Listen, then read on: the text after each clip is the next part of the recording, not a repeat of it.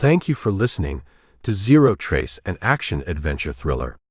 Smash the subscribe button so you don't miss a single upload. Chapter 1. John Virgil was finishing his second bourbon when the phone rang. Not the cell phone sitting next to his glass, but the landline mounted on the kitchen wall, the one nobody ever called except telemarketers and his daughter, Melissa. "You expecting someone?" Frank Jackson asked from across the table. They'd been playing cards for 3 hours, and Frank was up $78. At 11:30. "Yeah, I'm expecting the Pope," John said, pushing back his chair. The bourbon made a warm spot in his stomach. The cards hadn't been falling his way tonight, but he hadn't minded much. Tomorrow was Saturday. No work. No meetings. No particular reason to be clear-headed. The phone kept ringing. 4 rings now. 5. "You gonna answer that?" Frank shuffled the deck with practiced precision. John snatched the receiver on the 7th ring. Virgil residence. Frank dealt the cards anyway, lining up 5 neat stacks. The overhead light caught silver in his sandy hair, new since John had seen him last before Frank's latest deployment. Special Forces guys age differently. They kept the muscle, lost the fat, and gained the kind of lines around the eyes that said they'd seen things they wouldn't talk about. "Mr. Virgil?" "John Virgil." A young woman's voice, formal, slightly detached. "Speaking." Frank tapped the table. "Your deal, Johnny. We playing, or what?" John held up a finger. "This is Dr. Reeves from Mercy General. I'm calling about your daughter, Melissa." The warm spot in John's stomach turned cold. He leaned against the wall. "What about her?" "Mr. Virgil, I'm afraid there's been an incident. Melissa was brought into our emergency department approximately 45 minutes ago. She was unresponsive when paramedics arrived at her dormitory." John's fingers tightened around the receiver. "What kind of incident?" "Sir, we believe it was an overdose. Her roommate reported she'd been at a party and took what they thought was ecstasy." "Thought was?" The words came out thin. "The attending physician believes the substance was contaminated with fentanyl. We've seen several cases this week from the same batch." Frank was watching him now, cards forgotten, one hand flat on the table. "Is she?" John couldn't finish the question. "Mr. Virgil, we did everything we could. I'm very sorry, but Melissa passed away 20 minutes ago." The floor seemed to tilt. John gripped the wall-mounted phone so hard his knuckles went white. "Mr. Virgil? Are you there? Where is she now?" His voice sounded like it belonged to someone else. "She's still in the emergency department. Would you like to come in? We can have someone meet you. I'll be there in 30 minutes. He hung up without waiting for a response and stood motionless, staring at a framed photo on the refrigerator. Melissa at high school graduation, grinning, cap slightly crooked on her head. 3 years ago. "Johnny? What's going on?" Frank was on his feet now. "Melissa's dead." The words hung in the kitchen like smoke. "Jesus Christ." Frank moved around the table. "What happened?" "Bad drugs. At some college party." John's voice was flat. "Fentanyl." "I'll drive you," Frank said, already reaching for his keys. John shook his head. "No. I need to do this alone." "Bullshit. You've had 3 bourbons, and you just found out your kid is dead. I'm driving." 27 minutes later, John stood in a sterile room with green-tiled walls and harsh fluorescent lighting. Melissa lay on a metal table, a sheet pulled up to her chin. She could have been sleeping, except her skin had a waxy quality that living skin doesn't have. Her blonde hair, dyed purple at the tips last time he'd seen her, fanned out around her head. "Do you need a moment?" The doctor was a thin, dark-haired woman with tired eyes. John nodded, his throat too tight for words. When they left, he took his daughter's hand. "Cold. Already cold." The hands he remembered were always warm, always in motion, texting, twirling a pencil, pushing her hair back from her face. "Who did this to you?" he whispered. A memory surfaced. Melissa at 7, sitting on his shoulders at a county fair, sticky cotton candy fingers in his hair. Then another. Last Christmas, their awkward dinner at Applebee's, her telling him about switching her major from psychology to art history, his disappointment poorly concealed. Their last conversation had been an argument. "Sir." The doctor was back. "There are some forms." "Where do these drugs come from?" John's voice was low, dangerous. "I couldn't say specifically, but in general. Where do they come from?" The doctor hesitated. "The DEA believes most of the fentanyl in this region comes through cartels operating across the border. The Sinaloa and Jalisco cartels primarily. And nobody stops them." It wasn't a question, but she answered anyway. "Law enforcement does what they can." "Not enough." John looked back at his daughter's face. "Not nearly enough." Later, in Frank's pickup truck, John stared out the window at the dark streets. The world was the same as it had been 4 hours ago, but everything had changed. "You need to crash at my place?" Frank asked, breaking the silence. "No. Take me home." "Johnny, I don't think you should be alone." "I'm not staying alone." John's voice had a new edge to it. "I'm going to find who's responsible." Frank glanced at him. "The hell does that mean?" "It means I'm going to war, Frank." John stared straight ahead. "Those bastards killed my little girl, and somebody's going to pay." "You can't be serious." "When have you ever known me not to be serious?" Frank tightened his grip on the steering wheel. "What you're talking about is suicide, man. These aren't street punks.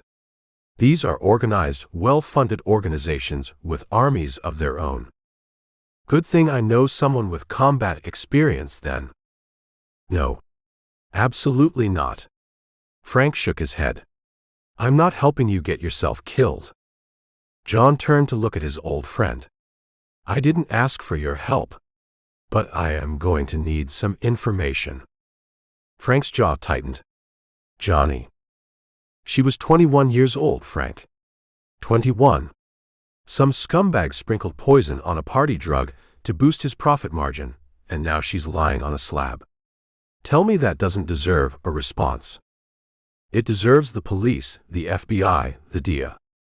And what have they accomplished? John's voice was ice. My daughter's dead. Their war isn't working. So now it's my turn.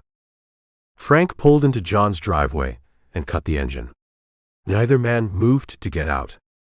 You're going to need more than information, Frank finally said. John nodded once, his face set in hard lines illuminated by the dim glow of the dashboard. I know. In that moment, something fundamental shifted in John Virgil. The grief was still there, a lead weight in his chest. But alongside it now burned something else, something focused and pure and terrible. A spark of vengeance had been lit. And John had no intention of letting it go out. Chapter 2. 3 days after the funeral, John Virgil sat in his garage surrounded by cardboard boxes labeled in Melissa's looping handwriting. Her roommate had packed up her dormitory belongings, clothes, books, the small collection of vinyl records Melissa had started buying from thrift shops. The box of personal items from her desk sat open at John's feet. He pulled out a leather-bound journal, turned it over in his hands. It had been a gift for her 18th birthday, something practical with a touch of sentiment that John had thought appropriate. The kind of gift that said, I care, but I'm not going to make a big deal about it. John opened the journal, thumbed through pages of Melissa's handwriting. Halfway through, he stopped. Dad called today. Same conversation as always. He asked about classes. I told him about Professor Alvarez's art history lecture that blew my mind, and he asked if I'm still planning to switch majors. Like he's tallying how much tuition money is being wasted. Why can't he understand that I need to find my own way. John closed his eyes, ran a hand over his face. His beard was getting scruffy. He hadn't shaved since before the phone call. He flipped forward, found an entry from 6 months ago. Had dinner with Dad. He tried, I guess. But his disappointment is like this weight, crushing everything. Mom would have understood about the major. She always said, find what feeds your soul. Dad just sees the practical angle. Security. Benefits. 401k. Sometimes I think he loves me, but he doesn't like who I am. John snapped the journal shut, dropped it back in the box. His hands weren't steady. The garage was quiet, except for the hum of the refrigerator in the corner, the one he kept stocked with beer. He stood, walked to it, pulled out a bottle, then put it back. He needed clarity now, not numbness. On his workbench sat his laptop, open to a news article. Fentanyl crisis claims 7 college students in 3-state area. Melissa had been student number 4, reduced to a statistic, her name withheld pending notification of family. Next to the laptop was a manila folder. John had spent yesterday compiling information, DEA reports, news articles, academic papers on cartel operations. The picture they painted was grim but clear. The Jalisco New Generation cartel controlled most of the fentanyl traffic in the region where Melissa had died. His phone buzzed. Frank again, checking in. John ignored it. Frank had made his position clear at the funeral. He understood John's anger, but counseled letting the authorities handle it. You'll destroy yourself, Johnny, he'd said, gripping John's shoulder. That won't bring her back. As if John didn't know that. He crossed to the gun safe in the corner of the garage, spun the combination lock. Inside were 3 handguns, a Glock 19, a Smith & Wesson .357, and a Colt .45 his father had left him, plus a Remington 700 rifle with a scope. Hunting weapons, home defense. He'd never considered them tools of war before. John pulled out the Remington, checked the action. It had been over a year since he'd fired it, but his hands remembered the weight, the balance. 20 years in the Army National Guard, with 2 deployments overseas, had made weapons handling second nature. He'd been a competent soldier, not exceptional. Staff Sergeant Virgil, logistics specialist with additional training in marksmanship and survival. Hardly the resume of someone planning to take on a drug cartel. He put the rifle back, closed the safe. In his pocket was the business card of Detective Martinez, who'd interviewed him briefly after Melissa's death. Call if you think of anything that might help the investigation, she'd said. Her eyes had been kind but professional. She'd seen too many dead kids to get emotional about one more. John pulled out the card, studied it, then tore it in half and dropped the pieces in the trash bin. From his desk drawer, he removed a small key. It opened the metal lockbox on the top shelf of his closet. Inside were his military discharge papers, his passport, birth certificate, and $15,000 in cash, his emergency fund. He sat at his desk and opened his laptop again, minimizing the news article. In its place was a spreadsheet. John had been methodical, breaking down what he would need for a mission with no defined timeline and no certain outcome. Weapons, procurable but risky to transport across the border. Better to find sources in Mexico. Training. He needed to get back into fighting shape, reacquaint himself with combat skills gone rusty. Information. The most crucial and difficult component. He could practically hear his old commanding officer. Intelligence wins wars, Virgil. Bullets just finish what good intel starts. The overhead light buzzed faintly. Outside a dog barked, and a car door slammed. Normal, neighborhood sounds that seemed to be coming from a different world now.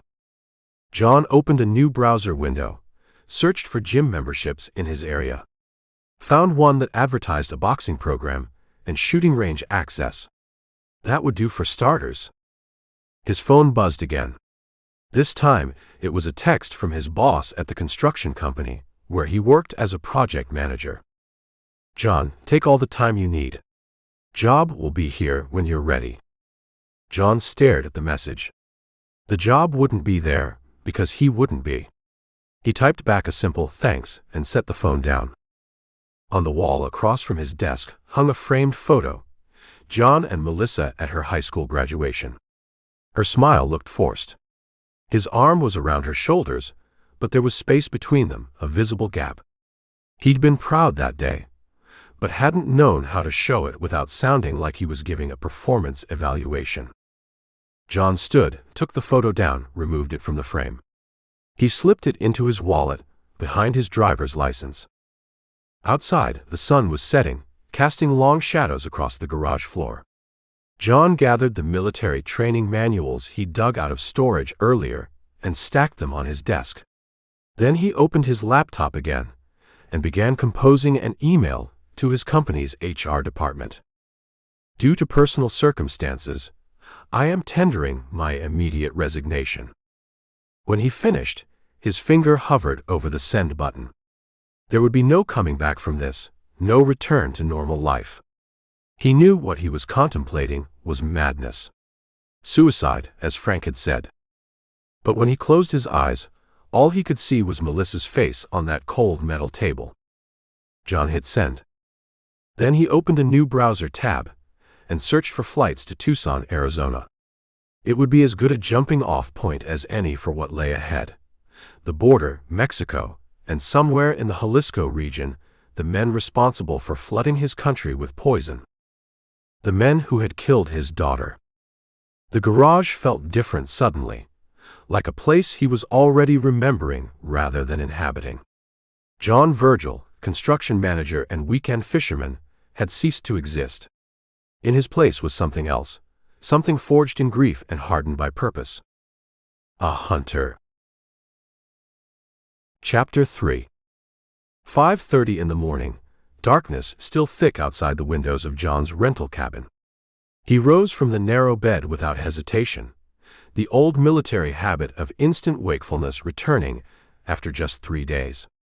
His muscles ached from yesterday's regimen, a satisfying kind of pain that told him he was making progress. The cabin sat 20 miles outside Tucson, at the end of a dirt road surrounded by scrub and cactus. A stark, unforgiving landscape that suited John's purpose. He'd paid cash for 2 months up front, telling the owner he was recovering from a divorce and needed solitude. The old man had just nodded, handed over the keys, and told him the nearest neighbor was 4 miles down the road. Perfect isolation. Perfect focus. John lit the propane stove and put on coffee. While it brewed, he dropped to the rough wooden floor and began his push-ups. 100, no stopping. By 70, his arms trembled, but he pushed through, his breath coming hard. At 98, his left shoulder, injured years ago during a convoy accident in Afghanistan, screamed in protest. He finished at 100, held the plank position for 30 seconds, then rolled onto his back for sit-ups. His mind drifted back as his body worked. Come on, Virgil, you call that a push-up? My grandmother has better form, and she's been dead 12 years. Drill Sergeant Harkins, Basic Training, Fort Benning, 1998. John had been 21, fresh-faced, eager to prove himself. The same age Melissa had been when she died. The thought drove him to finish his sit-ups with savage intensity. After, John poured his coffee and stood at the window, watching the first gray light creep across the desert. His third cup he took outside onto the small porch, where he could see the makeshift shooting range he'd set up 100 yards from the cabin. 6 targets arranged at different distances. 2 weeks ago, the Remington rifle had felt like a foreign object in his hands. Now, it was becoming an extension of himself again. Yesterday, he'd hit 5 out of 6 targets consistently. Not good enough, but improving. Inside, he spread a map of northern Mexico on the kitchen table. He'd marked cartel territories based on information gleaned from news reports, dia bulletins, and a few online forums frequented by people who tracked cartel activities. The Jalisco New Generation Cartel, CJNG in Spanish, controlled a vast swath of territory. Finding the right target would be the challenge. On the wall above the map, John had taped a photo of Miguel Osorio Cervantes, the CJNG's leader according to public sources. The man had a broad face, heavy eyebrows and eyes that revealed nothing. A ghost who moved between secluded compounds, protected by an army of sicarios. John wasn't foolish enough to think he could reach Cervantes directly. But every organization had vulnerabilities. Supply chains, distribution networks, key lieutenants. Find the right pressure point, apply enough force, and even the strongest structures crumbled. He drained his coffee and checked his watch. 6:15. Time for his run. The desert air was cool against his face as he set out, feet crunching on gravel and sand. He'd started with 3 miles. Today, he'd push for 7. His lungs burned after the first mile, but John embraced the discomfort. Pain was weakness leaving the body, another drill sergeant's favorite saying that had wormed its way into his thinking. As he ran, John's mind slipped between past and present. Melissa at 10, asking him to teach her to fish. The pride on her face when she'd caught her first rainbow trout. The way she'd insisted on throwing it back. "It's too pretty to eat, Dad." Melissa at 16, slamming her bedroom door after he'd questioned her choice of friends. The distance growing between them, his inability to bridge it. His last deployment, 2010. The Taliban ambush outside Kandahar. Private Jenkins bleeding out, despite John's desperate attempts to apply pressure to the wound. The boy had been 19, barely older than Melissa would have been then. Sweat soaked through John's t-shirt as he pushed his pace, as if he could outrun the memories. When he returned to the cabin, he took 5 minutes to catch his breath, then began the strength training routine he'd devised. Dumbbells he'd purchased in Tucson. Body weight exercises learned in the military. Movements designed to build functional strength rather than bulk. At noon, John drove to a shooting range on the outskirts of Tucson. He'd gotten to know the owner, Ricky, a retired Marine who asked few questions and appreciated customers who kept to themselves. The indoor range offered opportunities the makeshift setup at the cabin couldn't match. "Back again," Ricky said, nodding as John approached the counter. "Must be getting serious about something." John signed the register. "Just knocking off the rust." 20 years in, right? National Guard. Something like that. Ricky slid a lane assignment across the counter. "Lane 4's open. I put in a new target system. Goes side to side now, as well as back and forth. Bit more realistic." "Appreciate it." In the lane, John loaded the rented Glock 19, identical to his own that he'd left locked in the cabin. He put on ear protection, settled into stance, and began. Breathe. Aim. Squeeze. The familiar rhythm returned, muscle memory awakening. 2 rounds, center mass. Adjust. 2 more rounds. The target moved unexpectedly. John tracked it, fired again. 3 hours later, he left the range with aching arms and shoulders but a satisfying improvement in his groupings. The deadly skills that had been stored away for years were coming back, sharper than before, because now they had purpose. Back at the cabin, John spent the evening studying the material he'd gathered. A former DIA agent's memoir provided insights into cartel operations. News reports gave him locations of recent arrests and seizures, suggesting potential routes and safe houses. His phone buzzed from the table. Frank again. 7 missed calls now. John hesitated, then picked up. "I'm alive," he said flatly. "Jesus Christ, Johnny." Frank's voice was tight with anger and concern. "Where the hell are you? I went by your house yesterday. Your neighbors said you hadn't been home in days. I needed space. You're really doing this, aren't you? This insane revenge mission." "Don't call it that." "What would you call it?" John looked at the map of Mexico, the circles and notes he'd made. "Justice." "Johnny, listen to me. The guys you're going after, they don't play by rules. They skin people alive. They dissolve them in acid. They I know what they do, John cut him off. They killed my daughter. Silence stretched between them. At least tell me where you are, Frank finally said. In case I need extraction? There won't be any extraction, Frank. No rescue mission. John's voice was steady. I appreciate the concern, but this is my fight. You're making a mistake. Probably. John looked at Melissa's photo on the table beside him.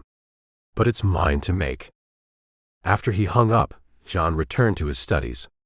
He needed to understand his enemy completely, their methods, their thinking, their weaknesses. And he needed to be ready physically for what lay ahead. Outside, the desert night had fallen, stars piercing the darkness with cold light. John knew he should sleep, but instead he stepped onto the porch into the vast silence.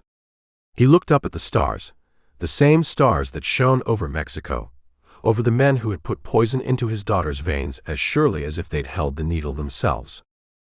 I'm coming, he whispered to the darkness, a promise and a threat. Then he went inside to clean his guns. Chapter 4. Nogales smelled of dust, diesel exhaust, and cooking meat.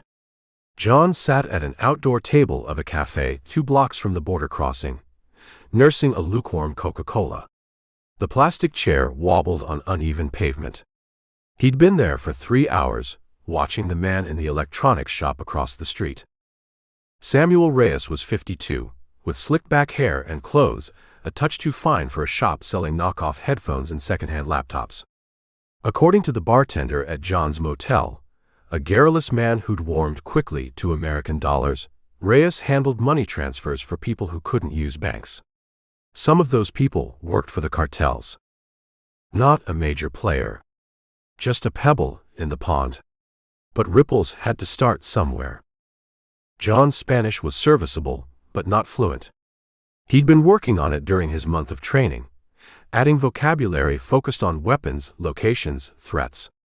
The kind of Spanish a man might need if he wanted to navigate the underworld of northern Mexico. Reyes emerged from his shop at 4:30, locking the metal security gate with a key attached to a retractable cord on his belt. He patted the pocket of his Guayabera shirt, checking for something, phone, wallet, maybe a weapon, then headed south down the street. John left money for his drink and followed, keeping half a block between them. His hair was cut shorter now, his face tanned from desert training. He wore clothes purchased in Tucson, faded jeans, plain blue work shirt, scuffed boots. Nothing to mark him as American, except his height, which he couldn't hide. Reyes walked with the confidence of a man who knew his territory. He turned left, down a narrower street lined with small houses painted in faded pastels. Halfway down the block, he entered a building with a red door and no sign. John continued past, noting details. 2 windows with decorative iron grills.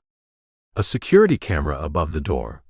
Unobtrusive but new, the only recent addition to the weathered facade. At the corner, he turned and circled the block, approaching from the opposite direction. The red door opened to a small restaurant. 5 tables, a bar along one wall, a television playing a soccer match that no one watched. 3 men sat at the bar, another pair at a table near the back. Reyes was nowhere visible. John took a seat at an empty table, with a view of both the front door and the curtained doorway that presumably led to a back room. A slim woman in her 40s approached, wiping her hands on a dish towel tucked into her waistband. "¿Qué le servo?" she asked. "Cerveza, por favor." "Tecate." She returned with the beer and a menu. John ordered tamales he didn't intend to eat. His attention was on the curtained doorway, which occasionally swung open as staff moved between the dining room and whatever lay beyond. After 40 minutes, Reyes emerged from the back, accompanied by a heavy-set man whose expensive watch flashed as he gestured in conversation. The man's face was weathered, his hair gray at the temples. A gold crucifix hung at his neck. They spoke quietly at the bar for several minutes before shaking hands. The older man left through the front door. John paid his bill and followed.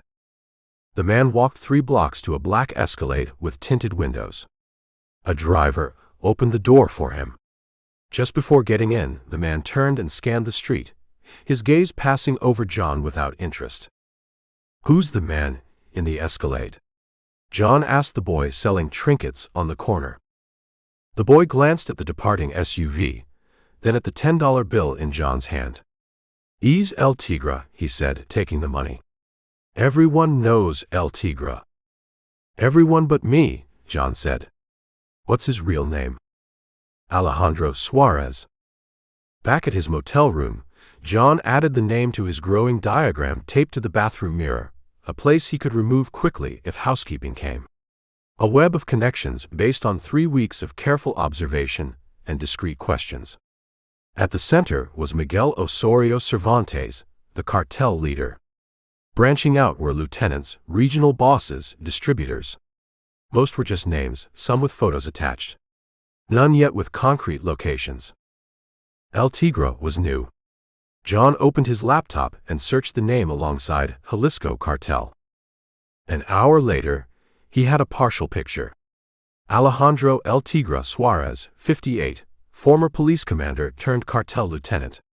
Rumored to oversee distribution networks in 3 northern states.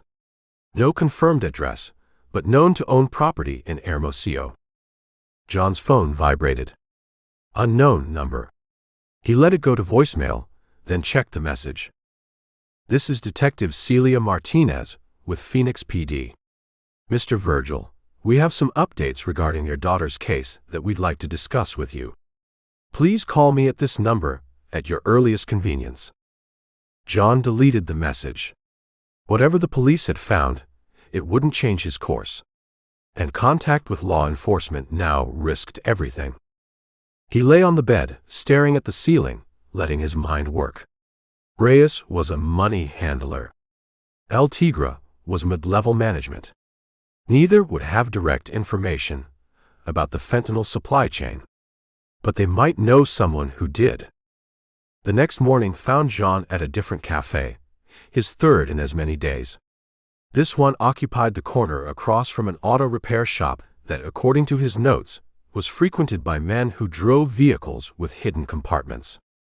The kind of modifications useful for smuggling. A young man in blue coveralls emerged from the garage bay, wiping his hands on a rag. Wiry build, scorpion tattoo on his neck, constantly scanning the street. John had seen him 3 times now, always alert, always watchful. "Another coffee."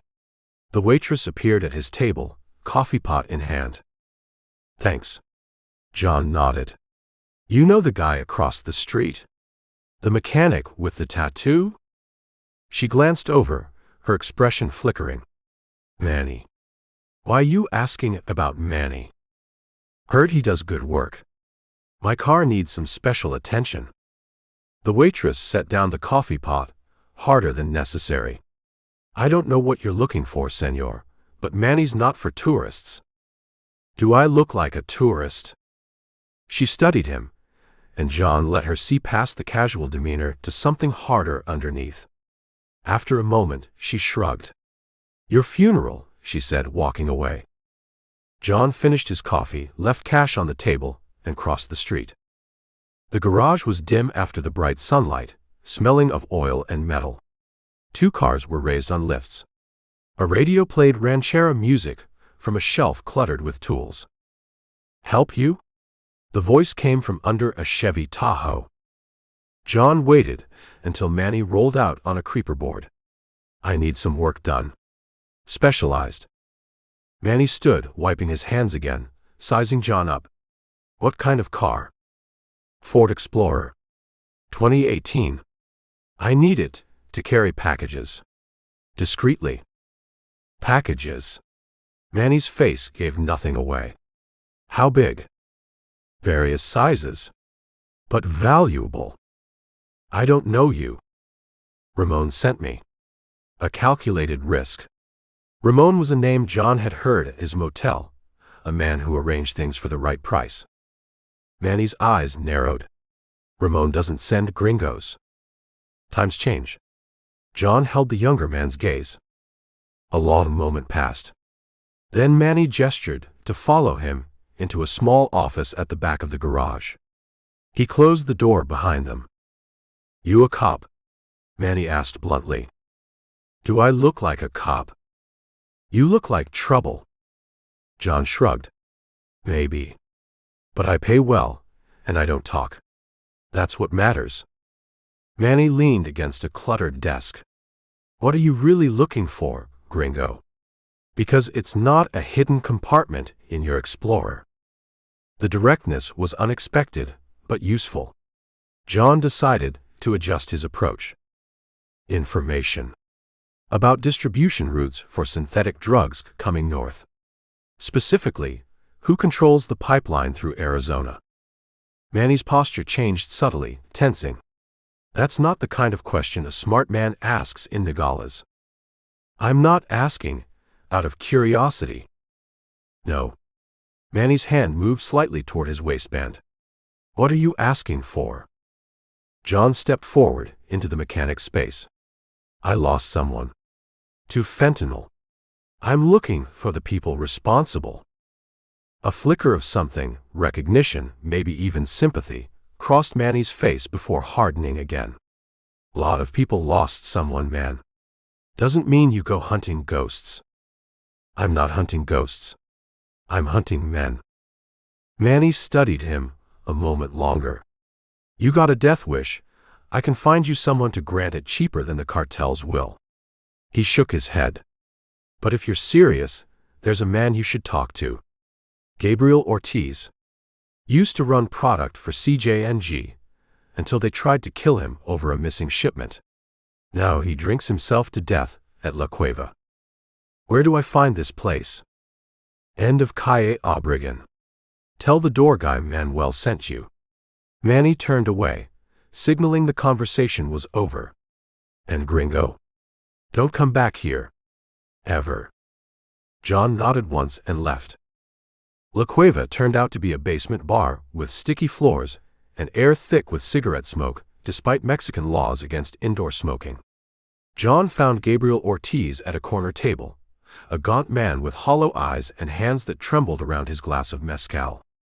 For $200 American and a bottle of decent tequila, Ortiz gave John his first real lead, a stash house in Hermosillo where shipments of Chinese-made fentanyl were processed before being moved north. "Big white house on Avenida Morelos," Ortiz said, his words slightly slurred. "High walls. Metal gate with an eagle design. They process there twice a month. Next shipment comes in 3 days." "Who runs it?" "El Verdugo. The executioner. Real name's Diego Fuentes." Ortiz took a long drink. "Mean bastard. Likes to use a machete." John committed the details to memory. "How many men?" 6, maybe 8 inside. More nearby." Ortiz shook his head. "Whatever you're thinking, it's suicide." "I'm not thinking anything yet. Just gathering information." Ortiz laughed, a hollow sound. "Sure, gringo. Just gathering information." He leaned forward, suddenly intense. "You know what happens if they catch you asking these questions? They don't just kill you. They make an example. They take days doing it. I'm aware of the risks." "No, you're not." Ortiz tapped his temple. "Up here, maybe. But not here." He placed his hand over his heart. "Nobody is, until it happens." Back in his motel room, John added Fuentes and the stash house to his diagram. The picture was becoming clearer. Not the whole cartel. That would be impossible for one man to map, but a critical node in its operation. A vulnerability. He opened his duffel bag, unzipped a hidden compartment, and removed a 9mm pistol purchased through connections Frank had reluctantly provided before John crossed the border. Just one piece of what he would need for what came next. On the nightstand, his phone buzzed again. Detective Martinez, again. This time, when her voicemail came through, her tone was different. "Mr. Virgil, it's Detective Martinez again. We've made some progress on your daughter's case that I think you'll want to hear about." Please call me as soon as possible. John deleted the message and returned to his planning. Whatever the police had, it wouldn't be enough. It never was. In 3 days, a shipment of death would arrive at a White House with an eagle gate, and John Virgil would be there to meet it. Chapter 5. The White House with the Eagle Gate stood on the outskirts of Hermosillo, set back from the road behind a 10-foot stucco wall. John watched it from the second floor of an abandoned building 300 yards away, using a spotting scope mounted on a window ledge. For 2 days he'd maintained his vigil, logging the comings and goings, establishing patterns. 6 men inside, just as Ortiz had said. 2 more who patrolled the perimeter at irregular intervals. Armed with pistols and the occasional submachine gun, serious firepower for what was supposedly a legitimate business importing Chinese electronics. John had the building blueprints spread on the floor beside him, obtained through a bribe to a clerk at the municipal office. The house had been remodeled extensively, but the basic layout remained the same. 3 bedrooms upstairs, living areas downstairs, plus a converted garage that now served as some kind of workshop. That would be where they processed the fentanyl. The afternoon sun beat through the broken windows, making the abandoned room stifling. Sweat trickled down John's neck as he watched a black SUV pull up to the gate. A guard emerged from the gatehouse, checked underneath the vehicle with a mirror on a pole, then waved it through. John checked his watch. 3:42 p.m. The 3rd vehicle today, right on schedule. He picked up his digital camera and snapped several photos as 3 men exited the SUV. One was the driver, nondescript in jeans and a polo shirt. The second was clearly security, bulky in a way that suggested body armor beneath his gayabera. The third caught John's attention immediately. Tall, slender, with slicked-back gray hair and designer sunglasses. He moved with authority, gesturing sharply as he spoke to the others. The security man nodded deferentially. John zoomed in, capturing the man's face in detail. Later, he'd run it through facial recognition software he'd purchased on the dark web. If this was Diego Fuentes, El Verdugo, he'd just identified his primary target. As darkness fell, John packed his observation equipment and made his way back to his rented room in a nondescript hostel a mile away. The place catered to backpackers and budget travelers, the kind of anonymous lodging where guests avoided eye contact and kept to themselves. In his room, John laid out his weapons on the bed. The 9mm Beretta would be his primary. A .38 revolver tucked into an ankle holster as backup. A Ka-Bar combat knife strapped to his calf. 2 flashbang grenades acquired through one of Frank's reluctant contacts. Plastic zip ties for restraints. Not enough to take on a cartel, but enough for tonight's limited objective, confirmation and disruption. He opened his laptop and uploaded the day's photos, then ran the facial recognition software. 20 minutes later, he had confirmation.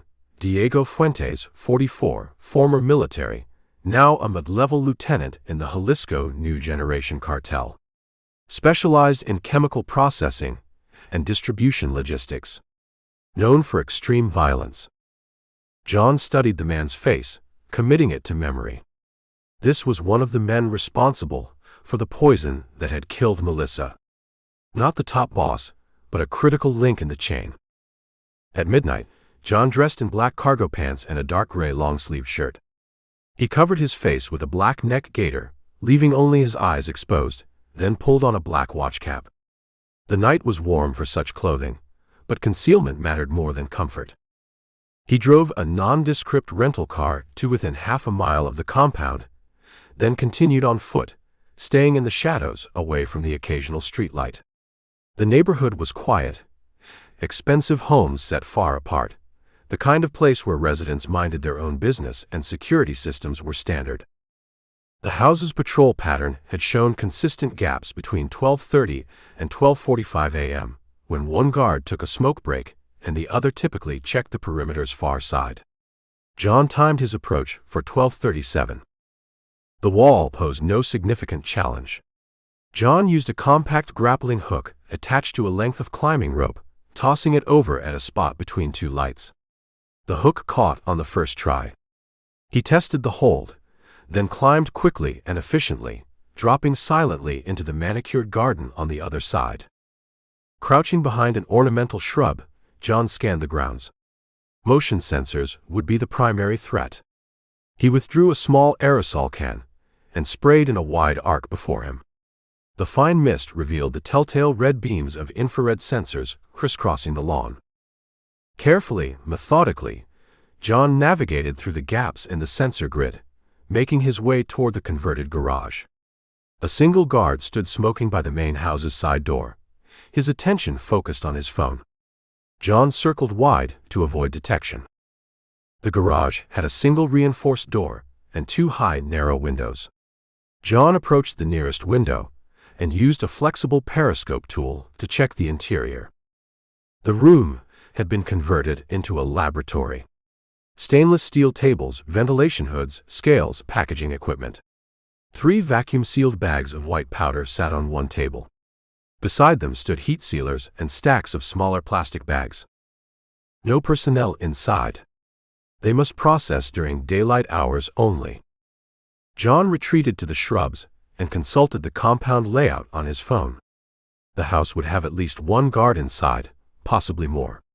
The main distribution records would likely be in an office, probably the converted bedroom on the first floor, based on the comings and goings he'd observed. He needed those records to identify the next links in the chain. The American distributors who moved the fentanyl into Arizona, New Mexico, and Texas. Moving silently along the wall of the main house, John reached a first-floor window. The security system was high-end but not impossible. A magnetic contact switch and a glass break sensor. Using tools from his pack, John bypassed the switch and carefully cut a hole in the glass large enough to reach through and unlock the window. Inside was a darkened dining room. John slipped through the window and crouched, listening. Television sounds came from somewhere deeper in the house, probably the living room where he'd observed a guard stationed during the day. John moved through the shadows to an interior door. Beyond it was a hallway leading to what appeared to be an office. The door was closed, but light showed beneath it. Someone was working late. Withdrawing the Beretta, John attached a suppressor and moved toward the office. The television sounds grew louder. Spanish-language commentary, a soccer match replay. A man laughed and said something John couldn't quite catch. At the office door, John paused, listening. A single voice inside spoke in rapid Spanish, apparently on the phone. John couldn't make out the words clearly, but caught references to shipments and quantities. He had two choices: wait for the man to leave or take him. Waiting risked discovery by the roving guards. Taking him risked noise that could alert others. John made his decision. He tested the door handle, unlocked. In one smooth motion, he pushed the door open, stepped inside, and raised his weapon. The man at the desk was Diego Fuentes. He looked up, phone still at his ear, eyes widening in shock. Before he could react, John crossed the room in 3 quick strides and struck him with the butt of the pistol, hard enough to stun but not to knock him unconscious. Fuentes slumped in his chair, blood trickling from his temple. The phone fell from his hand. John could hear a voice still talking on the other end. He picked it up and ended the call, then secured Fuentes to his chair with zip ties. "Who are you?" Fuentes asked in Spanish when his head cleared, voice low and controlled despite the situation. "Do you know who I am? Who I work for?" "I know exactly who you are," John replied in English, keeping his voice soft. "Diego Fuentes. El Verdugo. You process fentanyl for the Jalisco cartel." Fuentes switched to English, his accent slight. "You're American. Dia. CIA. Whatever they're paying you, the cartel will double it." "I'm not for sale." John gestured toward the laptop on the desk. "Open it. Show me your distribution chain." "Kill me now," Fuentes said flatly. It will be better than what they'll do if I help you. John leaned closer, his voice dropping even lower. You ship poison that kills kids. American kids. One of them was my daughter. A flicker of understanding crossed Fuentes' face, followed by something like resignation. Ah. Venganza. Revenge. He shook his head slightly. You think you're the first father to come looking. The cartel will feed you to dogs, pedazo por pedazo. Piece by piece. The distribution records, John repeated. Now. Or we start with fingers. For a moment, the only sound was the distant television and Fuentes' measured breathing. Then he nodded once. Password is Matamoros 42. The files are in a folder called Exportaciones. John moved behind the desk, keeping the gun trained on Fuentes while he accessed the laptop. The files were there, exactly as described. Shipping records, contact information, drop points, payment schedules. John inserted a thumb drive and began copying. You won't get out of Mexico alive, Fuentes said, watching him. Not after this. Maybe not, John acknowledged.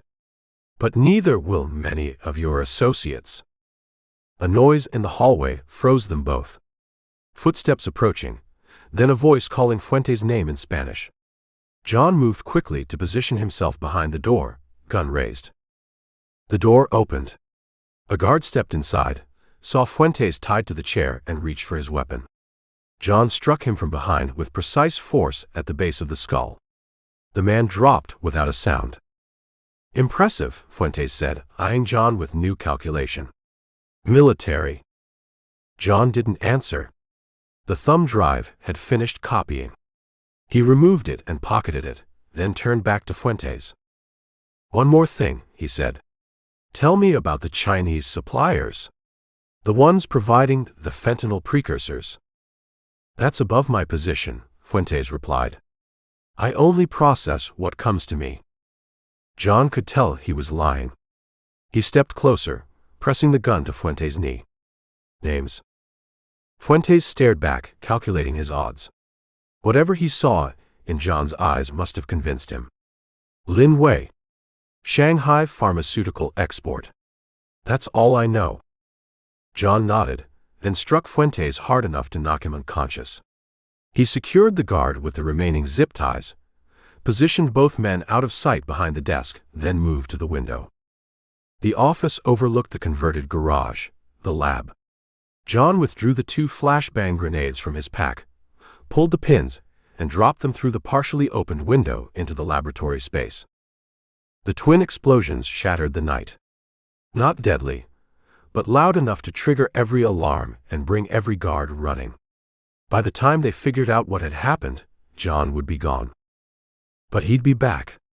The information on the thumb drive would lead him up the chain, closer to the heart of the operation that had put the poison into his daughter's hands.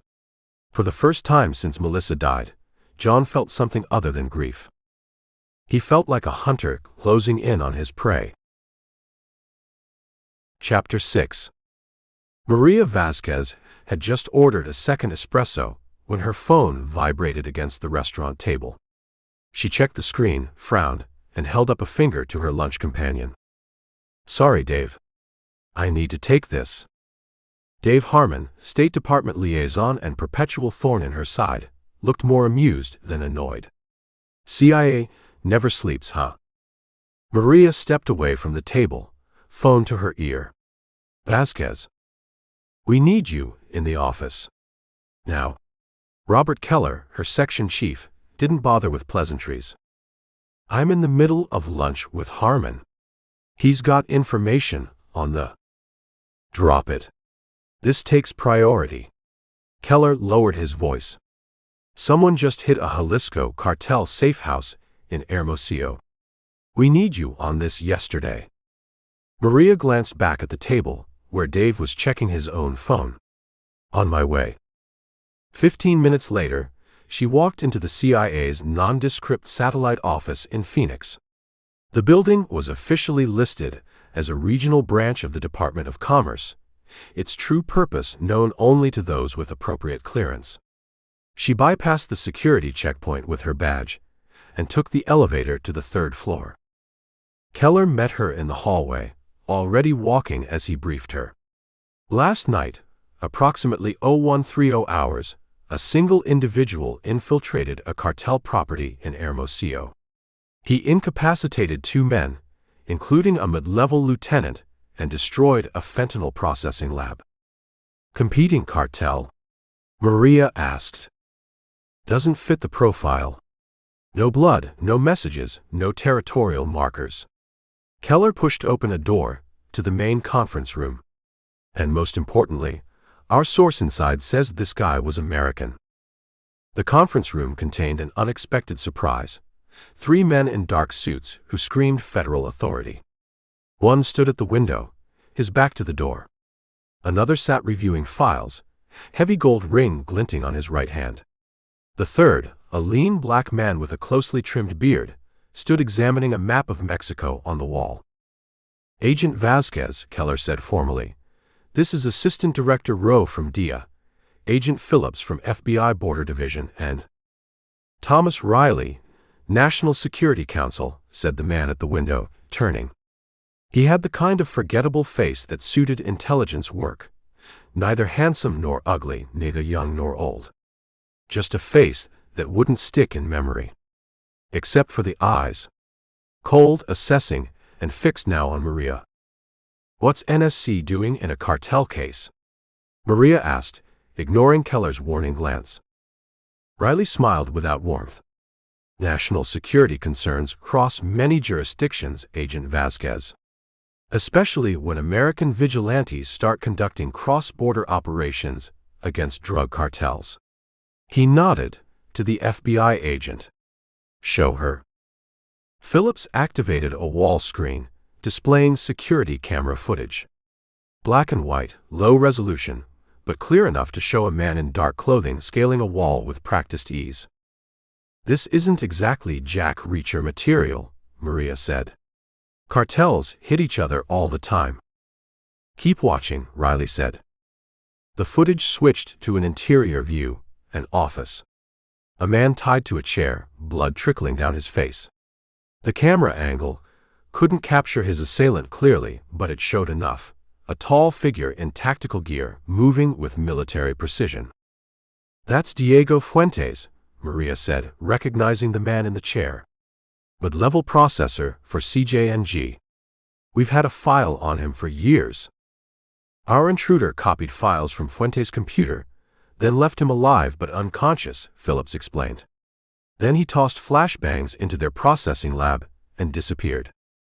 Not cartel behavior, Maria acknowledged. Definitely not, agreed Rowe, the DIA man speaking for the first time. Cartels send messages. They leave bodies. This was surgical. Riley clicked to the next image. A grainy still captured from a gas station security camera 50 miles north of Hermosillo. A man pumping gas into a nondescript sedan. Caucasian, late 40s, military bearing. This is our suspect, Riley said. Facial recognition got a partial match to this. Another click, another image. A man in military uniform receiving a commendation. The photo was at least 15 years old, but the face was unmistakably the same.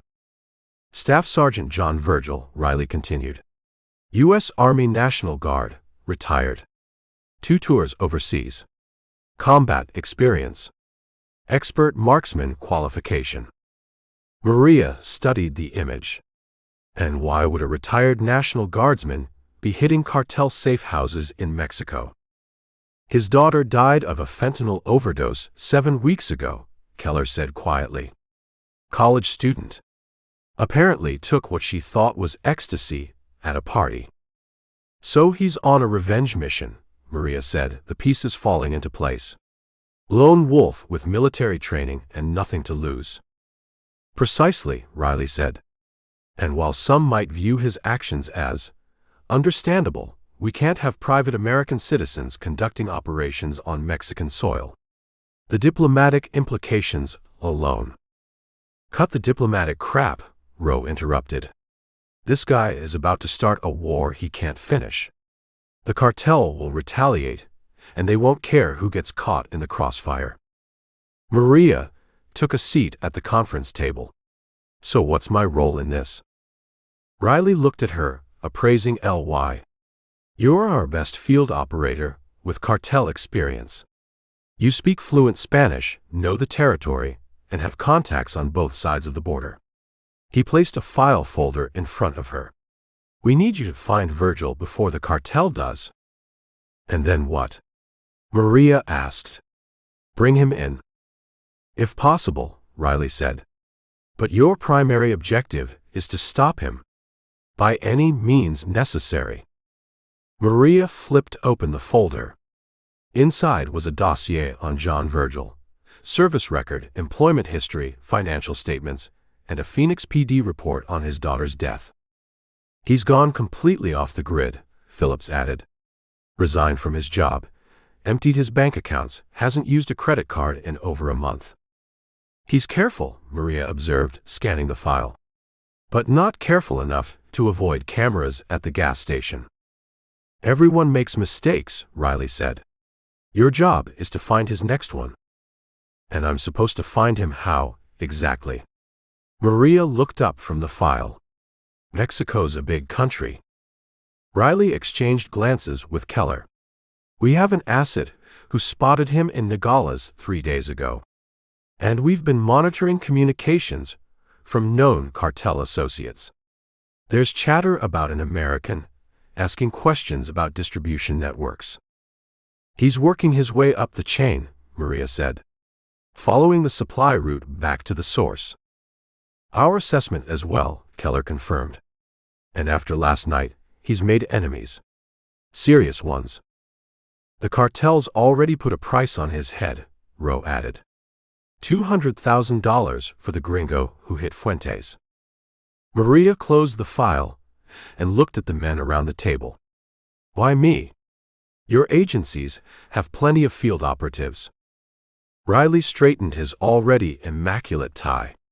This situation requires delicacy. DEA and FBI presence in Mexico is conspicuous and has limitations. CIA gives us more flexibility. Translation. They needed someone who could operate in the gray areas where official agencies couldn't go. Maria understood the subtext perfectly. When do I start? Now, Riley said. There's a jet waiting at Sky Harbor. You'll be briefed further en route. He glanced at his watch. Wheels up in 40 minutes. I'll need equipment, credentials, local contacts. All arranged, Keller assured her. Your cover is agricultural imports. Gives you a reason to be talking to people all along the border. Maria stood to leave, tucking the file under her arm. One more thing, Agent Vasquez, Riley called after her. Virgil is to be considered dangerous but not expendable. We want him alive, if possible. Any particular reason? Maria asked. Riley's expression revealed nothing. Let's just say there are parties interested in how a middle-aged construction manager managed to breach cartel security that's kept the DEA at bay for years. You think he has help? Everyone has help, Riley said. Even lone wolves. 4 hours later, Maria stepped off the plane in Hermosillo. The heat hit her immediately, dry and oppressive. A man in a Guayabera shirt waited beside a white SUV on the tarmac. Agent Vasquez. The man extended his hand. Jorge Menendez, local liaison. I've been instructed to assist you. Maria shook his hand. Take me to the scene first. I want to see where our vigilante made his move. The White House with the Eagle Gate was now a hive of activity. Federales stood guard outside while forensic teams worked inside. Maria flashed her credentials, diplomatic cover backed by agreements that allowed limited CIA movement in specific cases, and was admitted without question. The office where Fuentes had been found showed signs of a professional job. No excess force, no theatrics. The laboratory had sustained more damage from the flashbangs, but even that had been calculated, disruptive rather than deadly. Has Fuentes said anything useful? Maria asked the senior federal police officer. Nothing.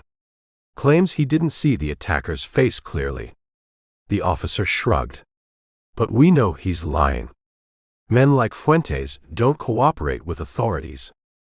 He's saving the information for his own people, Maria surmised. They'll want to handle this themselves. Exactly. The officer gestured around the room. Your countryman has stirred up a hornet's nest, Senora. The cartel does not forgive such insults. Back in the SUV, Maria reviewed what she'd learned. The attack showed planning, expertise, and restraint, all consistent with Virgil's military background. He wasn't just lashing out blindly. He was gathering intelligence, working methodically up the chain of command. Where would you go if you wanted to hide from the cartel in this region? She asked Menendez. Nowhere, he replied grimly. There's no hiding from them here. But if I had to try, he considered. Perhaps San Carlos. Many American expatriates there. Easier to blend in. Then that's where we start, Maria said. And we'll need access to camera feeds from every gas station, hotel, and border checkpoint within a 100-mile radius. Already being compiled, Menendez assured her. If he's still in the area, we'll find him. Maria wasn't so sure. John Virgil had shown himself to be careful, methodical, and determined. His daughter's death had transformed him into something dangerous. She pulled out her tablet and opened his file again, studying the photo of the man in uniform. The eyes stared back at her, revealing nothing. What's your next move, Sergeant? She murmured to herself. Where does your hunt take you now? Chapter 7. The border town of Nogales split itself like a schizophrenic mind. Arizona on one side, Sonora on the other, neither half acknowledging the reflection it saw across the rusty metal fence. John Virgil sat in a dingy cantina on the American side, nursing a beer that had gone warm 20 minutes ago. From his table by the window, he could see pedestrians crossing through the checkpoint, papers in hand, their faces a catalogue of resignation, impatience, and practiced neutrality. 3 days had passed since the raid on Fuentes' compound. 3 days of lying low, analyzing the intel from the thumb drive and planning his next move. The data had been everything he'd hoped for: distribution routes, contact names, dates. The CJNG cartel moved the fentanyl through 3 main corridors, with the central route passing through Juarez, El Paso, right into the heart of the American Southwest. From there it was broken down, cut with inert powders, pressed into pills disguised as pharmaceutical-grade Oxy or Xanax, and shipped to college towns across the country. Towns like the one where Melissa had died. The thumb drive had yielded something else too: plans for a meeting between Fuentes and his immediate superior, a man known as El Professor, at a private estate outside Mexico City 5 days from now. If Fuentes was a mid-level lieutenant, El Professor was at least one significant step higher in the organization. Closer to the top. Closer to those truly responsible. Another beer, senor? The waitress appeared at his table, her face showing neither interest nor judgment. No. Just the check. She nodded and moved away. John turned his attention back to the street, eyes tracking a black SUV that had circled the block twice in the past hour. Not police, too flashy. Not cartel, too obvious. Probably just tourists looking for a parking space in the crowded border district. Still, caution had kept him alive this far. John paid in cash, left a decent tip, and exited through the kitchen, nodding to the cook who'd taken his $50 earlier to guarantee this backdoor option. The alley behind the cantina stank of grease and cigarettes. John turned left, heading away from the main street toward where he'd parked his rental car. Getting back across the border legally wasn't an option. The raid had made headlines on both sides. Armed assault on cartel property claims 3 lives, the Hermosillo paper had announced. The bodies belonged to cartel gunmen who'd shown up as John was making his escape, forcing a deadly exchange of gunfire that hadn't been part of his plan. His description, American, 6 feet tall, military bearing, would have been circulated to Border Patrol on both sides. The rental car was a 10-year-old Nissan with Arizona plates. John had paid cash at a small lot that didn't ask questions when he declined the credit card option. He stowed his duffel bag in the trunk, checking once more that the disassembled rifle parts were secure in their hidden compartment. Then he headed south, but not toward the main crossing.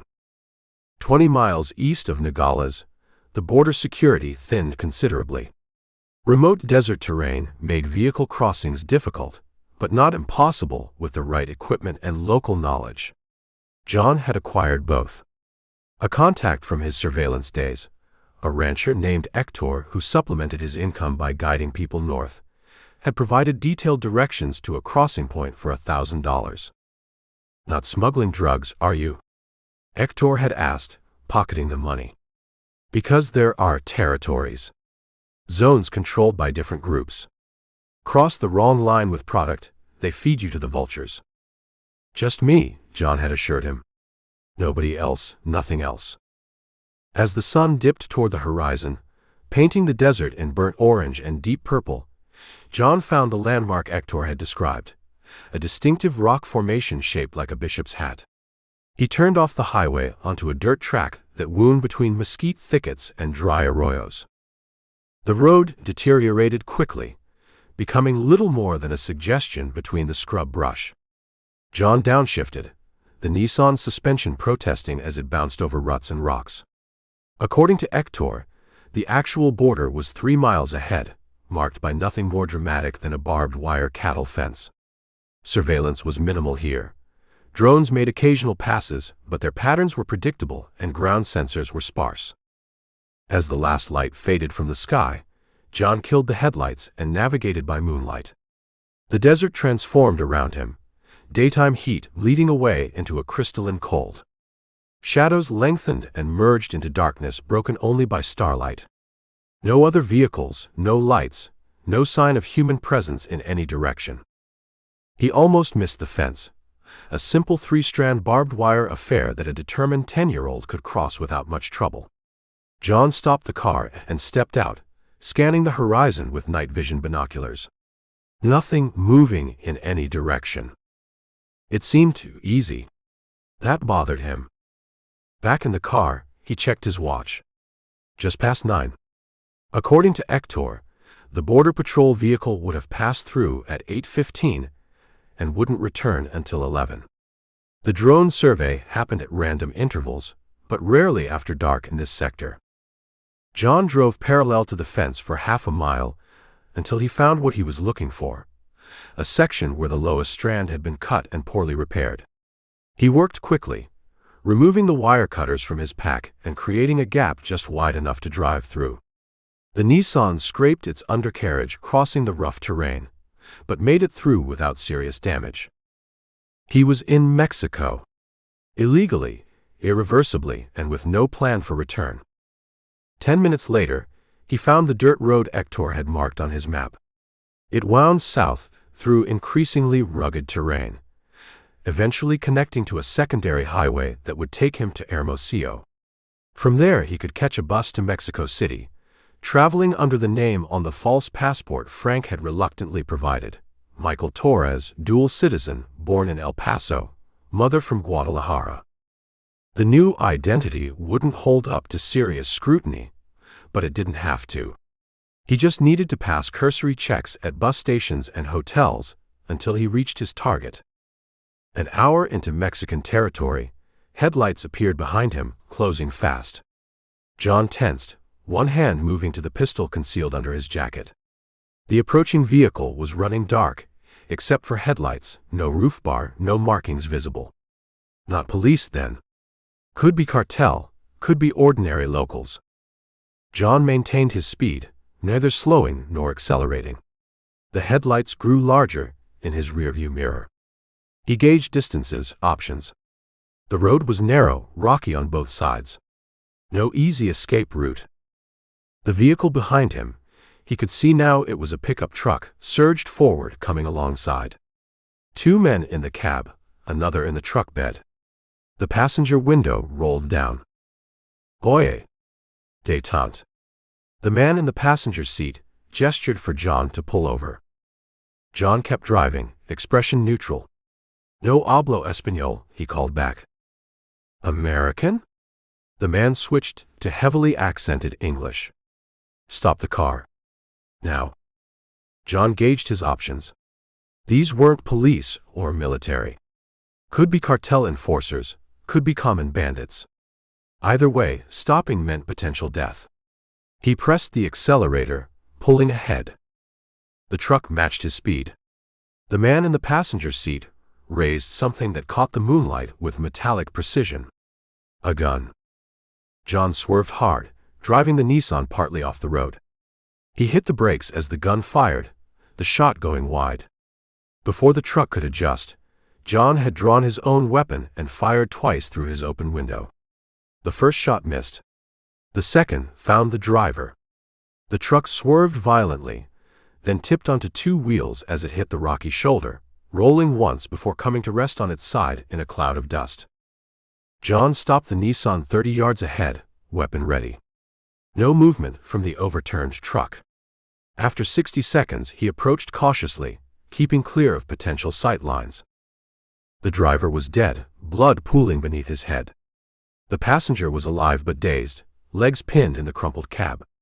The man in the truck bed had been thrown clear and lay motionless nearby.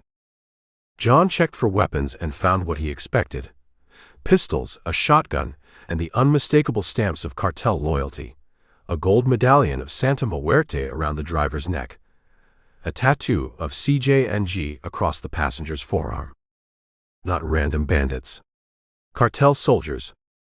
Who sent you? John asked in Spanish, pressing his gun against the surviving man's temple. The man spat blood. No one sent us. We patrol this road. Bullshit. This is a smuggling route. You don't waste resources patrolling it. The man's eyes widened slightly at John's knowledge. Who are you? Someone with questions. Did Fuentes send you? The flicker of recognition confirmed it. News of the attack had spread, descriptions circulated. They'd been looking for an American crossing illegally. Bad luck had placed John on their radar. Or perhaps not luck. Perhaps Hector had made a call after taking John's money, hedging his bets with the cartel that controlled the territory. How many more ahead? The man said nothing. John pressed the barrel harder against his temple. How many? Checkpoint, the man gasped. 10 kilometers south. 4 men. John nodded. The main road to Hermosillo. Is it being watched? See. After what you did, all routes north and south. This changed everything. The cartel's reach was more extensive than John had anticipated. If they were watching the roads, his original plan was compromised. One more question, John said. Where does El Professor keep his safe house? The one near Mexico City. The wounded man's eyes widened. How do you know about? Answer the question. I don't know. I swear. That level, he grimaced in pain, that level is above me. John believed him. He searched the man's pockets, finding a wallet with ID and a cell phone. He pocketed the phone, then used the man's belt to fashion a tourniquet for his badly bleeding leg. Someone will come looking when you don't report in, John said. You might live if they find you soon. He left the man there and returned to the Nissan. The encounter confirmed what he'd suspected. The cartel was already hunting him and his planned route was compromised. He needed a new approach. The phone he'd taken might provide answers. As he drove south, keeping his speed steady and his lights on high beam to spot any checkpoint ahead, John made a decision. He wouldn't run. He would use the cartel's pursuit to his advantage. If they were hunting him, it meant they feared him. And fear made organizations vulnerable, made them commit resources, made them reveal patterns. Let them come, John thought. Every hunter knew sometimes you had to let your prey come to you. He drove deeper into Mexico, the stars cold and distant overhead, the weight of his daughter's photo in his pocket, a constant reminder of why he'd come. Chapter 8. Maria Vasquez sat at a corner table in a cafe off Calle Benito Juarez, watching pedestrians drift past the window like fish in a slow-moving stream. Her coffee had gone cold 20 minutes ago. The man she was waiting for was late, which did not improve her already sour mood. 3 days in Hermosillo, and she'd accomplished exactly nothing. She checked her watch again, a practical Garmin with GPS capabilities, not the designer piece most of her colleagues wore, and drummed her fingers on the chipped Formica tabletop. The explosion at the cartel lab had made headlines even in the U.S., though the Mexican authorities had officially attributed it to a gas leak. 6 men dead, nearly $1 million in product destroyed, and one of the cartel's processing lieutenants missing, presumed either dead or taken. An American vigilante, taking on the Jalisco cartel single-handed. The brass in Washington were having multiple simultaneous coronaries over the diplomatic and operational implications. Buenos dias, Agent Vasquez. Maria looked up. The man who slid into the seat across from her wore plain clothes, navy button-down shirt, khaki pants, but had cop written all over him, the watchful eyes, the careful posture, the subtle bulge of a shoulder holster beneath his shirt. "You're late, Commander Salazar," she said in Spanish. "Traffic," he replied with a shrug that suggested traffic was the least of his concerns. Alejandro Salazar was head of Hermosillo's anti-narcotics unit, which meant he was either exceptionally brave, exceptionally corrupt, or walking a tightrope between the two. "Your American is making waves." "He's not my American." "Not yet." Salazar signaled the waitress for coffee, then leaned forward. "But I think I know where he's staying." Maria's pulse quickened, but she kept her expression neutral. "I'm listening." "A hostel called La Luna, on the east side. Caters to foreigners. Owner says an American checked in 5 days ago. Pays in cash, keeps to himself, comes and goes at odd hours. That describes half the American tourists in Mexico.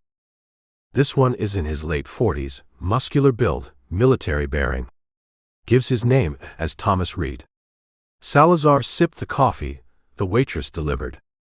"And he was seen 2 blocks from the compound the day before the explosion." Maria nodded, processing the information.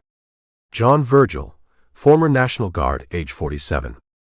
The physical description was right. The CIA had been tracking him since he crossed the border, following the trail of his daughter's fentanyl-laced ecstasy pills. "Is he still there?" "As of this morning. But he's preparing to move. Paid his bill, though he hasn't checked out." Salazar set his cup down. "What do you want me to do?" "Nothing. Keep your men away." At Salazar's raised eyebrow she added, "This needs to be handled quietly." "You mean the United States government doesn't want the embarrassment of having its citizen arrested for terrorism on Mexican soil?" "I mean, I don't want a firefight in the middle of Hermosillo." Maria reached for her purse, extracted several $100 bills, and slid them across the table. "For your information. I'll handle the American." Salazar made the money disappear with the deftness of a magician. "I don't know how long I can keep this quiet. The cartel knows someone targeted them, specifically. They're looking, and they have more eyes than I do. 24 hours. That's all I need." 24 hours, Salazar agreed. "After that, may God help your American, because nobody else will." Maria found La Luna Hostel easily enough, a 3-story building with peeling yellow paint and a hand-carved wooden sign. Inside, the lobby smelled of coffee and disinfectant. A young woman with dyed pink hair sat behind the counter, scrolling through her phone. "Reservation for Williams," Maria said, showing the fake ID that identified her as Emily Williams, pharmaceutical sales representative from San Diego. The girl barely glanced at it before pushing a registration card across the counter. $50 a night. Breakfast included, 7 to 9 only. Wi-Fi password is on the card. Thanks. Is the room on the 3rd floor? Maria made it sound like a concern. I have a bad knee. 2nd floor, room 212. The girl looked up properly for the first time, eyes roaming over Maria's tailored blouse and slacks. You don't look like our usual guests. Business trip, Maria said with a practiced smile. Budget cuts. She paid in cash and took the key, a physical key attached to a plastic tag. No electronic locks in this establishment. As she climbed the stairs, Maria scanned the hallways and noted the exits. 2 stairwells, 1 fire escape accessible through a window at the hallway's end. No cameras that she could see. Room 212 was at the back of the building, overlooking a small courtyard. Inside was Spartan but clean. Double bed with thin blankets, particle board dresser, chair by the window, bathroom with a shower stall that had seen better days. Maria set her bag down and went to work. First, she placed motion sensors at the door and window, small adhesive devices that would alert her phone if triggered. Then she unpacked her weapon, a Sig Sauer P229 with a custom grip, and secured it in a holster at the small of her back, concealed by her blouse. The room across the hall, 211, would be her observation post. According to Salazar, Reed, or rather Virgil, was in room 207, 3 doors down. Maria picked the lock on 211 in under 10 seconds, finding it identical to her own but unoccupied. She positioned a chair by the door and settled in to wait, leaving the door cracked just enough to observe the hallway. 5 hours later, as the afternoon light began to fade, her patience paid off. A man matching Virgil's description appeared at the far end of the hall, moving with the careful awareness of someone who knew they might be watched. Average height, solid build, close-cropped graying hair. He wore jeans, boots, and a light jacket despite the heat, probably concealing a weapon. The photo in his file hadn't done justice to the intensity etched into his face. Maria tensed, hand moving toward her weapon, but forced herself to remain still. Confronting him in the hallway risked civilian casualties and would almost certainly result in his fleeing. Virgil unlocked his door and slipped inside.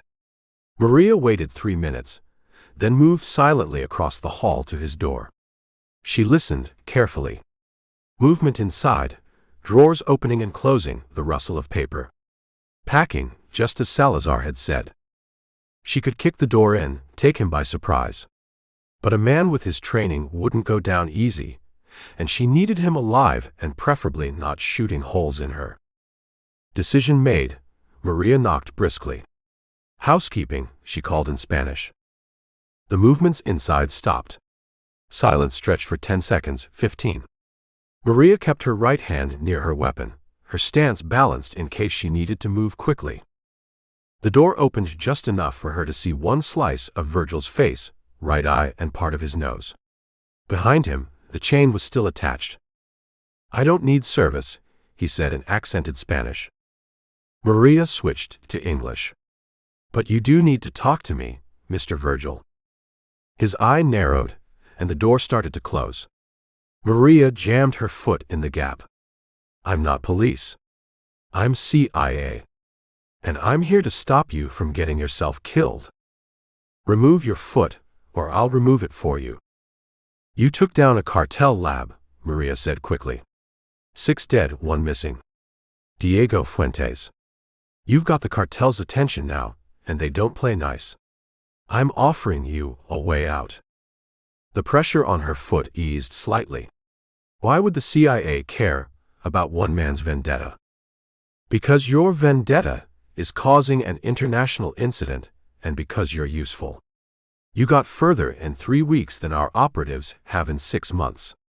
Maria gambled on directness. I know about your daughter. Melissa. I'm sorry. A muscle in his visible jaw twitched. Sorry doesn't bring her back. Neither does suicide by cartel. Virgil studied her for a long moment. Then the door closed. Maria heard the chain slide free, and the door reopened fully. Virgil stood aside to let her enter, his posture suggesting he could still drop her if needed. The room was meticulously organized. Maps and papers covered one wall, arranged in what appeared to be a flowchart of cartel operations. A laptop sat open on the bed, beside a disassembled handgun. A duffel bag on the floor was half packed with clothes and equipment. "You've been busy," Maria commented. "I've been focused," Virgil corrected. He closed the door but remained standing, his back to the wall where he could watch both her and the window. "What does the CIA want with me?" "Originally, to stop you. Now, to talk. About sharing information. Working together." Maria kept her hands visible as she moved to the desk, examining the papers there. Shipping manifests, inventory lists, personnel records, all items that would be extremely useful to her agency. "You've done impressive work on your own, but you're one man against an army. Eventually, your luck runs out." "It's not about luck." "No," she agreed, meeting his eyes. "It's about your daughter. And I get that, I do. But there are bigger stakes here." "Not to me." Maria changed tactics. "They know you're here. Right now, they're watching bus stations, train terminals, highways. If you try to leave Hermosillo, they'll find you." Virgil smiled thinly. "I'm not planning to leave just yet." The implications of that statement sent a chill down Maria's spine. "What's your next target?" "Why would I tell you that?" "Because I can help you stay alive long enough to complete whatever mission you've set for yourself." Maria reached slowly into her pocket and withdrew her agency credentials, laying them on the desk. "And because we want the same thing, to stop the fentanyl killing kids like Melissa." Virgil stared at her credentials, then back at her face, weighing something behind those hard eyes. "You're Mexican-American. Third generation. Born in Phoenix. Then you know the cartels don't fear the U.S. government. They've been playing this game too long." He turned to the wall of information, tapping a photograph.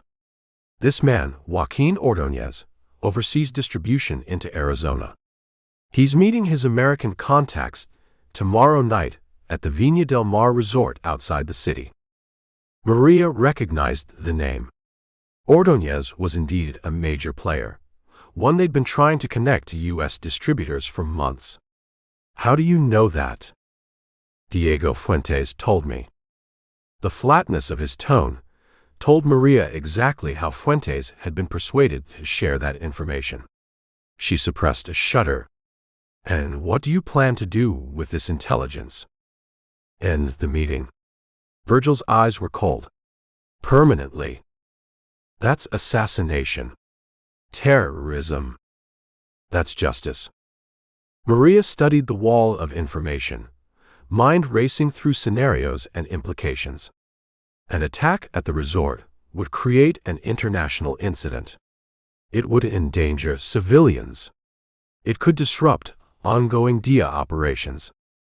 It could also provide exactly the intelligence breakthrough they needed.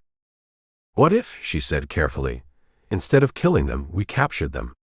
Got the names of everyone in the pipeline, from Chinese suppliers to street-level dealers in the U.S. Virgil crossed his arms. "We. A joint operation. You know the targets, the location. I have resources, extraction protocols. And afterward? What happens to me?" Maria met his gaze squarely.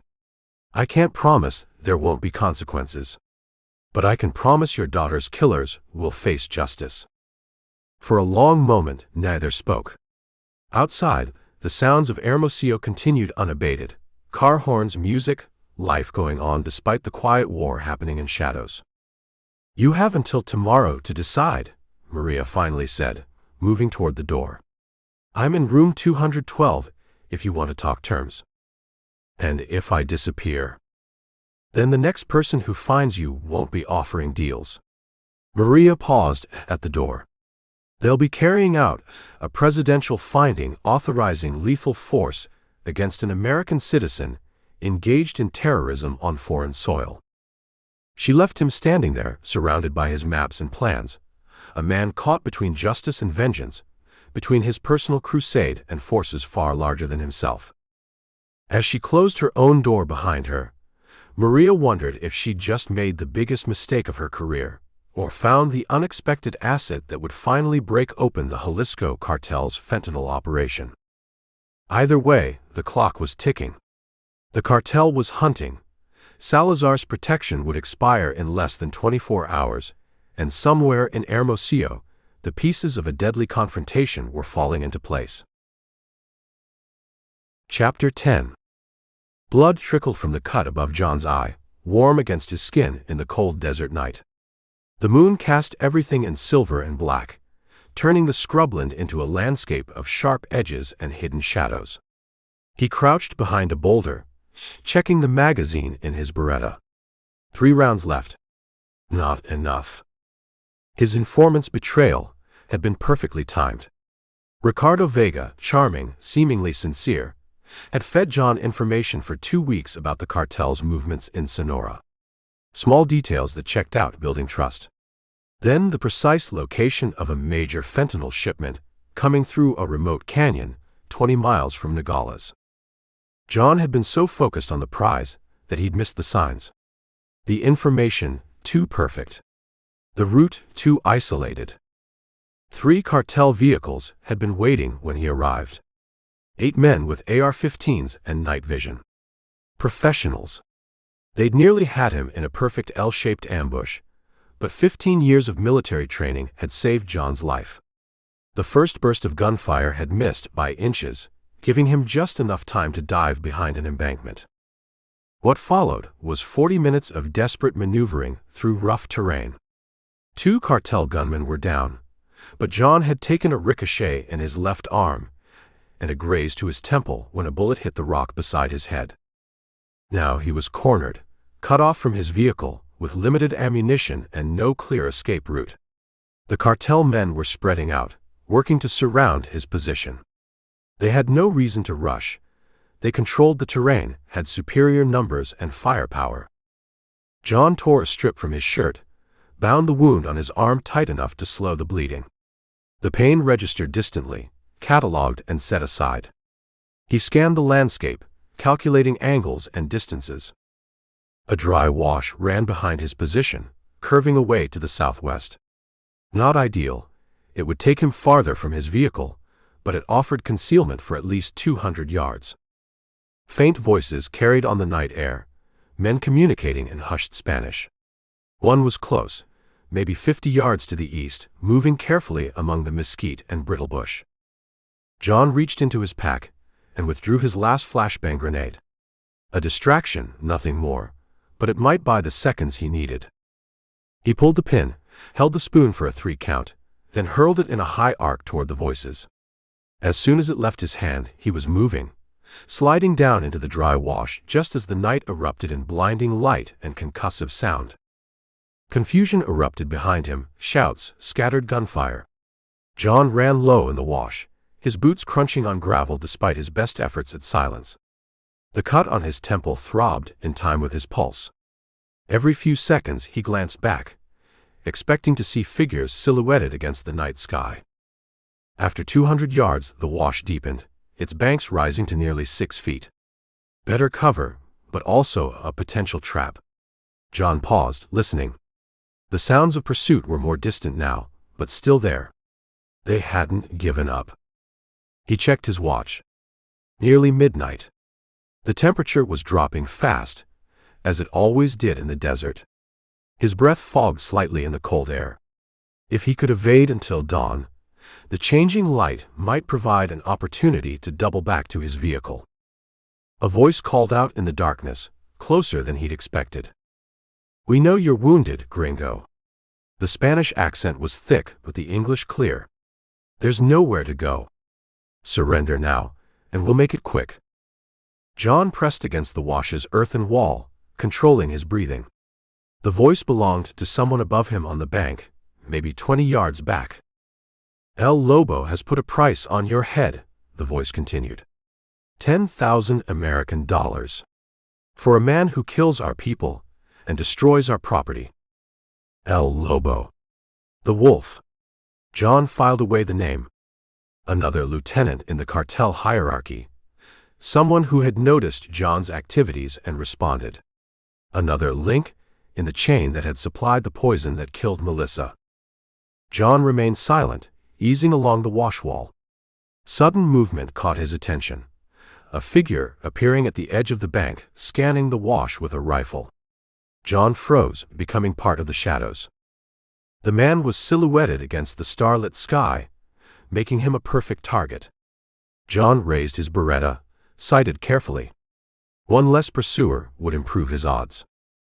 His finger tightened on the trigger and stopped. The man had turned slightly, revealing his profile.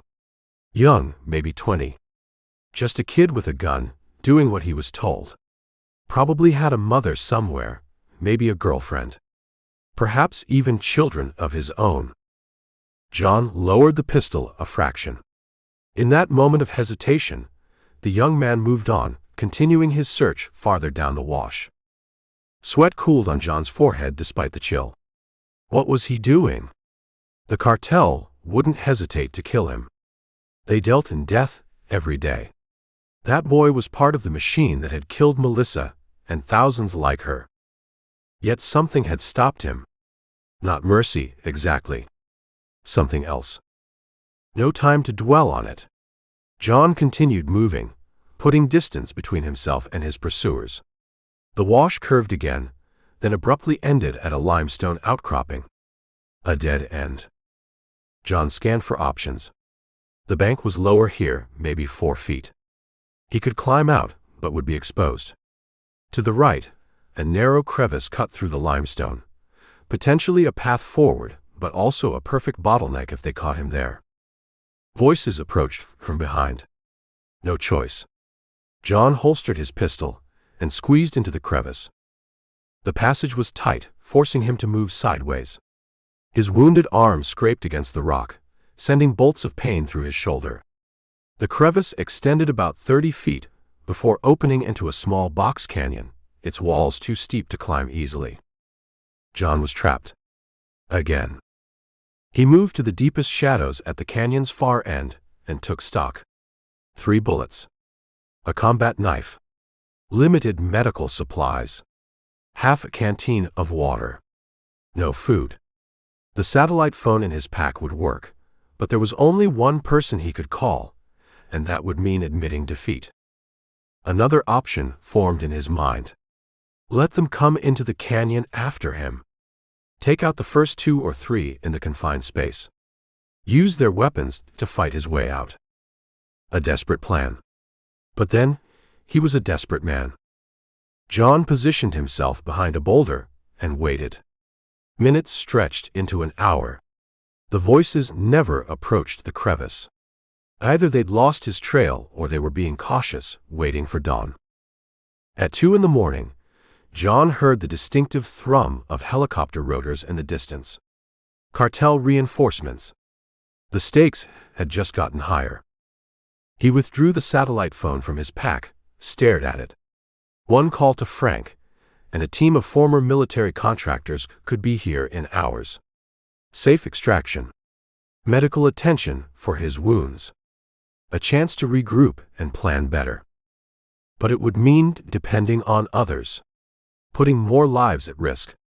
Admitting this wasn't a battle he could win alone. John put the phone away. Not yet. Not after coming this far. As the helicopter sound grew louder, he reassessed. The canyon walls rose sharply, but weren't completely vertical. With climbing experience and 2 good arms, he might have attempted it.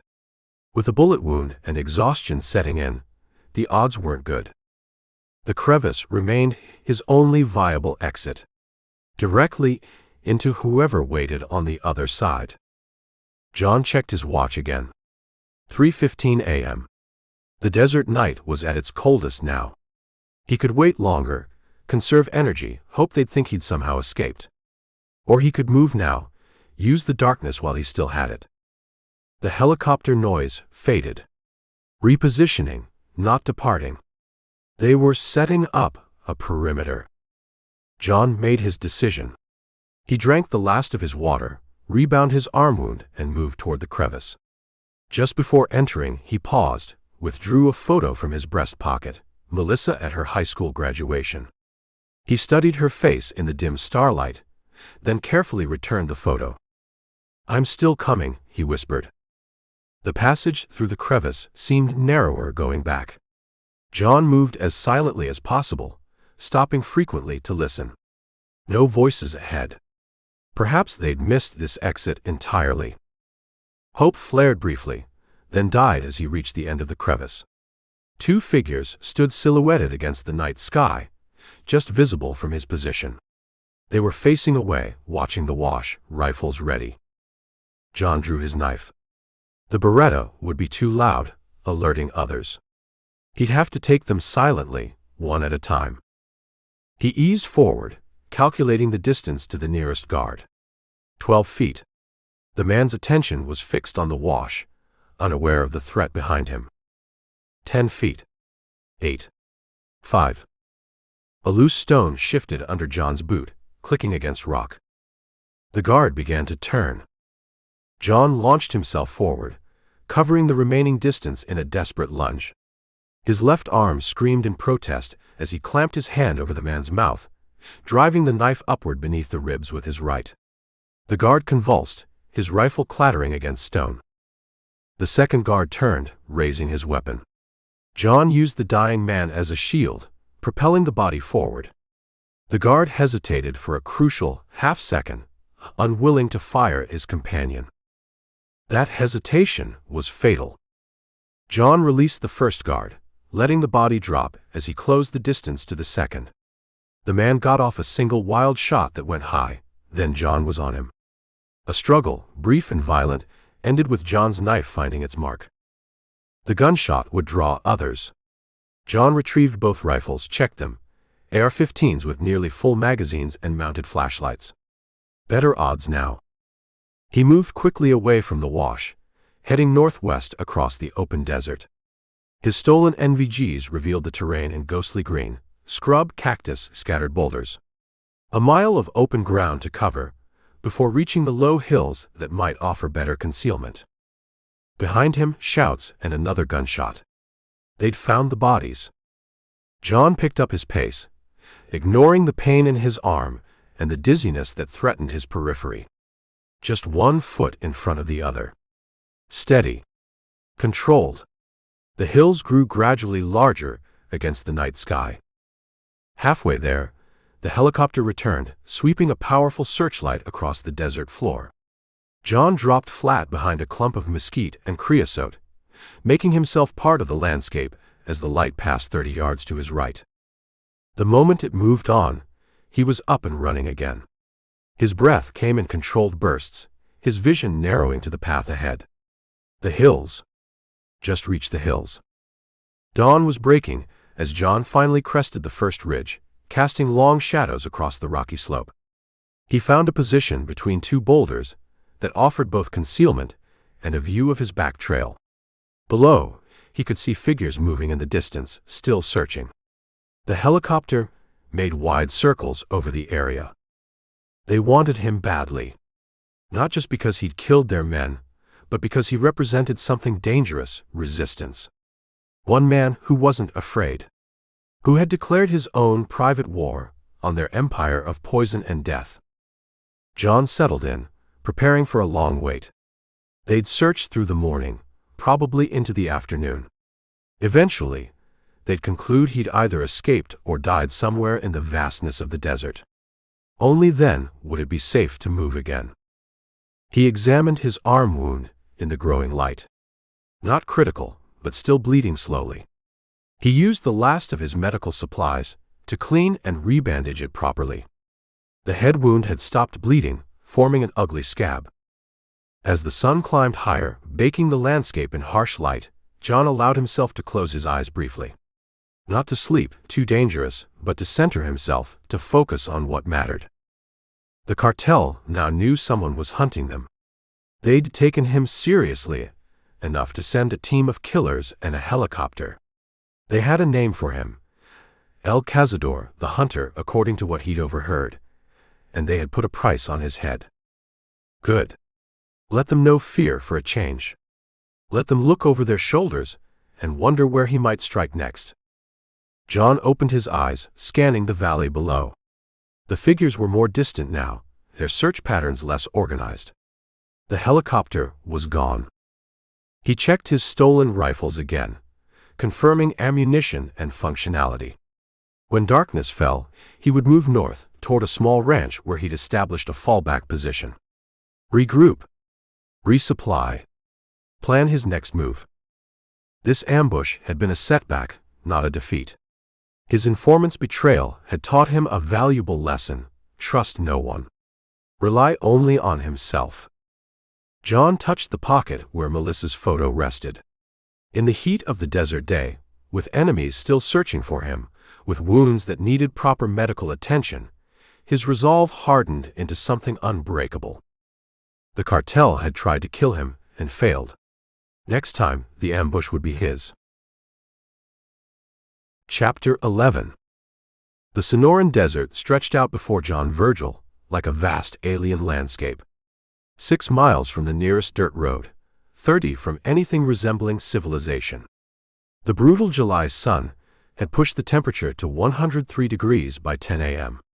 Sweat soaked through his khaki shirt, dripping down his spine, as he lay motionless in the rocky depression he'd carefully selected before dawn. Through the scope of the Remington 700, John watched a cluster of gallon water jugs arranged in a rough semicircle 850 yards away. The heat created visible waves that rippled through his sight picture, distorting the targets. Perfect. Exactly the conditions he needed to master. John controlled his breathing, inhaling slowly through his nose, holding briefly, exhaling through barely parted lips. His heart rate dropped. The crosshairs steadied on the center jug. He made mental adjustments for distance, wind, temperature, and the barely perceptible slope of the terrain. The calculations came more naturally now, after 3 weeks in this desolate training ground. When he first arrived, hitting targets at this range had been more luck than skill. Now, it was science and instinct working in tandem. John squeezed the trigger. The rifle bucked against his shoulder. Through the scope, he watched the center jug explode in a splash of water. Without shifting position, he chambered another round, selected the next target, and repeated the process. 5 jugs, 5 shots, 5 hits. All within 30 seconds. Getting better. Not perfect, but better. John allowed himself a moment of satisfaction before collecting his brass and packing up. Never leave evidence behind. Another lesson from his military days that had taken on new significance since his encounter with Fuentes 3 weeks ago. The cartel lieutenant's laptop had yielded a trove of information: shipping schedules, distribution routes, contact lists. But most valuable were the financial records that pointed to the next level up. Xavier Montoya, regional distribution manager for the entire southwest border region. Based on the records, Montoya would be personally inspecting a major shipment at a remote airstrip near Ciudad Obregón in 12 days. John intended to be there waiting. But first, he needed to be deadlier, more precise. A ghost who could strike and vanish. Hence this brutal desert regimen, a self-imposed hell designed to forge him into a weapon. Back at his camp, little more than a lean-to shelter and a carefully concealed truck, John checked his satellite phone. One message from his dark web contact, confirming delivery of the items he'd requested at a drop box in Nogales. Good. The clock was ticking. He drank a carefully measured liter of water, then prepared for his next training evolution. From his pack, John withdrew a topographical map of the surrounding 50 square miles. He'd marked it with 6 locations, each holding supply caches he'd planted days earlier. Today's exercise, night navigation to Cache 3 15 miles away, using only map, compass, and stars. No GPS. No electronics. Nothing that could fail or be tracked. As the sun began its descent, John cleaned and oiled his rifle, then field-stripped the Beretta, working through the familiar motions with mechanical precision. The weapons had become extensions of himself, tools to which he delegated the weight of his rage. Cold metal, carrying his molten fury. In the growing twilight, John removed a worn photograph from his wallet, Melissa's senior portrait. The colors had faded slightly from handling, but her smile remained bright, undiminished. Sometimes he could barely remember what her voice sounded like. That terrified him more than any cartel sicario ever could. "Almost there, sweetheart," he murmured. "Almost there." As full darkness descended, John shouldered his navigation pack and began his march. The desert transformed at night, cooler but no less deadly. Coyotes called in the distance. The moon, nearly full, cast silver light across the landscape, turning rocks and cacti into strange sentinels. John moved at a sustainable pace, 5,000 steps per hour, counting internally to maintain rhythm. His boots made little sound on the hard-packed earth. Before his encounter with Fuentes, he might have considered himself ready for what lay ahead. Now he understood the true scale of the challenge. The cartel's response to the lab destruction had been swift and brutal. John had monitored news reports and his underground sources with detached professional interest. 3 of Fuentes' men executed for their failure to protect the facility. Fuentes himself had survived but was demoted, assigned to more dangerous territory as punishment. More significantly, a bounty had been placed on the American Ghost, who had infiltrated their operation. $200,000 for information. $500,000 for the man himself, alive. The cartel wanted to make an example of him. John planned to give them that opportunity, just not in the way they imagined.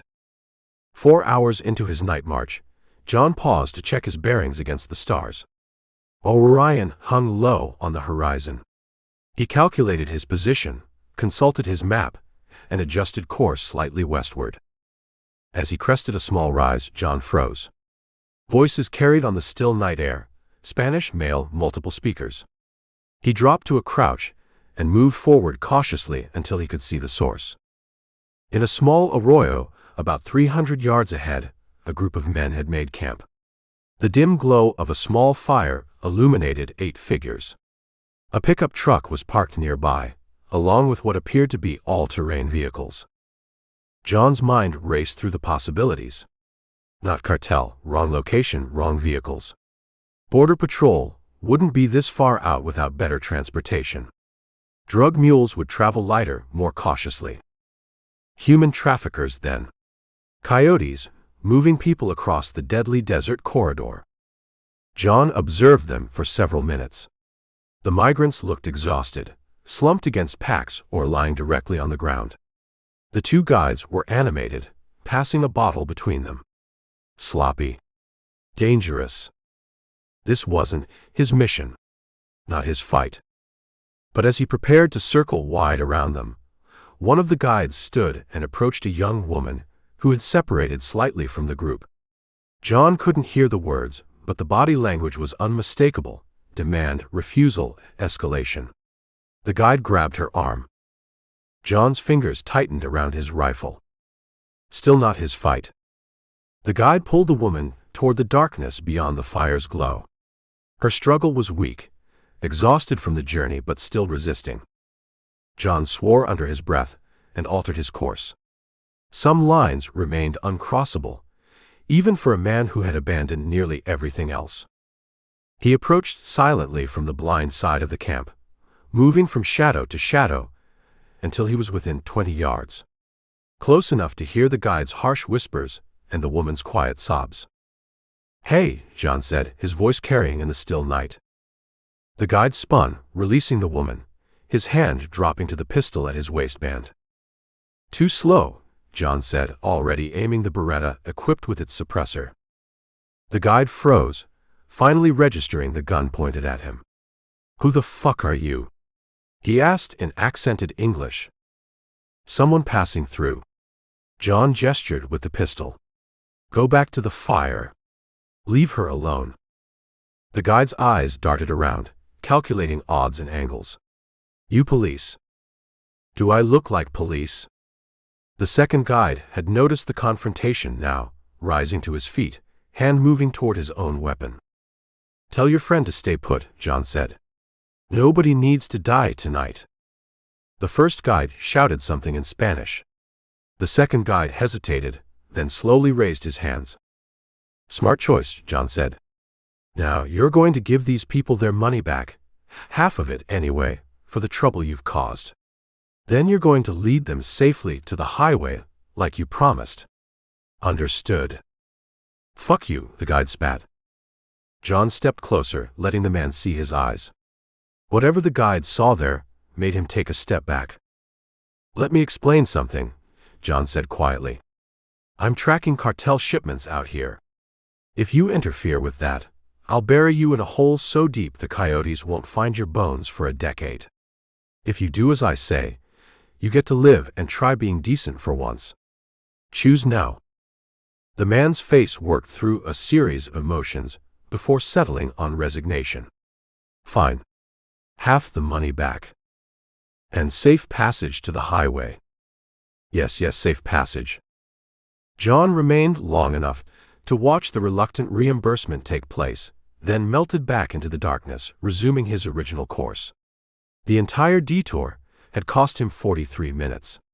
He'd need to adjust his pace to reach the cache before dawn. As he walked, John reflected on the encounter. Time was when he would have reported the traffickers, perhaps even detained them for the authorities. Now he operated outside all that, a ghost slipping between worlds, focused solely on his objective. Yet something remained. Some core of the man he had been before grief hollowed him out and refilled him with purpose. John wasn't sure if that was strength or weakness. Either way, it changed nothing about the mission ahead. By 4 a.m., John reached Cache 3, a metal ammunition box buried beneath a distinctive rock formation. Inside were the items he'd stored: additional ammunition, dried food, medical supplies, and a satellite phone different from the one at his camp. Redundancy. Backup plans for backup plans. He verified the contents, then reburied the cache and began the return journey as the first gray light appeared in the eastern sky. By sunrise, he'd be back at his camp. 4 hours of sleep, then more training.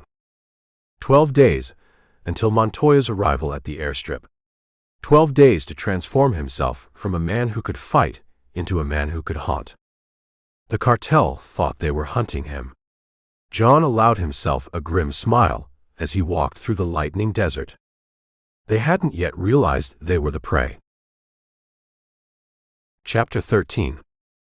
Maria Vasquez sat in her rental car, outside the cantina, air conditioning fighting a losing battle against the Sonoran heat. Sweat beaded at her hairline, despite the cool air blasting from the vents. 2 hours watching the building's entrance had given her nothing but a headache and damp patches under her arms. She took another sip of lukewarm water from a plastic bottle and checked her watch. 2:17 p.m. If her information was right, John Virgil would show up here sometime today to meet a contact. The cantina, La Serena Negra, was known among locals as a place where certain types of business happened away from prying eyes. Her phone buzzed. Deputy Director Keller's name flashed on the screen. She let it go to voicemail. The third call today. Washington wanted updates she wasn't ready to give. 3 days had passed since the raid on Fuentes' compound. 3 days since someone had infiltrated a cartel safe house, stolen distribution data, and blown up a fentanyl processing lab. The local authorities were calling it a rival cartel hit. Maria knew better. Her agency had been tracking John Virgil since his first border crossing 6 weeks ago. Former military, grieving father, man with nothing to lose, a textbook potential vigilante. But they'd underestimated his capabilities. The surgical precision of the Hermosillo operation suggested skills beyond standard National Guard training. A battered pickup truck pulled up to the cantina. 2 men got out, neither of them Virgil. Maria took their photo anyway, with her telephoto lens. More data for the facial recognition database. Her phone buzzed again. This time it was Torres, her field partner stationed at the cantina's rear exit. "Movement," he said when she answered. "Gray sedan approaching the back lot." "Make and model?" "Nissan Sentra, maybe 5 years old. Can't see the plates from here." "Driver?" "Single occupant. Male. Could be our guy." Maria started her car. "Stay put. I'm circling around." She pulled into traffic, taking the first right turn to loop behind the building. The narrow alley was barely wide enough for her SUV. She killed the engine at a spot where she could observe the sedan now parked in the small rear lot. The driver's door opened. John Virgil stepped out. He looked different from his personnel file photos. Leaner, harder, his face weathered by sun and purpose. He wore jeans, boots, and a light button-down shirt untucked, likely concealing a weapon. His eyes scanned the surroundings with practiced efficiency before he approached the cantina's back door. Maria lifted her camera and took several shots. Then she reached for her sidearm, checking it before returning it to her shoulder holster. She'd been tracking this man for weeks. Time to make contact. "Torres, he's entering through the back. I'm going in. Cover the rear exit." "Copy that." "Be careful, boss. This guy's not playing around." Maria left her vehicle and crossed to the cantina's front entrance. Inside, the air was cooler but heavy with cigarette smoke despite Mexico's indoor smoking ban. A ceiling fan pushed the hot air around without providing much relief. The lunch crowd had thinned, leaving only a few tables occupied. She spotted Virgil immediately. He sat at a corner table facing the entrance, his back to the wall. A perfect tactical position. He was nursing a beer, appearing relaxed but alert.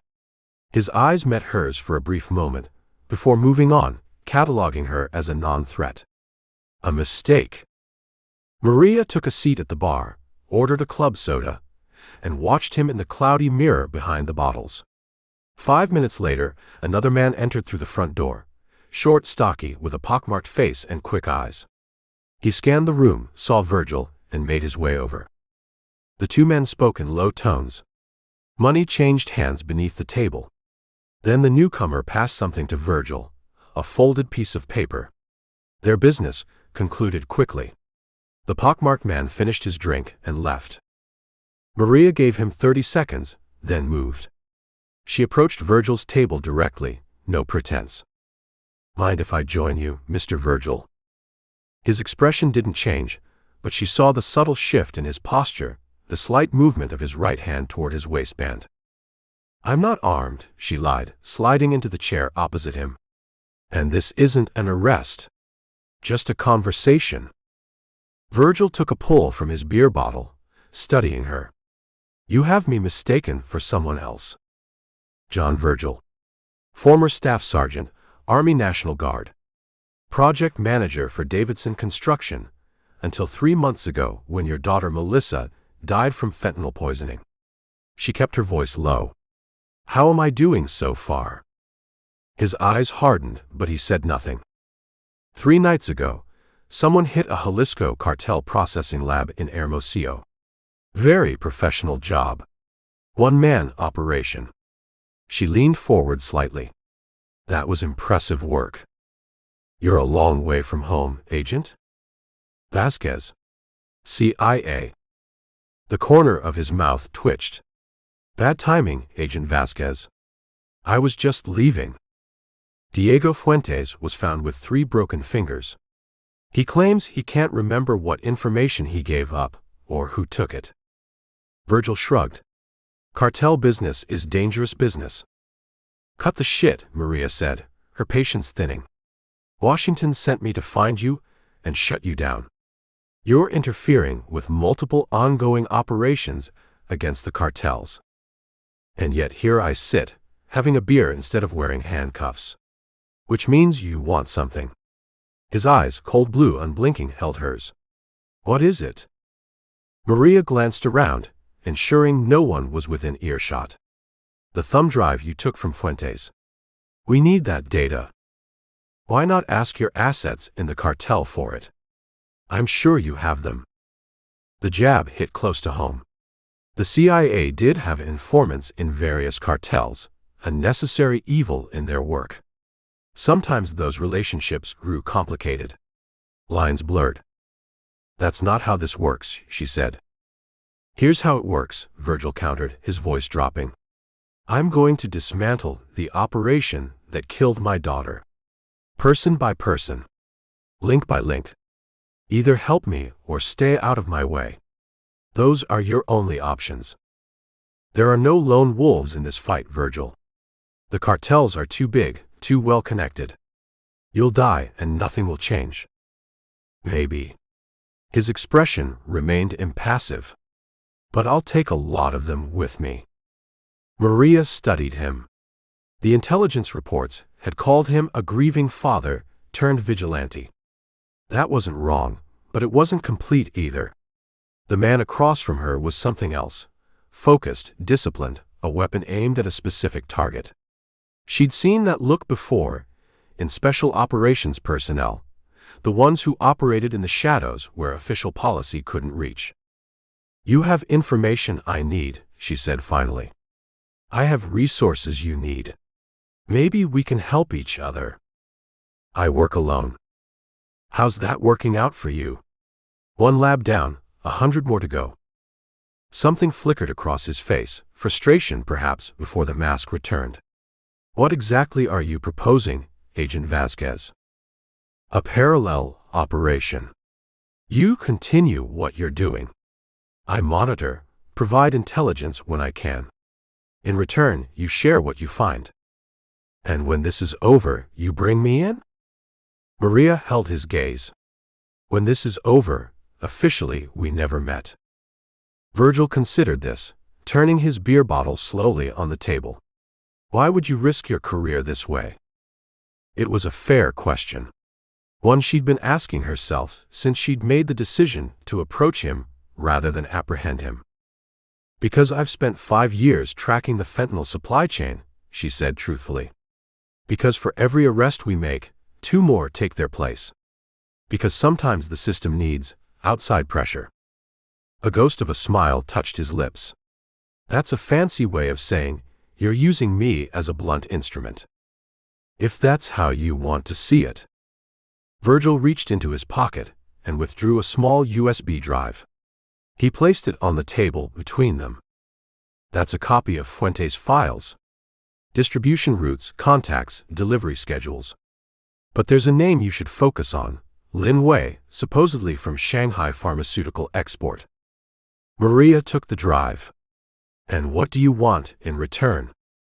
There's a shipment coming through Nogales in 5 days.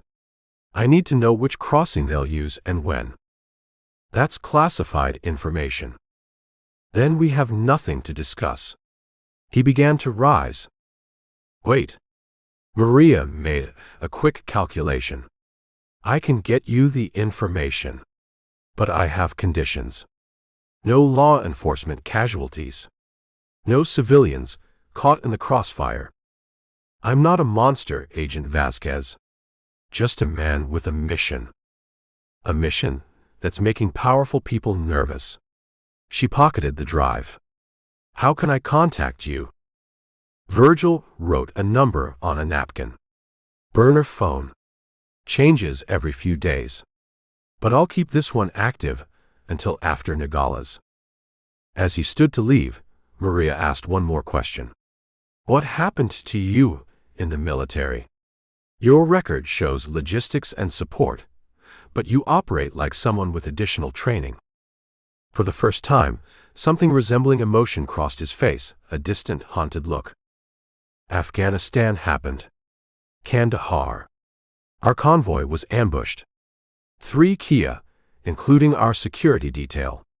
I was the ranking survivor with a driver, 2 wounded and hostiles closing in. He paused. Sometimes you discover what you're capable of, only when there's no other choice. Maria nodded. It explained a lot. As Virgil walked past her toward the exit, he added quietly, "Don't mistake this for partnership, Agent Vasquez. If you try to box me in, I'll disappear. And if you betray me to the cartel, I'll consider you one of them." She watched him leave, feeling the weight of the USB drive in her pocket. This uneasy alliance was a gamble, for both of them. She was betting her career that Virgil could create the pressure needed to break open her investigation. He was betting his life that she wouldn't sell him out. Outside, the heat hit her like a physical force as she returned to her vehicle. Torres was waiting, a questioning look on his face. "Well," he asked, "do we bring him in?" Maria started the engine, feeling the cool air begin to flow. "Not yet. He's more valuable to us operational. The deputy director won't like that." "Then we don't tell him." She put the car in drive. "As far as Washington knows, we're still hunting for the vigilante disrupting cartel operations." Torres gave her a long look. "You sure about this?" Maria wasn't sure about anything anymore. But she'd seen too many investigations stall, too many cases collapse under political pressure or cartel intimidation. Maybe John Virgil and his personal war was exactly what they needed, a wild card to destabilize the game. "What I'm sure of is that John Virgil is going to hit the cartel again, with or without us," she said finally. "Better we know where and when." As they pulled away from the cantina, Maria glanced in her rearview mirror. Virgil's gray sedan was already gone, the hunter moving on to his next target. Chapter 14. Miguel Osorio Cervantes placed the photographs on his desk one by one, like a dealer laying out cards for solitaire. 8 images in total, each showing the aftermath of destruction. The stash house in Hermosillo, the distribution center outside Nogales, the safe house in Ciudad Obregón, the convoy hit on Highway 15, and most recently the waterfront warehouse in Guaymas. All attacked within the past 3 weeks. All by the same man, if his lieutenants were to be believed. The American. Cervantes touched one of the photos, a security camera still of a man with close-cropped hair and cold eyes. Grainy, but recognizable. The only clear image they had of the ghost who had been systematically dismantling his northern operation. "Tell me again," Cervantes said to the man standing before his desk. His voice was soft, cultivated, at odds with his reputation for brutality. Alberto Reyes, head of security, shifted his weight. Fresh scars stood out on his face, pink against his brown skin. He'd been at the warehouse in Guaymas, the only senior man to survive the Americans' attack. He came alone, Patron. Somehow, he knew the shipment schedule, the guard rotation, everything. Reyes touched his scarred cheek unconsciously. He moved like a soldier. Special forces, maybe. No hesitation. And yet he let you live. Cervantes leaned back in his leather chair, bright sunlight from the hacienda windows casting his face in sharp relief. Reyes stiffened. "He used me to send a message." "Which was?" "That he's coming for you next.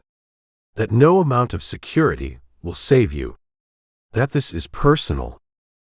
Cervantes picked up a crystal tumbler of mezcal, swirled it thoughtfully. His office was expensively furnished, more like a corporate CEO's than a cartel leader's.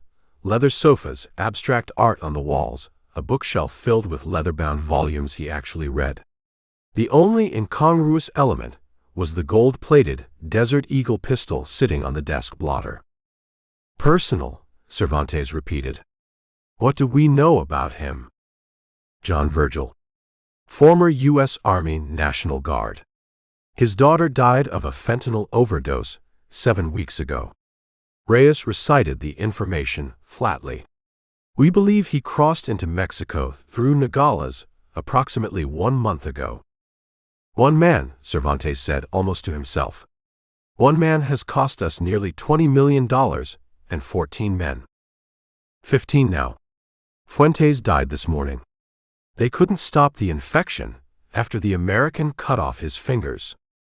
Cervantes nodded, unsurprised. El Verdugo had been the Americans' first target, and apparently the source of intelligence about their other operations. Fitting that a man known for dismembering enemies should lose pieces of himself before the end. Where is he now? We don't know, Patron. He disappears between strikes. Cervantes picked up the Desert Eagle, feeling its weight. This man, John Virgil. He thinks he can wage war against me? Against my entire organization? He seems to be trying. He seeks vengeance for his daughter. Cervantes placed the pistol back on the desk. A father's grief makes men irrational, dangerous, but ultimately predictable. He will keep coming until we stop him permanently. The intercom on his desk buzzed. Cervantes pressed the button. Yes. Senor, the helicopter has arrived with your guest. Send him up. Reyes glanced toward the door. Should I leave, Patron? No. You'll want to meet our new associate. The office door opened, and a man entered. He was tall, lean, with close-cropped silver hair, and the erect bearing of someone accustomed to command. His eyes moved quickly around the room, assessing, calculating. He wore tailored slacks and a polo shirt that didn't quite conceal the pistol holstered at his hip. Mr. Cervantes, he said, extending his hand. His Spanish was fluent, but marked by an American accent. Thank you for inviting me to your beautiful home. Cervantes shook the offered hand. Colonel Mercer, your reputation precedes you. Former colonel, the man corrected with a thin smile. Now just a private security consultant. Of course. Cervantes gestured to a chair. Please sit. This is Alberto Reyes, my head of security. Mercer nodded to Reyes, but didn't offer his hand. He took the seat, posture remaining military straight. Your message mentioned a problem requiring specialized expertise. Yes. Cervantes pushed the photographs across the desk. We have an American vigilante disrupting our operations. Ex-military, like yourself. I want him eliminated. Mercer examined the photos, his expression unchanged. Impressive work. Multiple facilities hit. Minimal collateral damage, targeted intelligence gathering. He looked up. Your man has training and motivation. His daughter died from fentanyl, Reyes said. Ah. Mercer nodded, as if this explained everything. Revenge. The oldest motive. Cervantes poured mezcal into a second crystal tumbler and offered it to Mercer, who declined with a small gesture.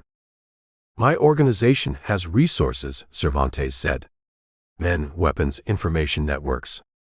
Yet this one American evades us while causing significant damage. I need someone who thinks like him, who fought like him. You want me to hunt him? Yes. For which you'll be well compensated. Cervantes named a figure that would buy a home in the better parts of San Diego. Mercer considered for a moment. I'll need complete operational autonomy. My team, my methods, no interference from your men. You'll have it.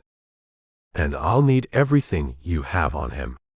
Background, surveillance, patterns of movement, known associates. Reyes slid a folder across the desk. What we know is in there. Not much.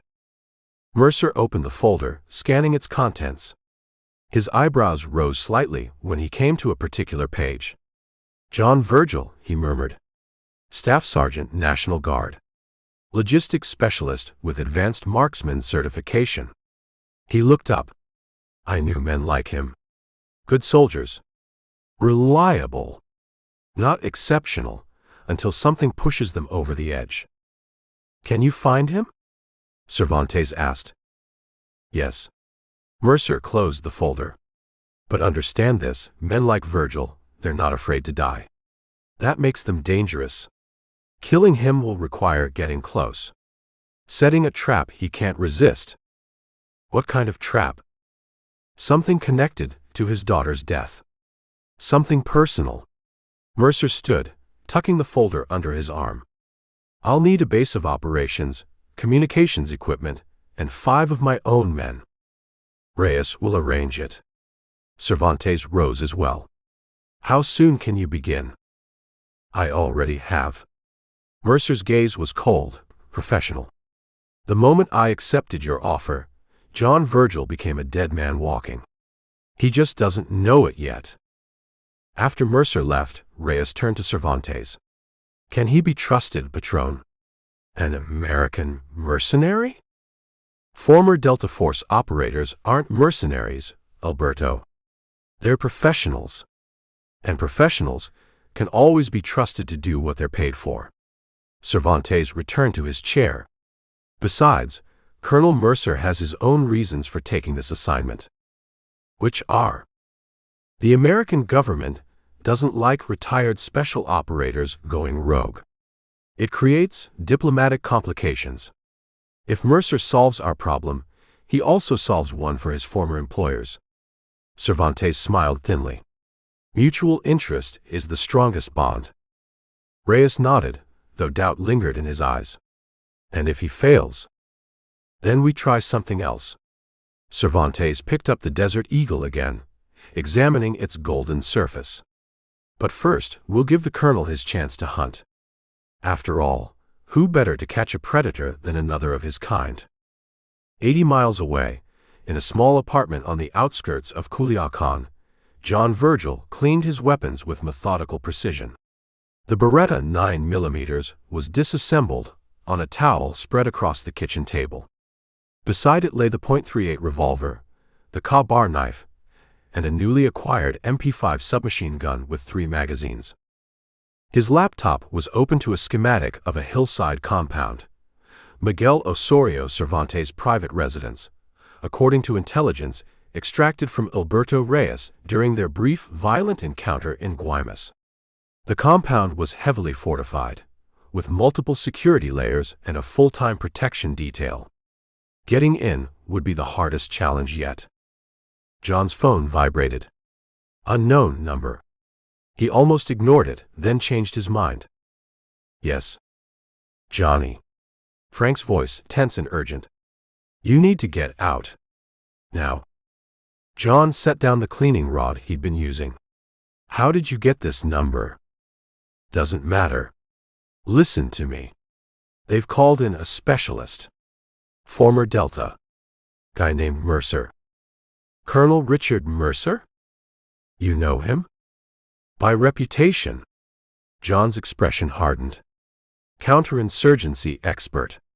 Led the task force that took down the Haqqani network in Afghanistan. Well, now he's hunting you.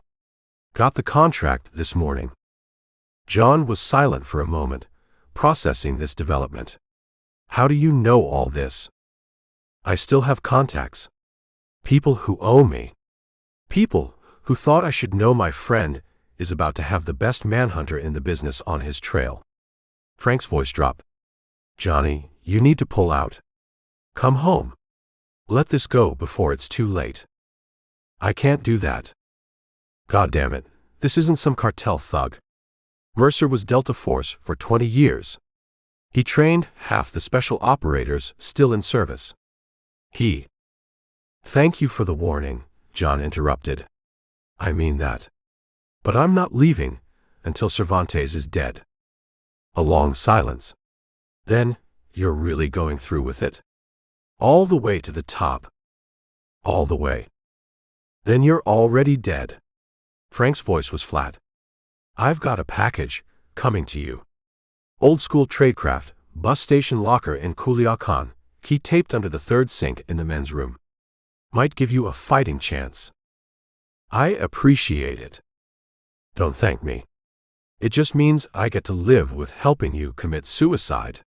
The line went dead. John set down the phone and returned to cleaning the Beretta, his movements unhurried but precise. So Cervantes had escalated, bringing in a professional hunter. The game was changing. But that didn't change John's objective. If anything, it confirmed he was on the right track, getting close enough to make the cartel leader truly concerned. His phone buzzed again with an incoming text. Coordinates and a time, 3 a.m. His contact with information about Cervantes' movements for the next 72 hours. John assembled the Beretta and loaded it, the mechanism clicking with satisfying precision. Mercer was coming for him. Good. Let him come. The hunt was becoming mutual. Chapter 15. The desert wind whispered across the hard-scrabble terrain, carrying fine grit that worked its way into everything: weapons, clothes, skin. John lay motionless under a camouflage tarp, the Barrett .50 caliber sniper rifle resting on its bipod before him. Sweat trickled down his temples despite the evening chill.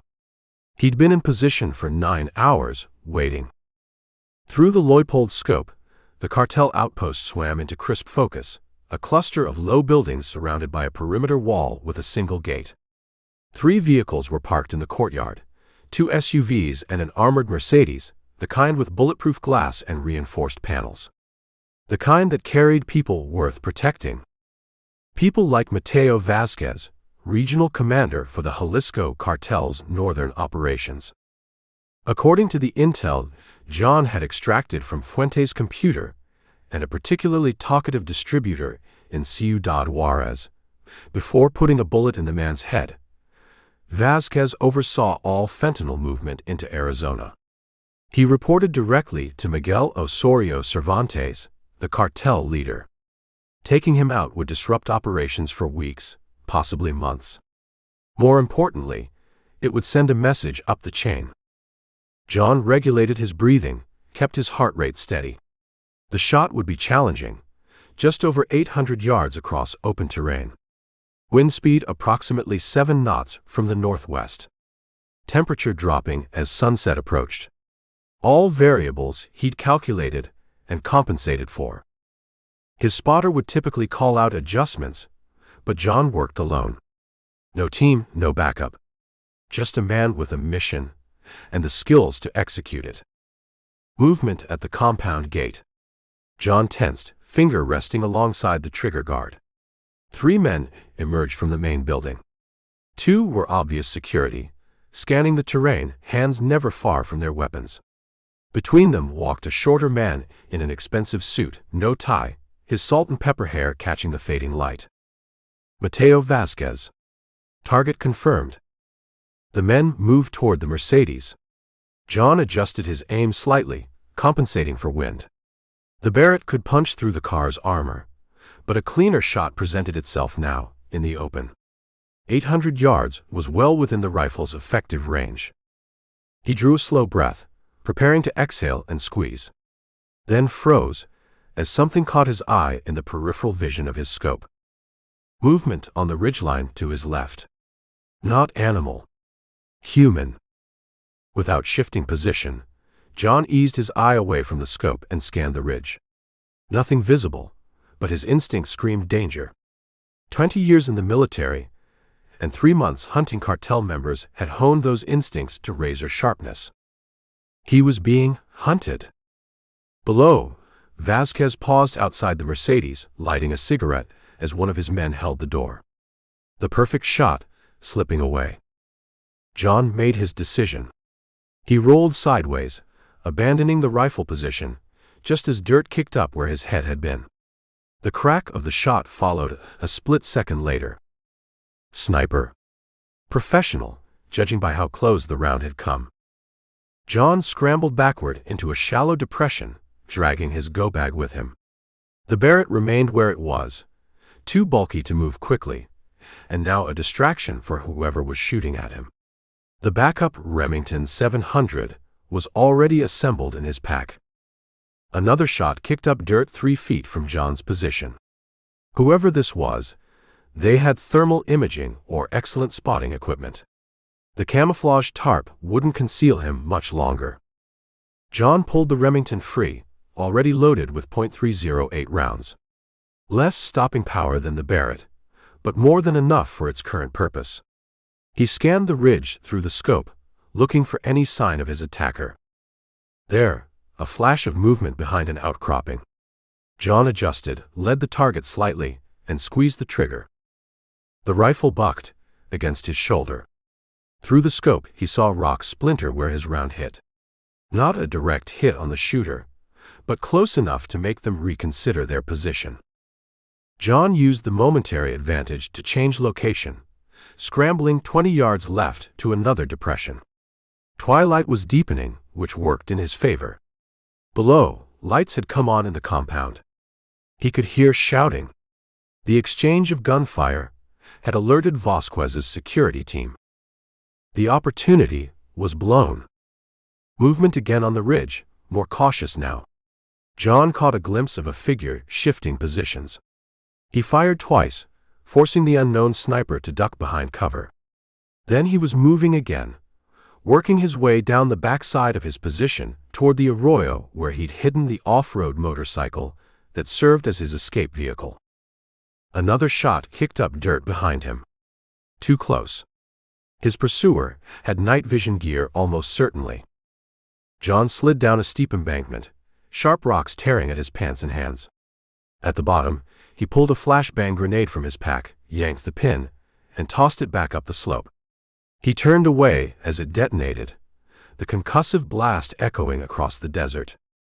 That would keep heads down for 30 seconds at least. The motorcycle was where he'd left it, covered with a tarp the same dusty brown as the surrounding terrain. John uncovered it quickly, stowed the Remington in its scabbard, and kick-started the engine. As he roared away down the arroyo, gunfire erupted from the compound. Random, unaimed shots probing the darkness. More concerning was the sound of vehicles starting. The hunt was on. 10 minutes of hard riding brought John to the dirt track that wound through the desert toward the main highway. The motorcycle's headlight remained off, as he navigated by moonlight, pushing the machine to its limits over the rough terrain. Headlights appeared behind him, bouncing wildly as vehicles gave chase. John cut away from the track, riding cross-country through scrub and cactus. The bike could go places the SUVs couldn't follow. A burst of automatic weapons fire split the night, rounds zipping past overhead. Too far to be accurate, but they'd spotted him. John gunned the engine, the bike catching air as it crested a rise. He landed hard, the suspension bottoming out. Pain jolted through his back and shoulders, but he pushed through it, focusing on putting distance between himself and his pursuers. A mile further, he curved back toward the highway. The bike wasn't built for extended off-road running, and he needed speed now more than stealth. The highway appeared ahead, a ribbon of asphalt cutting through the Sonoran desert. John reached it and opened the throttle, the motorcycle surging forward as its tires found purchase on the smooth surface. Headlights appeared in his mirrors.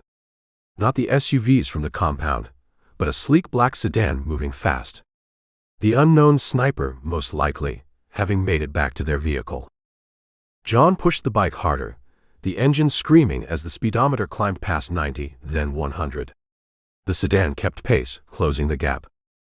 2 miles ahead was the turnoff for the safe house John had established, a small ranch house rented under a false identity.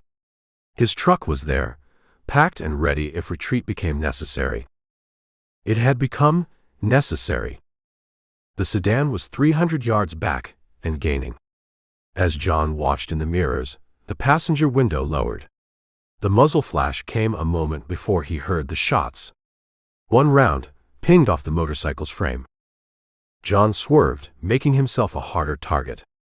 The turnoff was just ahead, barely visible in the darkness, an unpaved road cutting away from the highway into low hills. He hit the brakes hard and swung the bike into the turn, rear wheel fishtailing on loose gravel. The sedan shot past, unable to decelerate in time. John heard tires screaming as the driver attempted to turn around. The safe house appeared after half a mile, a low adobe structure with a detached garage. John rode straight to the garage, dismounted while the bike was still rolling, and let it crash to the ground. No time for niceties. Inside the garage, the Ford F-150 waited, keys in the ignition. John tossed his pack into the passenger seat, started the engine, and reversed out in one fluid motion. As he shifted into drive, headlights swept the front of the house. The sedan had found him. John floored the accelerator, bouncing the truck over rough terrain away from the house, away from the access road. The truck's four-wheel drive handled the desert conditions better than the sedan would. He'd gain ground, reach the secondary highway 10 miles west, and disappear into Mexico's vastness. But he'd lost more than the chance to eliminate Vasquez. He'd lost the element of surprise.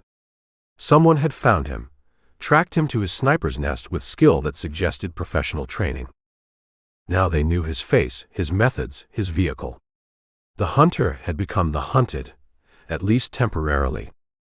John checked his mirrors as he drove. The sedan had stopped at the safe house, its headlights illuminating the structure. Two figures emerged, weapons visible even at this distance. One raised what appeared to be a radio to their mouth, calling for backup. Helicopter support, possibly. John pushed the truck harder, bouncing violently over the uneven ground. He needed distance, darkness, and a new plan. 6 months into his mission of vengeance, he'd encountered his first serious setback. Mateo Vasquez would live another day. But John Virgil was still breathing too, still driven by the memory of his daughter, still committed to his mission. The cartel had won this round. There would be others. As he drove into the night, John's mind was already reassessing, recalculating. The sniper's presence wasn't random. Someone had anticipated his move, perhaps traced his research into Vasquez's operations. Intelligence work. Professionals. Not cartel sicarios. Something else. The question haunted him as the miles passed beneath the truck's tires. Who else was in this game? And what did they want with John Virgil? Chapter 17. Take your finger off that trigger, or the last thing you'll ever see is desert sand. The voice materialized from nowhere, low, controlled, with the easy authority of someone accustomed to being obeyed. John felt cold metal press against the nape of his neck, just below his helmet. He didn't move. His eye remained fixed to the scope, crosshairs still centered on the chest of the cartel leader 300 meters away. The man stood smoking in the courtyard of his desert compound, unaware of how close death had come. I said, finger off the trigger. The pressure at John's neck increased slightly. You shoot me, gun goes off anyway, John said, not shifting his position in the prone firing stance he'd maintained for the last 40 minutes. A humorless chuckle. Who said anything about shooting? I'll snap your C2 vertebra before your brain can send the signal to your trigger finger. John calculated his options. None looked promising. Whoever was behind him had approached silently across open desert, impressive given the loose scree and scrub brush. No one had that kind of skill, except military. John asked. Let's just say, I'm not with the federales. Now ease that finger back, and we can have a civilized conversation before my team arrives to disappear both of us. John exhaled slowly, releasing the tension in his trigger finger. The cartel leader below flicked his cigarette into the dust and turned toward the main building. The shot window was closing anyway. Roll to your left. Slowly. John complied, turning away from his rifle. The man above him seemed to materialize from the desert itself.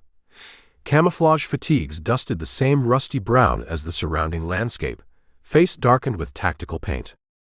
6'2" at least, with shoulders that strained the fabric of his uniform, and eyes that evaluated threats with mechanical precision.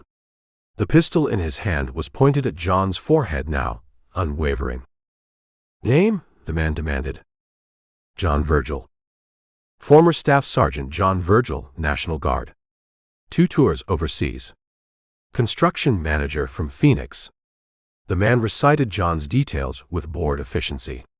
Currently pursuing an unauthorized vendetta against the Jalisco cartel. That about cover it? John's eyes narrowed. You've been tracking me. Let's just say your one-man war hasn't gone unnoticed. The man gestured with his weapon.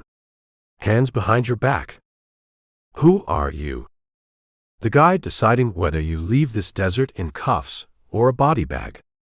The soldier's eyes flickered briefly to the valley below. There were easier ways to commit suicide than taking on the cartels, Virgil. Wasn't looking to die. No. You took out a processing lab in Hermosillo, hit a distribution center in Mexicali, and now you're lining up a shot on Miguel Osorio Cervantes himself. What exactly did you think was going to happen next? John said nothing. The man pressed his radio earpiece. Sierra 1, this is Sierra Actual. Package secured. Bring transport to my position. He paused, listening to the response. Affirmative. Out. He returned his attention to John. On your feet. Slowly. John stood, hands still raised. The sun beat down mercilessly, reflecting off the pale desert floor. Waves of heat distorted the horizon in every direction. No cover, nowhere to run. The soldier patted him down with practiced efficiency, removing John's sidearm, knife, and the backup .38 from his ankle holster. You came prepared, the soldier commented, pocketing the weapons. Not prepared enough, apparently. This earned a tight smile. No civilian is prepared for Delta. That's the point. In the distance, John saw a dust trail rising, a vehicle approaching across the desert floor, still several minutes out. Delta Force, John said, finally placing the man's bearing, equipment, and quiet confidence. Long way from Fort Bragg. America's interests don't stop at the border. And I'm an American interest now. The soldier regarded him with cold calculation. You're a complication. One we've been monitoring since you crossed into Mexico. If you've been watching that long, you know why I'm here. Something flickered across the soldier's face, not quite sympathy but recognition. Your daughter. Fentanyl overdose. College party. And the animals down there, John nodded toward the compound, put it on the street. So you appointed yourself judge, jury, and executioner. The soldier's tone revealed neither approval nor condemnation. Impressive campaign for a weekend warrior. That shot you were lining up, 800 meters crosswind heat distortion. Not many could make it. Would have made it if you hadn't shown up. The soldier snorted. And then you'd be dead within the hour. Cervantes has an army down there.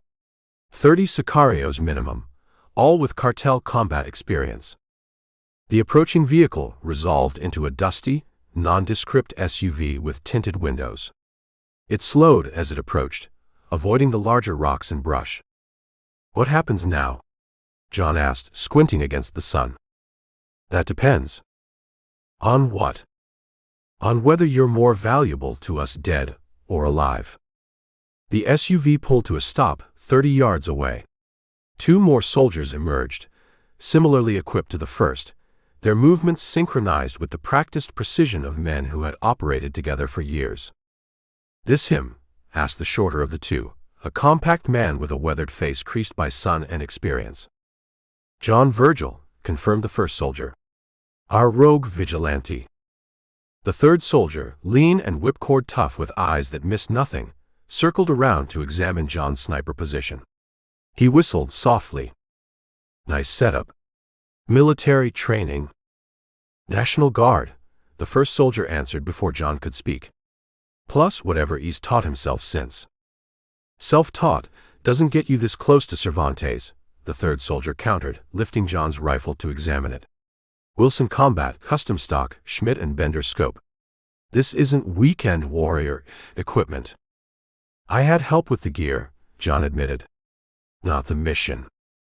The first soldier, clearly the team leader, made a quick hand gesture and the other two stepped back, creating a bubble of privacy. I'm Phil, he said. No last name offered. The short one with the attitude is Cruz. Tall drink of water with the rifle hard on is Davis. Am I supposed to be introducing myself to my executioners? Phil's mouth quirked. If we were here to kill you, Virgil, we'd have done it while you were lying prone with tunnel vision through that scope. Then what? Rendition? Secret prison? We have a situation. Phil glanced toward the compound below. You've been disrupting cartel operations. Normally, we'd just stay out of your way and send flowers to your funeral. But you've caught the attention of some people in Washington who think your particular skills and, shall we say, motivational situation might be useful. John's eyes narrowed. I'm not interested in being anyone's asset. No. Phil gestured toward the compound. You were one trigger pull away from getting yourself killed for nothing. The cartel's like a hydra. Cut off one head, two more appear. Kill Cervantes, someone worse takes his place. I'm not trying to end the drug trade. I just want the ones responsible for my daughter. And how far up the chain does responsibility go? The cook? The smuggler? The dealer? The supplier? Where does it end? John had no answer. Cruz approached with a satellite phone. Call from control. Phil took it, stepped away, and spoke in low tones for several minutes while Davis kept his weapon trained casually on John. Change of plans, Phil announced, returning. We're bringing him in. In where? John asked. Somewhere we can talk properly. Phil nodded toward the SUV. Your choice, Virgil. Come with us voluntarily, or we trank you, and you wake up with a headache in a room with no windows. John looked back at the compound below. Cervantes had disappeared inside. The opportunity was gone. Don't see much choice, he said. Smart man. Phil gestured toward the vehicle. After you. The interior of the SUV was stripped down, tactical. No civilian comforts. Cruz took the wheel while Davis and Phil flanked John in the back. As they pulled away, John watched his rifle and gear being efficiently packed up and loaded. Your sniper nest was good, Phil commented as they bounced across the desert. Low profile, solid backstop, clear sightlines, secondary escape route marked. Better than some operators I've seen. But not good enough, John said, watching the compound recede in the distance. No one operates solo against the cartels and succeeds. Not DIA, not CIA, not military. Phil's voice hardened. Which makes me wonder how you got as far as you did. John kept his expression neutral. Determination. Bullshit. You had intel. Good intel. The kind that doesn't float around on the street. John remained silent. Phil studied him with clinical detachment. Here's what I think. You made a contact. Someone with access. Maybe they felt sorry for you. Maybe they have their own agenda. Either way, they fed you information no civilian should have. The SUV crested a ridge and dropped down the other side, the compound disappearing from view. Where are we going? John asked, changing the subject. Safe house, then a decision. Phil glanced out the window at the barren landscape. We have approximately 90 minutes before certain parties realize Cervantes is still breathing and start asking why. What parties? The ones who've been watching your progress with interest. Phil turned his gaze back to John. Did you really think you were operating in a vacuum? That no one noticed when you started dismantling cartel operations piece by piece? I wasn't looking for an audience. Well, you got one anyway. Phil leaned back against the seat. And now you've got a choice to make. Doesn't feel like I have many choices at the moment. Phil's smile didn't reach his eyes. There's always a choice, Virgil. The question is whether you're smart enough to recognize the good ones when they appear. The SUV accelerated, kicking up a plume of dust as it raced across the desert floor toward what John assumed would either be the end of his mission or the beginning of something altogether more complicated. Either way, he knew one thing with absolute certainty: he wasn't finished with the cartel yet. Not by a long shot. Chapter 18. This ain't exactly the Ritz-Carlton, is it? John said, ducking his head to avoid hitting it on the low concrete doorframe. "Five-star accommodations aren't really our style," Phil replied, his voice flat as he gestured John through the narrow passage. "You want room service? Try the Holiday Inn." The Delta Force team's secret base turned out to be a dingy two-room apartment in a crumbling building on the outskirts of Matamoros. The smell hit John first, a mixture of sweat, gun oil, and something that might have been last week's takeout. The main room held 3 folding tables covered with maps, laptops, and communication equipment. A tattered couch sagged against one wall, currently occupied by a lanky man cleaning a disassembled M4. 4 men and 1 woman turned to study John as he entered. Nobody smiled. Nobody offered a hand to shake.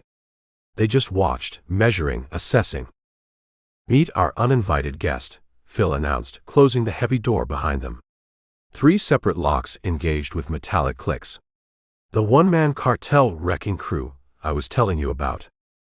John scanned the room, taking in details with practiced efficiency. 2 exits, the door they'd entered through and another, presumably leading to a second room. 1 window, covered with newspaper and what looked like a blackout curtain. The hallway they'd passed through had been narrow, just wide enough for a single person. A natural choke point. Defensive. The woman sat at a communications setup, headphones around her neck. Mid-30s, short black hair, eyes that missed nothing. She wore standard-issue desert camo pants and a black t-shirt. No visible insignia, but her posture screamed military. "That's Cruz," Phil said, following John's gaze. "She's our ears. Here's things before they happen." Cruz nodded once, no expression. "Ramirez is on the couch," Phil continued. "Jackson's in the corner, pretending he's invisible. The big guy by the window is Cooper, and the pretty one with the tattoos is Martinez." Martinez, a wiry man with ornate ink visible beneath his rolled sleeves, snorted. "Fuck you, Phil." "Language," Phil said mildly. "We have a civilian guest." John remained standing in the center of the room, hands loose at his sides. His instincts told him to keep his back to a wall, but there wasn't a wall available that didn't have someone against it already. "I'm supposed to believe you're Delta?" John asked, addressing the question to the room. Cooper, the big man by the window, looked up from a tablet he was studying. "You're supposed to believe whatever the hell you want, man. We couldn't care less." John took a moment to study the apartment further. It was claustrophobic, the air stale and close. Tactical gear was stacked in corners. Weapons were everywhere, not displayed, but positioned for quick access. He noted a rack of communications equipment that looked military-grade, the kind of setup that could intercept cartel radio traffic. He almost bet they had a squirt hole along the side wall of the entry hallway, in case someone tried to breach the front or back. A concealed position where one person could hold off an assault force in the narrow corridor. These people knew what they were doing. "You're a long way from Fort Bragg," John said. "And you're a long way from your daughter's grave," Phil replied without heat. "Yet here we all are. Fascinating how life works out." The room went still. John felt his muscles tense, ready to move. But there was nowhere to move to, and besides, if they'd wanted him dead, he'd be dead already. "How long have you been watching me?" John asked. "Long enough," Cruz said, speaking for the first time. Her voice was deeper than John expected, with a slight Texas drawl. "Hermosillo. The fentanyl lab. That motel manager in Nogales with the crushed larynx. Impressive work for an amateur." "Amateur?" John couldn't help the edge that crept into his voice. "You left 16 distinct traces of DNA across 3 crime scenes," Cruz continued calmly. "Your firing patterns are distinctive. National Guard, right?" And you used the same burner phone for 3 consecutive calls. Jackson, who'd been silent until now, chuckled from his corner. Man thinks he's Jason Bourne, but he's shopping at Walmart. That's enough, Phil said, gesturing toward a rickety folding chair. Sit down, Virgil. We've got things to discuss. John remained standing. I'm listening. Phil shrugged. Suit yourself. The point is, we've been tracking the same cartel network you have, but for different reasons. They're moving more than just drugs. Weapons. People. Money. It's a whole ecosystem of shit. And we've been tasked with disrupting specific parts of it. I don't care about specific parts, John said. I want it all burned down. Yeah, we gathered that from the trail of bodies. Ramirez looked up from his weapon assembly. Subtle, you are not. Phil moved to a table covered with maps and satellite photos. The thing is, Virgil, your little rampage is interfering with an operation we've been building for 18 months. You know what happens when an amateur stumbles around in the dark. People die who shouldn't. Intel gets compromised. Bad guys scatter. John felt a flicker of doubt for the first time. He'd been so focused on his own mission, his own vengeance, that he hadn't considered the possibility of larger operations in play. What do you want from me? He asked. That's the fascinating question, Phil said, glancing at the others. By rights, we should just eliminate the problem. Ship you back to the States in restraints, or leave you in a ditch somewhere. Clean, simple. But, John prompted, sensing there was more. But you've got skills. Rusty as hell, but real. And you've got something we can't fake, genuine motivation. Phil tapped one of the satellite photos. Plus, you've already established yourself as a freelance player. That has value. Cooper stood up from his position by the window. He was taller than John had realized, 6'4" at least, with shoulders like a linebacker. You're considering bringing him in. Are you out of your mind? I didn't say bring him in, Phil clarified. I said use him. The room fell silent again, as the team exchanged glances laden with meaning. John recognized the silent communication of people who had worked together in life-or-death situations. He'd seen it in Afghanistan, the shorthand that developed between soldiers who trusted each other completely. These people were the real deal. Martinez broke the silence. If he screws up, it's not just the mission that fails. It's us in body bags. If I wanted your mission to fail, John said quietly, I'd have triggered the alarm when I spotted your surveillance team 3 days ago outside Fuente's sister's house. Another loaded silence. John could see reassessment in their eyes. You made Cruz? Phil asked, genuine surprise in his voice. John nodded toward the female operator. Blue Toyota parked 3 cars down. She adjusted her side mirror twice to keep track of the front door. Good technique, but the reflection caught the sunlight. Cruz's expression didn't change, but something like respect flickered in her eyes. Well then, Phil said, a slow smile spreading across his face. It didn't reach his eyes. Maybe you're not as amateur as we thought. He pulled out a chair and finally sat down, gesturing again for John to do the same. This time, John took the offered seat. We could use some cannon fodder, Phil said, looking at the others. I mean, he dies, no skin off our backs, right? He turned back to John, eyes cold and calculating. What do you say there, John? You want to be our staked goat? Ramirez snorted. Jesus, Phil. Tell him how you really feel. What does that mean? John asked. Staked goat.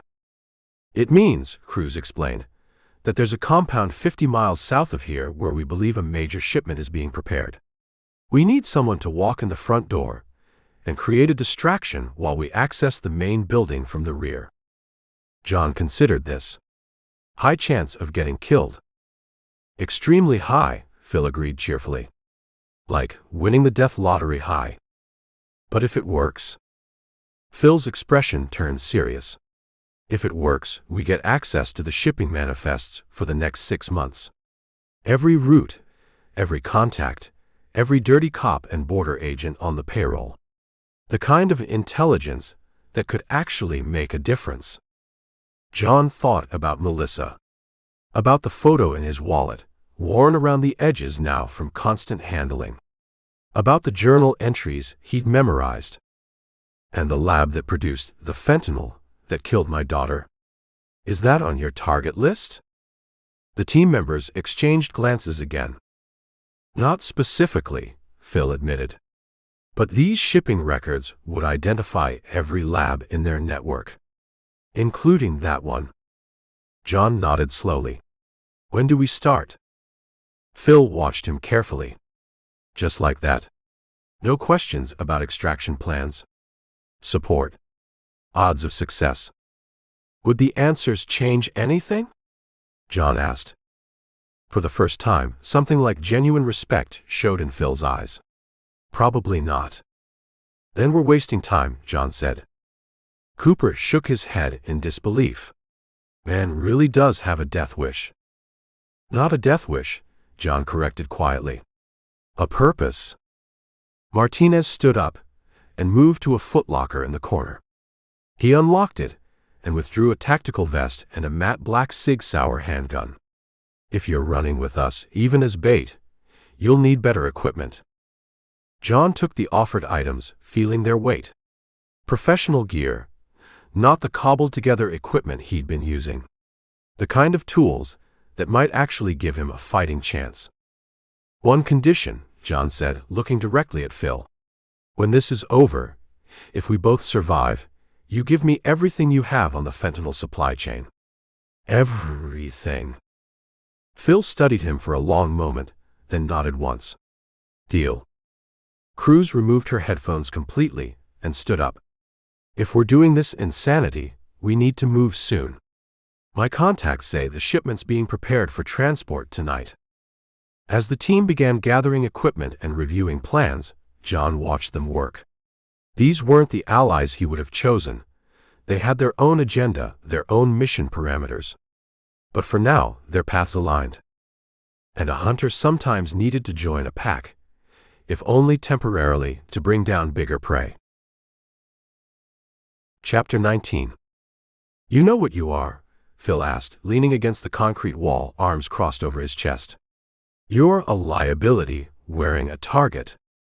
John sat motionless on the metal folding chair, the only furniture they'd offered him, besides the thin cot in the corner. The room was 10 by 12, windowless, lit by a single overhead fixture that gave everything a sallow tint. They'd taken his weapons, his phone, even his watch, but left him his clothes. Small mercies. And yet here I am, John said, inside your secret clubhouse. Phil snorted. A stocky man with close-cropped gray hair and a face that had seen too much sun, he had the relaxed deadliness of someone who'd made violence his profession for decades. Nothing about him suggested retirement, despite being old enough to qualify. Here you are, because you've been making so much noise all over northern Mexico that we had to pull you in before the cartel turned you into a YouTube tutorial on dismemberment. Phil pushed off from the wall. 18 cartel soldiers dead. 3 safe houses burned to the ground. A processing lab blown sky high. You've been busy, Mr. Virgil. You've done your homework. It's my job to know things. Phil pulled a second chair from against the wall and positioned it opposite John, then sat, leaning forward with elbows on knees. Just like it's my job to neutralize threats. So tell me why I shouldn't have Santos drive you into the desert with a shovel and a body bag. A voice came from the doorway. Because if you were going to do that, you wouldn't have stopped him from taking the shot. The woman who entered was tall, lean, with dark hair pulled back in a severe ponytail. She wore tactical pants and a fitted black t-shirt, a Sig Sauer holstered at her hip. Professional, the way Phil was professional. Agent Vasquez, John said, recognizing her from the brief, intense encounter 3 days earlier when she'd identified herself as CIA. Mr. Virgil. She closed the door behind her. For the record, I still think we should turn you over to the Mexican authorities. For the record, John replied, we both know how that would end. Badly, Phil agreed. For a lot of people. He gestured toward Maria. Agent Vasquez here has a different theory about your continued existence. She thinks you might be useful. Is that right? John kept his expression neutral, but his mind was working, calculating odds, weighing options. These people weren't just any operators. The precision of the team that had extracted him from his sniper position had been exceptional, the kind of skill that came with top-tier training and extensive field experience. Delta Force, or something similar. Off-books, deniable assets working across borders. Which meant they had resources, intelligence, and reach that he could only dream of. And they'd been tracking him. Maria crossed the small room to stand beside Phil. In the 3 weeks since you crossed the border, you've done more damage to the Jalisco cartel's northern distribution network than our task force has managed in 6 months. I'm motivated. You're also untrained for this kind of operation, outmanned, outgunned, and working with limited intelligence. She fixed him with a clinical stare. By all rights, you should be dead already. Maybe your assessment of my training is off. National Guard. 2 deployments. Logistics sergeant, with additional qualifications in marksmanship and survival. Phil ticked the points off on his fingers. Honorably discharged in 2013. No special operations background. No intelligence training. Just a man with a grudge and a gun. John leaned back in his chair. If you know so much about me, then you know why I'm here. What I'm after. Your daughter, Maria said, her voice softening fractionally. Melissa. Fentanyl overdose from contaminated ecstasy. I'm sorry for your loss, Mr. Virgil, but don't. John's voice was flat. Don't tell me you understand. Don't tell me to let professionals handle it. Your professionals have been handling it for years, and kids are still dying. Phil exchanged a glance with Maria. Something unspoken passed between them. The thing is, Johnny, you mind if I call you Johnny? Phil didn't wait for an answer. The thing is, you've stirred up a serious hornet's nest. Jalisco's put a bounty on you. $200,000 for your head. Every sicario, from Nogales to Mexico City, is looking for the American ghost hunting their operation. Good. Let them come. Tough guy. Phil smiled without humor. I like that. Stupid, but I like it. He stood up and paced the small room. The problem, Johnny, is that you're disrupting a very delicate operation. One with national security implications. Are you telling me the U.S. government is protecting the cartel? John's voice hardened. The opposite, Maria interjected. We're trying to dismantle it systematically, working our way to the top. Your rampage is forcing them to change patterns, move operations, increase security. You're making our job harder. Not my problem. It became your problem when Santos pulled you off that ridge before you could put a bullet in Raul Mendez. Phil stopped his pacing and turned to face John. Do you have any idea who Mendez is? Mid-level distributor. Handles shipments north of Hermosillo. Phil laughed, a short bark. Mid-level. Jesus. He looked at Maria. Show him. Maria hesitated, then pulled a tablet from a case on her belt. She tapped the screen several times and handed it to John. The screen showed a complex organizational chart. At the top was Miguel Osorio Cervantes, the cartel leader. Immediately below him were 3 names. Raul Mendez was one of them. Mendez isn't mid-level. He's Cervantes' right hand, Maria explained.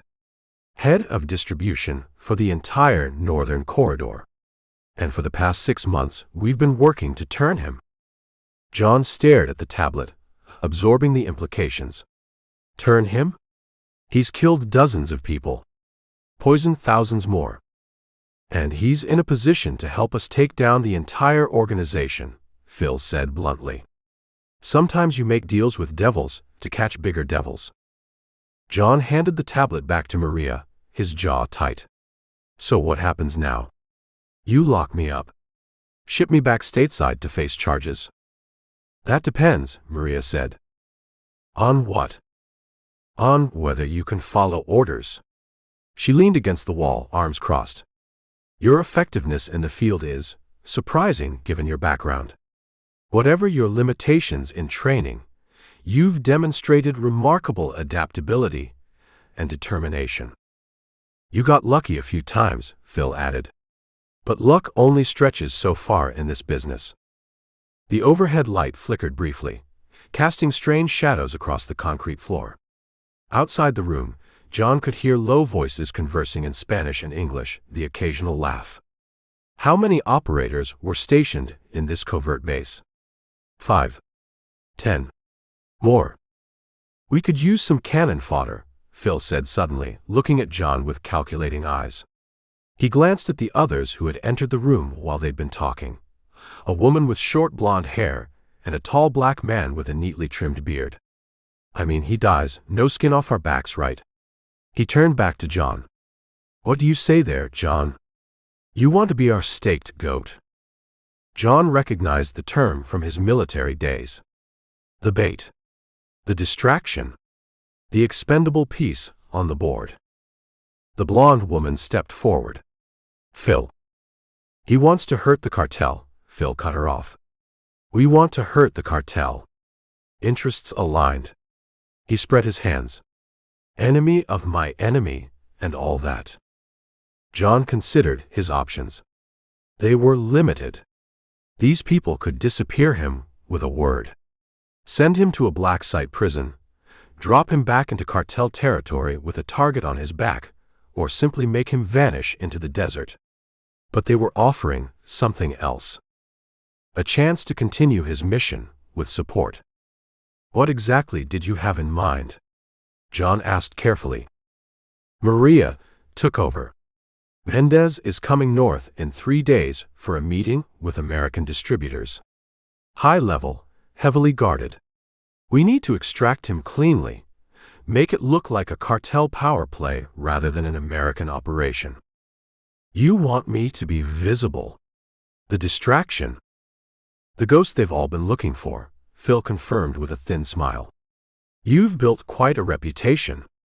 Only fitting that you should use it. The black man spoke for the first time, his voice deep with a hint of New Orleans in the vowels. It's a suicide play, brother. Don't let them sell it as anything else. Ramos, Maria began.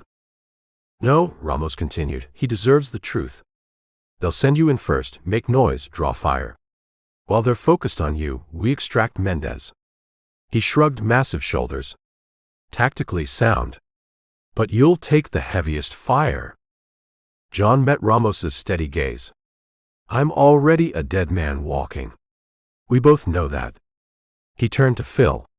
But if I do this, I want something in return. You're not exactly in a bargaining position, Phil said. I want names. The American end of the distribution chain. The ones who sold the fentanyl that killed my daughter. A tense silence filled the small room. Maria and Phil exchanged another look. That information is classified, Maria said finally. Part of an ongoing federal investigation. Then I guess you'll have to shoot me and find another staked goat. John folded his arms across his chest. Those are my terms. Phil laughed, a genuine sound of surprise and appreciation. You've got balls, Johnny, I'll give you that. He studied John for a long moment. Let me run it up the chain. No promises. One more thing, John said. I work the mission my way.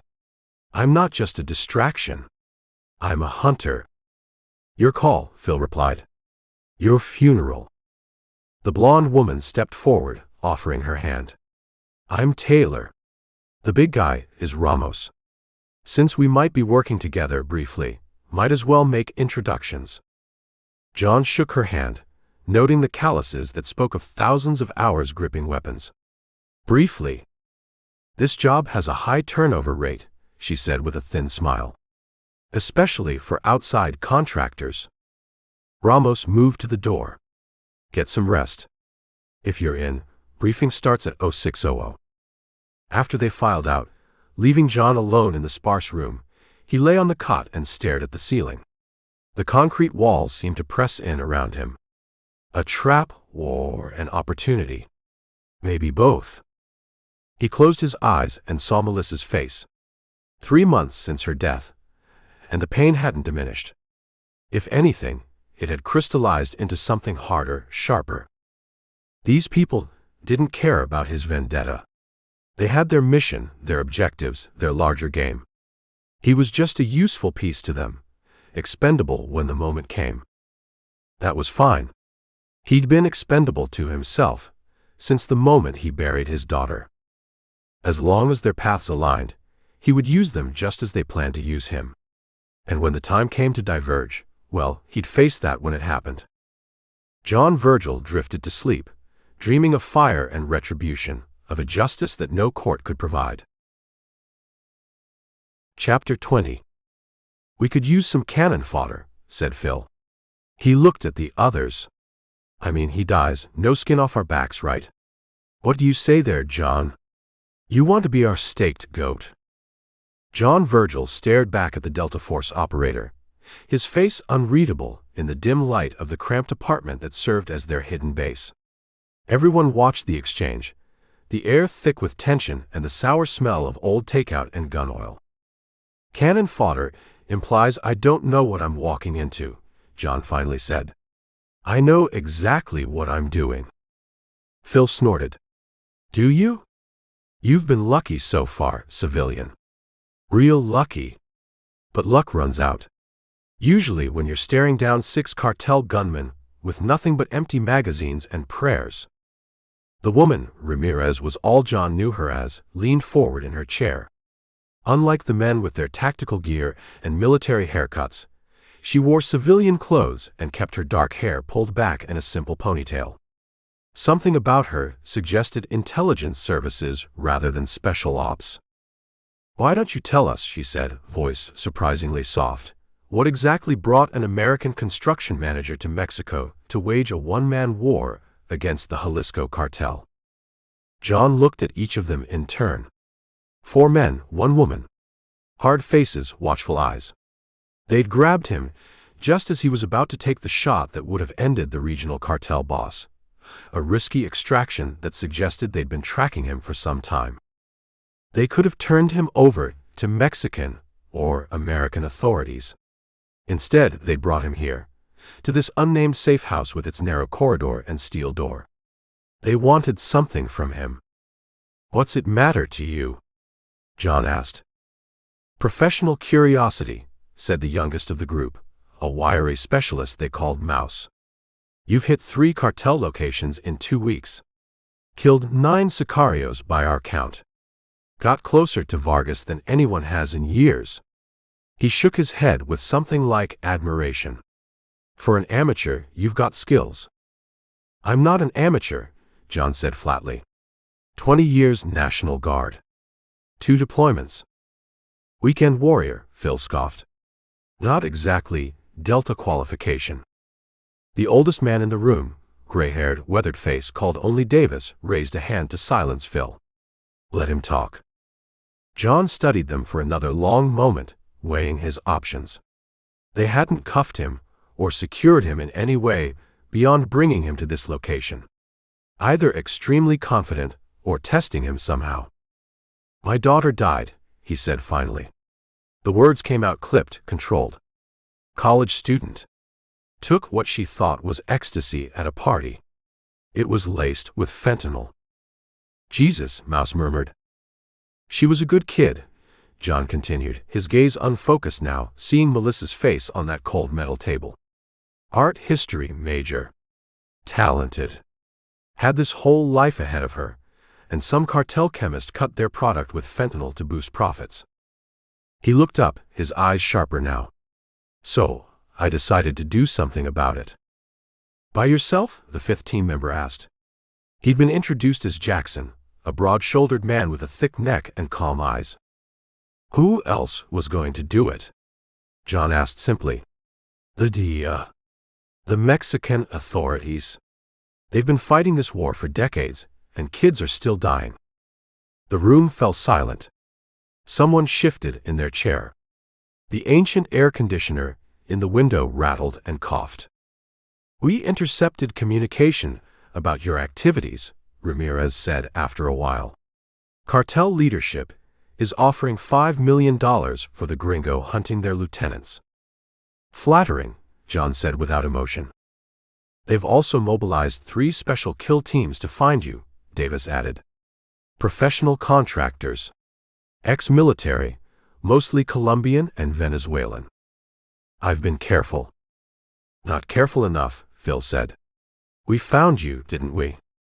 John didn't have an answer for that. Davis stood, crossed to a small refrigerator in the corner, and pulled out beers for everyone.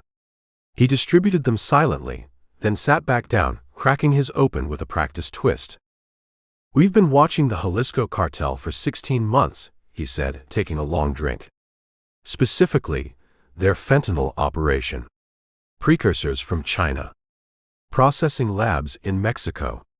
Distribution networks into the U.S. John leaned forward slightly. Why?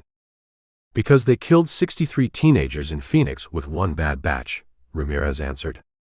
Including the defense secretary's niece. Understanding dawned. This isn't an official operation. Davis's smile didn't reach his eyes. Let's say it's authorized but undocumented. Black Ops, John said. Blacker than black, Mouse confirmed with a grin that made him look even younger. We don't exist. This mission doesn't exist. If we die, we were never here. We've spent months building intelligence, Jackson explained. Identifying key personnel. Mapping distribution chains. Locating processing facilities. We were 3 weeks from executing when you started your one-man crusade. You complicated things, Phil added, his tone making it clear this was an understatement. Sorry to inconvenience your operation, John said without apology in his voice. Actually, Davis said, you might have done us a favor. He pulled a satellite phone from his pocket, pressed a few buttons, then turned it to show John a grainy image. This is Miguel Osorio Cervantes, the head of the whole operation. 3 days ago, you killed his nephew in that safe house raid in Sonora. John remembered. The nephew hadn't identified himself, just another sicario with a gun, until the DNA results came back. Cervantes never leaves his compound in the mountains, Ramirez continued. Too paranoid. But now, she tapped the phone screen. Now he's personally overseeing the hunt for you. Moving between locations. Exposed. You're drawing him out, John said, understanding the implication. Using me as bait. Cannon fodder, Phil repeated with a mirthless smile. What's your mission objective? John asked, ignoring Phil. The team members exchanged glances. Finally, Davis nodded. Complete dismantling of the Jalisco cartel's fentanyl production and distribution network, Jackson stated in the precise language of a mission brief. Followed by termination of key leadership. Termination, John repeated. Not capture. This isn't a law enforcement action, Davis said quietly. This is cauterization of a wound. John took a pull from his beer, considering. He'd come to Mexico with a similar objective, but a much smaller scale. One man could only do so much. And where do I fit in, he asked. Besides scapegoat. The team looked to Davis, who studied John for a long moment before answering. That depends, he said finally. Why are you really here, John? Revenge. Justice. Some kind of death wish. John set down his beer. From his pocket, he withdrew the worn photograph of Melissa that he'd carried since leaving home. He placed it on the table between them. Her name was Melissa, he said, his voice steady but thick with emotion he rarely allowed himself to feel. 21 years old. We weren't close these last few years. My fault mostly. Too rigid, too focused on what I thought she should be doing with her life. His finger traced the edge of the photo. The last time we spoke, we argued. About her changing majors. About money. About a lot of things that seem so goddamn meaningless now. He looked up, meeting each of their eyes in turn. I couldn't protect her. I wasn't there when she needed guidance, when she made the choice to take that pill. So this isn't just about revenge. It's about making sure other fathers don't get the same phone call I got. The room was silent when he finished. Even Phil looked sobered. My brother, Mouse said suddenly. 2 years ago. Same thing. Fentanyl, in what he thought was Xanax. His young face hardened. He was 17. My cousin's kid in El Paso, Jackson added quietly. One by one, they shared similar stories. Not all of them had personal connections, but each had seen the devastation caused by the cartel's poison. As they talked, the atmosphere in the room shifted. The interrogation became a communion of shared purpose, separate motivations aligning toward a common goal. Davis finally reached into a footlocker beside his chair and pulled out a bottle of tequila and paper cups. To the fallen, he said simply, pouring measures for everyone. They drank in silence. After, Davis refilled the cups and fixed John with a penetrating stare. We leave in 6 hours for a staging location near Cervantes' main compound, he said. We could use someone with your motivation. But I need to know you can follow orders. That you won't compromise the mission for personal vendetta. The mission is my vendetta, John replied without hesitation. Not good enough, Phil interjected. We need to know you won't go cowboy on us.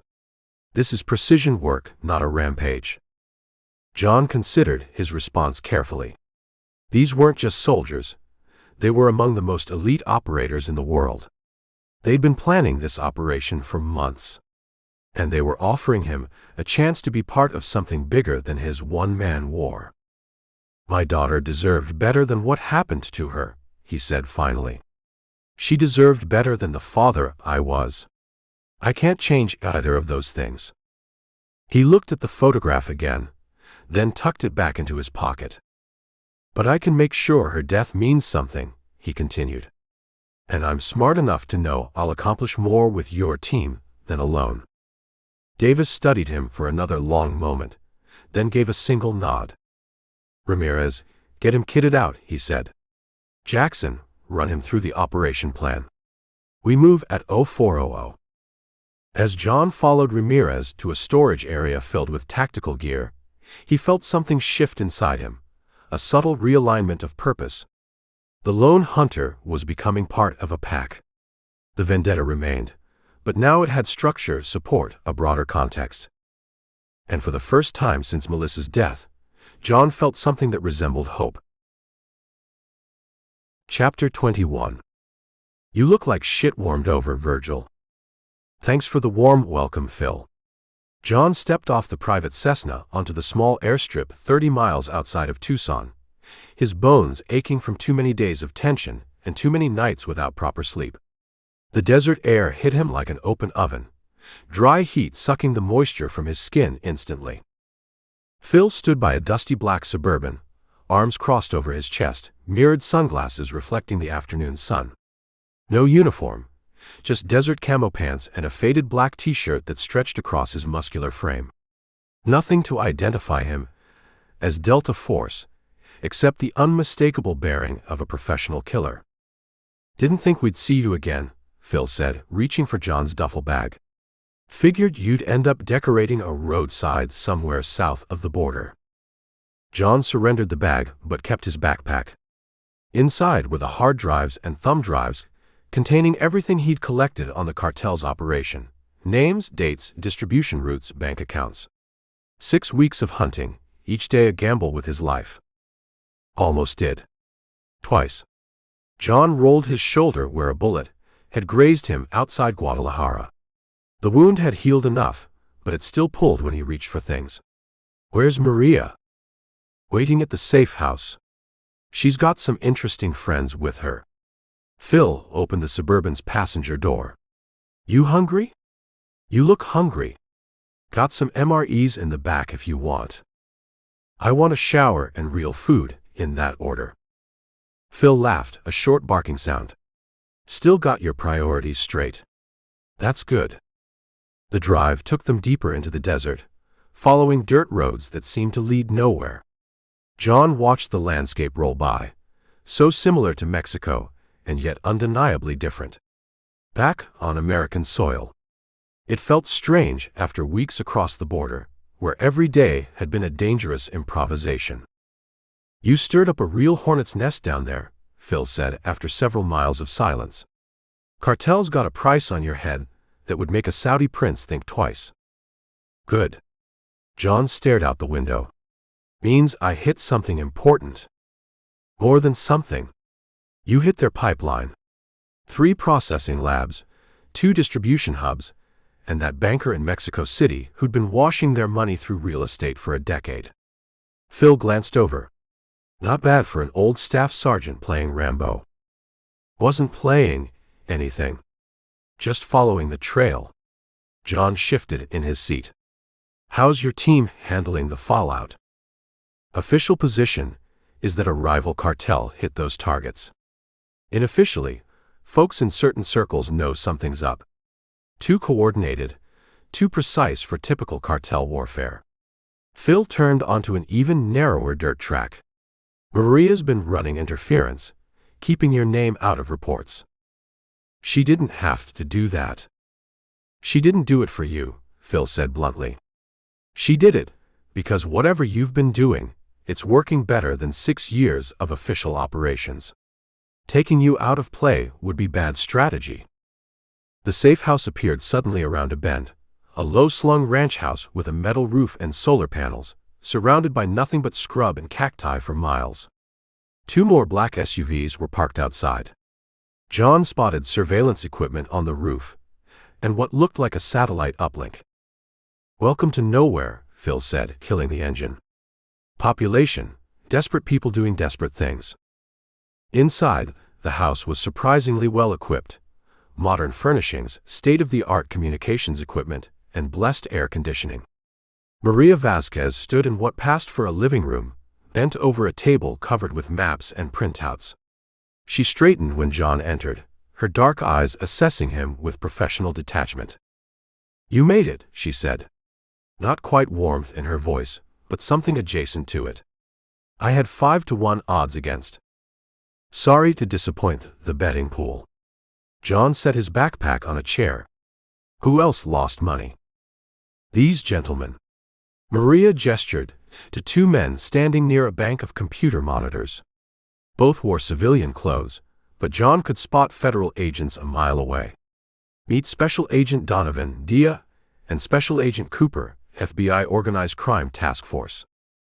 Neither man offered to shake hands. Donovan, a square-built man with a military haircut, simply nodded.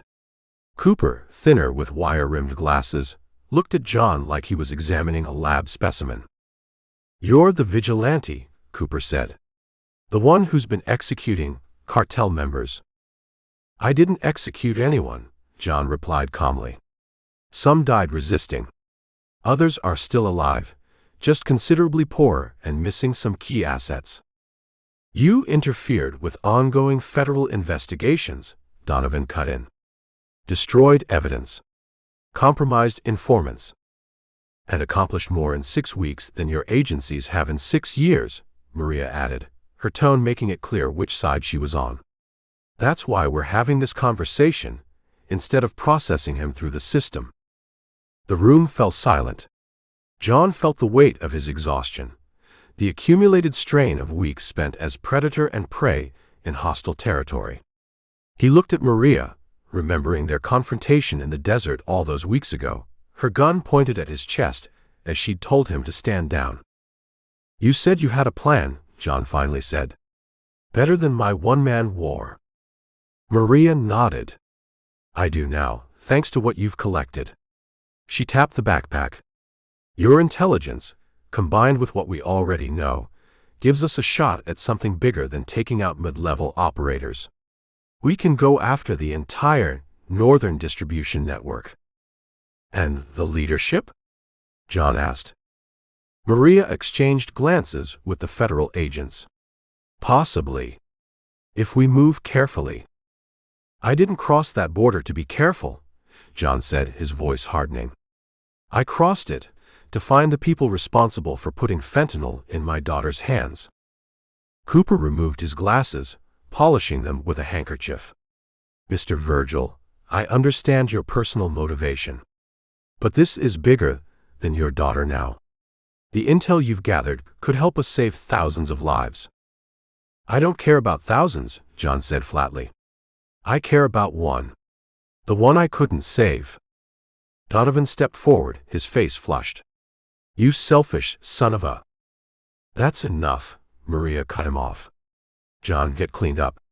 We'll brief you on the full situation after you've had a chance to rest. John held her gaze for a long moment, then nodded. Phil showed him to a small bedroom with an attached bathroom. The shower was gloriously hot, washing away weeks of grime and tension. John stood under the spray until the water ran cold, then dressed in clean clothes someone had left on the bed. When he emerged, only Maria remained in the main room, sitting at the table with a cup of coffee and a laptop. The Fed's gone already? John asked, pouring himself coffee from a thermal carafe. They're setting up a secure link to Washington. They'll be back. Maria closed the laptop. You look better. Amazing what soap can do. It's more than that. She studied his face. You've changed since I first tracked you down. Harder around the edges. John sipped his coffee. Hunting changes you. So does being hunted. Is that what you've been doing? Hunting. You know it is. Maria nodded slowly. The man you were asking about in Guadalajara, Ramon Escobar, he was found dead 3 days ago. I know. You know because you killed him. John set his cup down. I know because I was there when he died. He chose to shoot it out rather than talk. He met her eyes steadily. Would I have killed him otherwise? Probably. He supplied the specific batch that killed Melissa. His chemists added the fentanyl to cut costs. And that justified a death sentence? In my book. Yes. Maria didn't flinch from his gaze. The agents think you're a loose cannon. A danger to their operation. What do you think? John asked. I think you're a weapon that needs proper aiming. She pushed a file folder across the table. We've identified the senior cartel leaders who authorized the fentanyl distribution program, including the one who gave the specific order to cut the MDMA with it. John's hand hovered over the folder. You're offering me a deal. I'm offering you closure within parameters that won't get you killed or imprisoned. Maria's voice was steady. Help us take down the entire network, and we'll make sure you get the man who killed your daughter. Why the change of heart? Last time we met, you were ready to arrest me or shoot me. Because I've seen your work up close now. The precision. The focus. She tapped the folder. And because sometimes the system needs people who operate outside it. John opened the folder. Inside was a photo of a man in his 50s, silver-haired and well-dressed, standing on a yacht. The name beneath read, Carlos Montoya, Chief of Distribution, Jalisco New Generation Cartel. This is him? John asked, studying the photo. According to 3 separate sources, he personally ordered the fentanyl mix that ended up in Arizona. Maria watched his face. He'll be in San Diego 3 days from now for a meeting with American distributors. It's the closest he ever comes to U.S. soil. John closed the folder. And if I help you with your operation, I get a shot at him. A legal shot. As part of a sanctioned task force. She emphasized the word legal. Meaning what? I join your team and play by your rules. Meaning you work with us, not alone. We contain the damage, minimize civilian casualties, and maximize intelligence gathering. Maria leaned forward. And yes, you follow orders. John stared at the folder, thinking about the weeks he'd spent in Mexico, the narrow escapes, the names and faces of men who'd been links in the chain that led to Melissa's death. Each one had brought him closer to the source, but he'd known all along he couldn't reach the top alone. What if I say no? He asked. Then you walk out that door as a wanted man. Every agency from here to Washington will hunt you. Maria's expression was unyielding. And you'll never get close to Montoya. The sound of vehicles pulling up outside interrupted them. Phil appeared in the doorway. Company's back. With friends. Maria stood. It's time to decide, John. Are you still a lone hunter, or are you ready to join the pack? John looked at the folder again, at Montoya's face. The man who had decided that a few extra dollars in profit was worth risking, and taking young lives like Melissa's. For 6 weeks, John had pursued vengeance alone, pushing his body and skills to the limit. He'd survived, but he was no closer to the men at the top than when he'd started. I want Montoya, he said finally. Whatever it takes. Maria nodded once. Then welcome to the team, Mr. Virgil. She extended her hand. Let's go plan an operation. John took her hand, sealing a deal that would either bring him the justice he sought or lead him to his death. Chapter 22. The stale air in the Matamoros safe house felt thick enough to touch, heavy with the ghosts of sleepless nights and whispered plans. John Virgil sat on the edge of the cot, nursing a mug of instant coffee that tasted faintly of rust. Dawn was a rumor beyond the newspapered window, but inside the fluorescents buzzed, casting harsh light on the faces gathered around the main table. Phil, Cruz, Ramirez, Jackson, Cooper, Martinez, the Delta team, less formally introduced now but no less intimidating. Maria Vasquez stood slightly apart, observing, her CIA presence a subtle counterpoint to the raw military energy in the room. John watched them, the remnants of his lone wolf mentality warring with the grudging respect he felt growing. These were professionals, their movements economical, their conversation sparse but precise. Maps covered the table, weighted down with empty mugs and spare magazines. Satellite photos lay scattered like discarded playing cards, marked with grease pencil annotations. This wasn't the chaotic vengeance he'd pursued. This was the architecture of dismantling an empire. Phil stood at the head of the table, using a spent shell casing as a pointer. All right, listen up. Mendez is the priority asset. Extracting him clean gives us a shot at Cervantes' inner circle and the command structure. But that's just phase 1.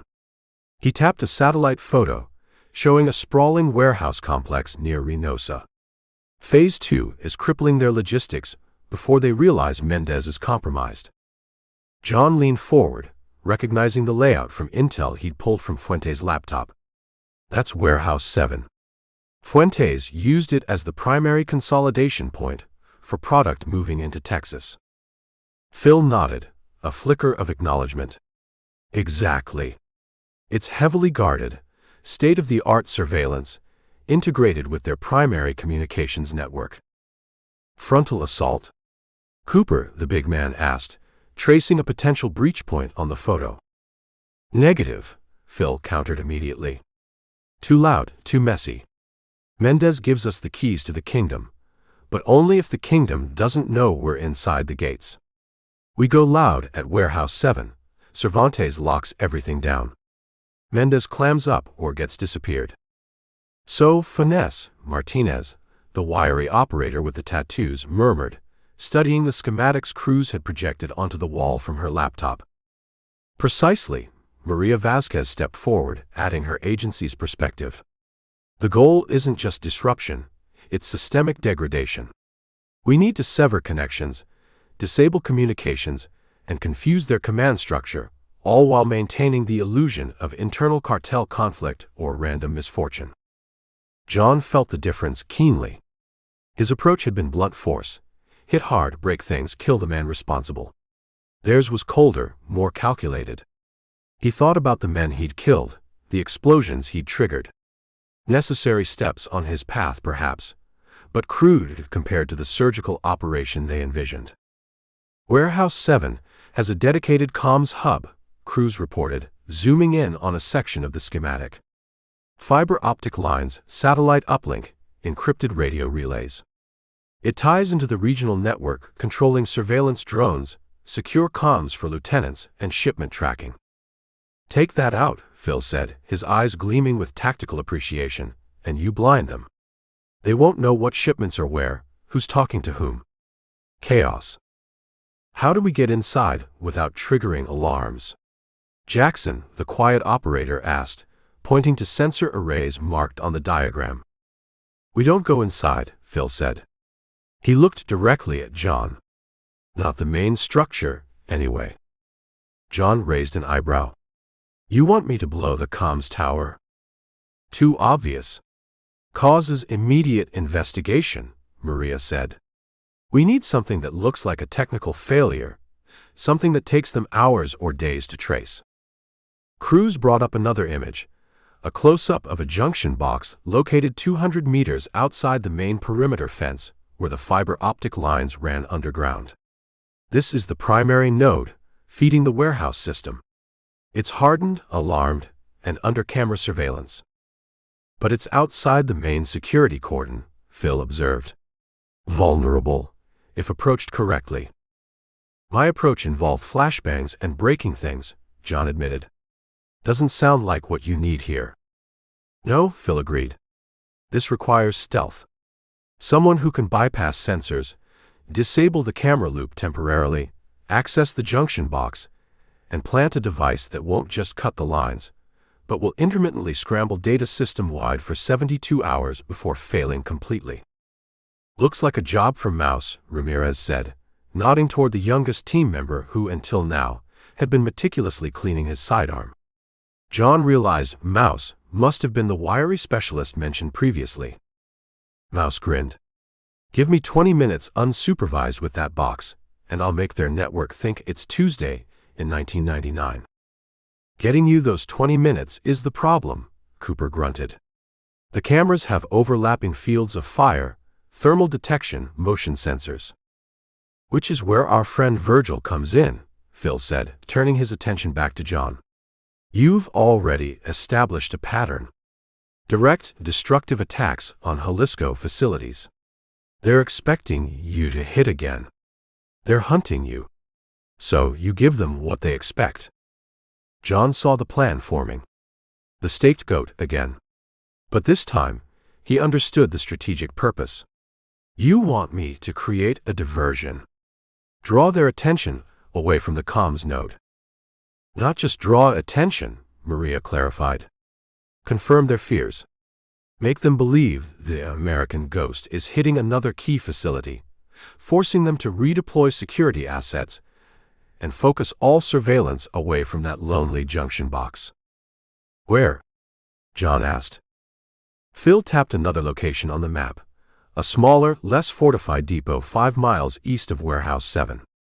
This logistics depot handles fuel and vehicle maintenance for the region's transport trucks. Hit it hard, make noise, leave your signature.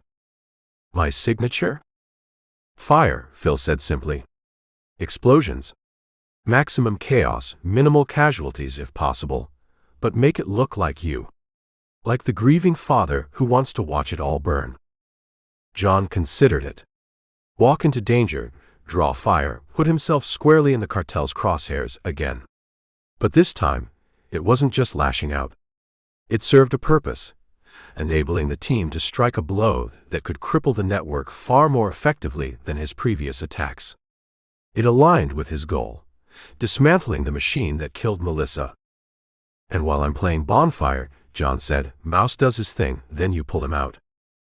Exactly, Phil confirmed. You create a window. We exploit it.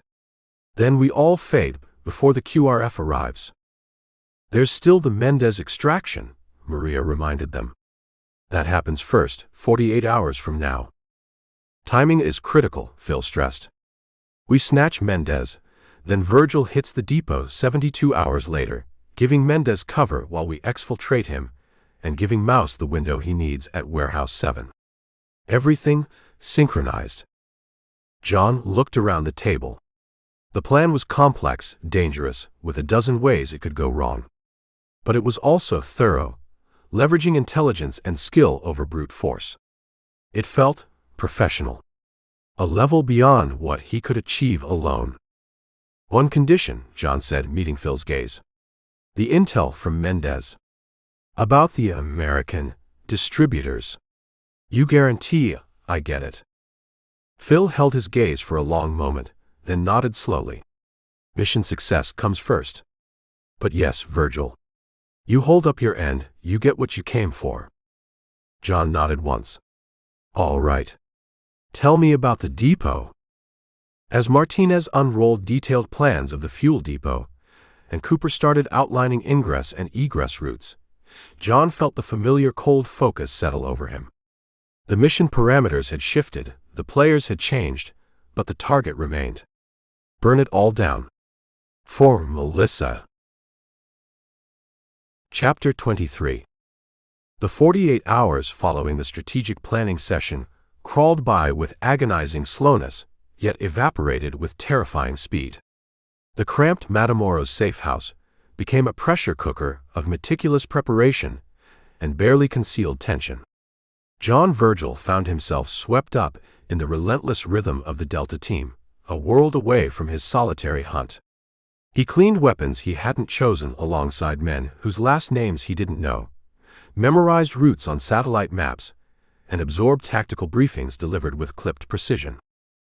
He was still the outsider, the staked goat, but a grudging respect had formed. They saw his focus, his willingness to walk into the fire. He saw their deadly competence, the seamless way they operated. Maria Vasquez moved between the groups, a conduit for CIA intelligence, her expression carefully neutral, but her eyes betraying the high stakes of this unsanctioned operation.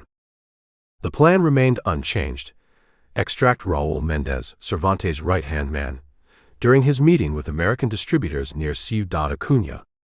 Use the extraction chaos and John's established reputation as the American ghost to provide cover. 72 hours later, John would hit the fuel depot near Reynosa, a loud, fiery diversion. Under cover of that chaos, Mouse, the team's tech wizard, supported by Martinez, would infiltrate the perimeter of Warehouse 7 and disable the primary communications node. Blind the beast, extract the asset, cripple logistics. Simple on paper, infinitely complex in execution. Move out in 5, Phil announced, his voice cutting through the low murmur of final checks. John finished securing the straps on the tactical vest Martinez had issued him. It felt alien compared to the simple chest rig he'd worn before. Heavier, but offering far more protection and carrying capacity. He slid the Sig Sauer into the thigh holster, the smooth action a contrast to his familiar Beretta. He was their tool now, armed by them, directed by them. But the fire inside, the one lit the night Melissa died, burned hotter than ever. This was just another path to the same end. The team split into 3 elements. Phil, Cooper, and Jackson would handle the Mendez extraction, the snatch and grab team. Maria, surprisingly, would be embedded with them. Designated observer, though John suspected her role was more active liaison and contingency planner. Cruz and Ramirez formed the Overwatch and Signals Intelligence Unit, operating from a mobile command post miles away. That left John paired loosely with Mouse and Martinez for the infiltration towards Warehouse 7 and the fuel depot. They traveled in 2 nondescript panel vans, stripped bare inside except for essential gear and bench seats. John rode with Mouse and Martinez. The wiry tech specialist was engrossed in assembling a complex-looking electronic device, while Martinez calmly field-stripped and reassembled his rifle for the 3rd time. John watched the darkness slide past the van's rear windows, the sparse lights of Matamoros giving way to the black void of the Mexican countryside. Every passing headlight felt like a potential threat, every shadow a possible ambush point. "Nervous, Virgil?" Martinez asked quietly, not looking up from his rifle. "Focused," John replied. He tapped the worn photo of Melissa through his shirt pocket. Focused on the reason he was crammed into a rattling van, surrounded by ghosts working for a government that had failed him, heading towards another fire. "Good," Martinez grunted. "Nerves get you killed. Focus keeps you breathing." Mouse looked up from his device. "Don't worry, man. Piece of cake. In and out before they know what hit him." His youthful confidence seemed almost naive, but John saw the intense concentration in his eyes, the precision of his movements. This kid knew his craft. Their van peeled off from Phil's group 10 miles outside Reynosa, turning onto a rough dirt track. The ride became bone-jarring. Cruz's voice crackled intermittently in John's earpiece, encrypted concise updates.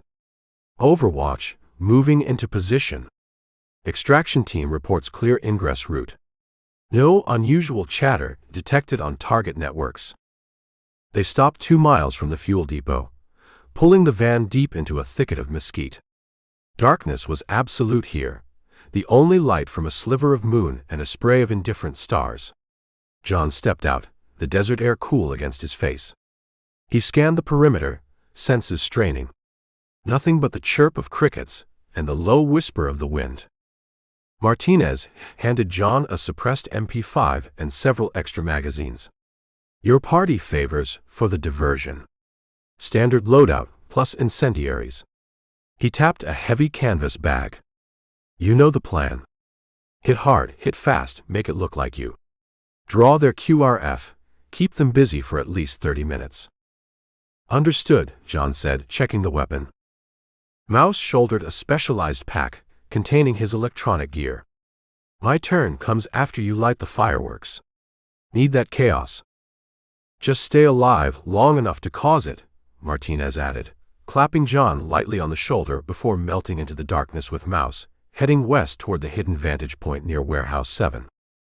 John was alone again, yet not. He could hear Cruz's faint voice relaying status updates. He knew Phil's team was moving into position near Ciudad Acuña. He was a single node in a complex network, a designated spark intended to ignite a specific part of the plan.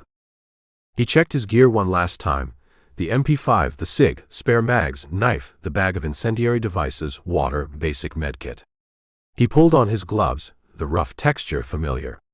He had roughly 4 hours until Phil's team initiated the Mendez extraction. His own part wouldn't begin until confirmation of that success, time to coincide with Mouse's approach to the comms node. Waiting. The hardest part. He found a low rise, overlooking the faint glow of the fuel depot's perimeter lights in the distance.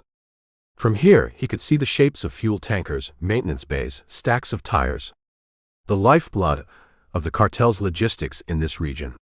He settled into the scrub, pulling his camouflage poncho over himself, becoming just another shadow in the vast, dangerous dark. He closed his eyes, regulating his breathing, pushing down the grief and letting the cold, hard purpose take its place. This wasn't just vengeance anymore. It was a calculated move on a deadly chessboard. And he was finally in position to make his play. The infiltration had begun. Chapter 24. The encrypted radio in John Virgil's ear crackled, Cruz's voice cutting through the desert silence, calm and precise. "Extraction team confirms asset secured. Repeat, asset secured. Moving to primary exfil point." Relief washed over John, quickly followed by the cold adrenaline surge of readiness.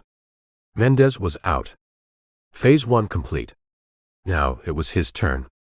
72 hours later, almost to the minute, he lay prone on the same low rise overlooking the cartel fuel depot near Reynosa. The waiting had been a low-grade torture, broken only by terse updates from Cruz and the silent company of Martinez and Mouse miles away waiting for his signal. He scanned the depot through the scope of the MP5 Martinez had provided. Floodlights cast pools of harsh white light, illuminating fuel tankers lined up like sleeping giants, maintenance bays and guard shacks at the perimeter fence. He counted 8 guards on patrol, 2 more in the main office building. Standard security for a logistics hub, but nothing like the fortress surrounding Cervantes' compound. "Commence Phase 2, Cruz's voice ordered. "Virgil, you are green light." John took a breath, pushed Melissa's photo deeper into his pocket, and rose from the dirt. Time to be the ghost. Time to draw fire. Time to burn something down. He moved fast, staying low, using the sparse cover of creosote bushes and rocky outcrops. The plan was simple: breach the southern fence, plant incendiaries on the primary fuel storage tanks and 2 loaded tankers, then hit the main office hard to ensure maximum chaos before melting back into the desert. Make it look like his previous attacks: loud, personal, destructive. The fence cutters made short work of the chain link. He slipped through, heart pounding a steady rhythm against his ribs. The nearest guard tower was 50 yards away, the sentry inside more focused on his phone than the surrounding darkness. John moved like smoke toward the massive silhouettes of the storage tanks. The air smelled thick with diesel fumes.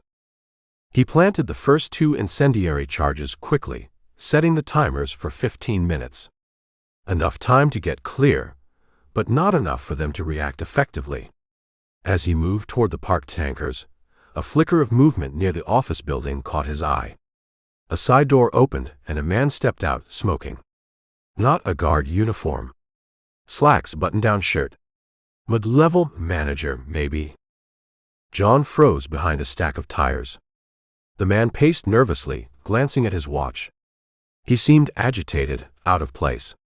On impulse, John altered his path slightly, circling wide toward the office instead of the tankers. Something felt off. He reached the office building's blind side. A single window, dark. John used a slim pry bar from his pack to ease it open silently. Inside, a cramped office, dimly lit by the glow of a computer monitor displaying shipping manifests. Empty. The manager must have just stepped outside. John slid through the window. The air was stale, smelling of cheap cigars and desperation. Papers littered the desk. A half-eaten plate of food sat beside the keyboard. He scanned the screen: routes, driver IDs, cargo details. Standard logistics data. But a separate folder, minimized at the bottom, caught his eye. Labeled simply, US_cord.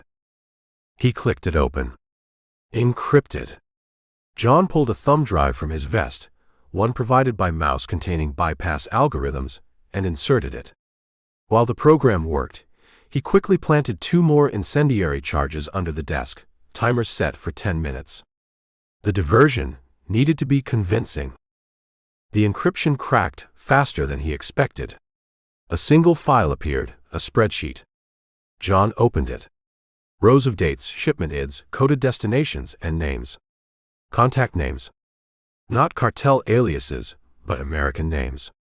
Alongside them, routing numbers for offshore bank accounts, and chillingly references to specific federal import license numbers, licenses that should have belonged to legitimate businesses.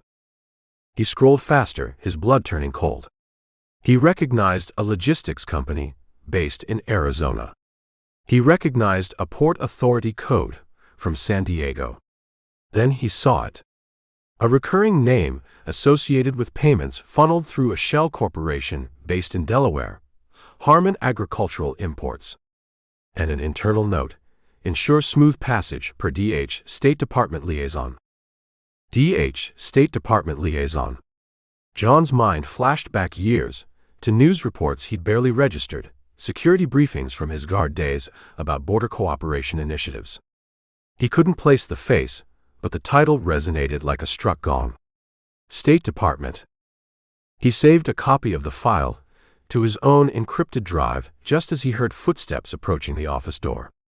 John yanked Mouse's drive, pocketed his own, and melted back toward the window. He slipped outside moments before the nervous manager re-entered, none the wiser. John moved fast now, adrenaline overriding the sickening revelation swirling in his gut.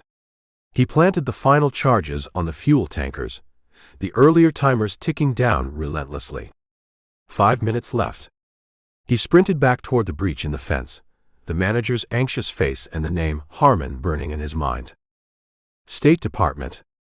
Facilitating cartel shipments? Enabling the flow of poison that had killed his daughter. It wasn't just Cervantes and his thugs.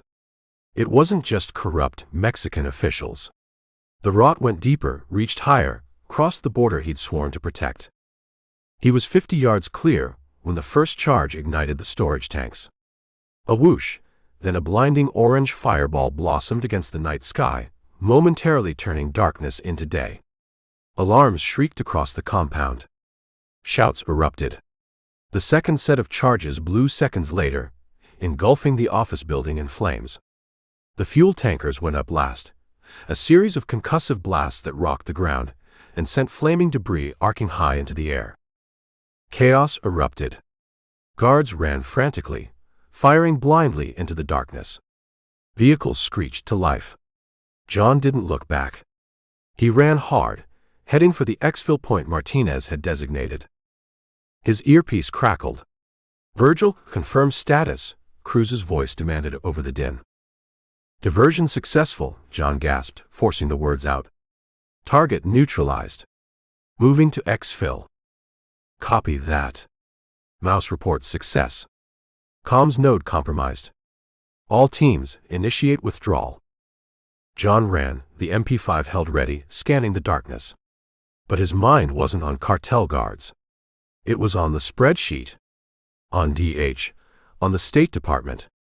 On the chilling realization that the enemy wasn't just across the border. Part of it was back home. Part of it wore a suit and carried diplomatic credentials.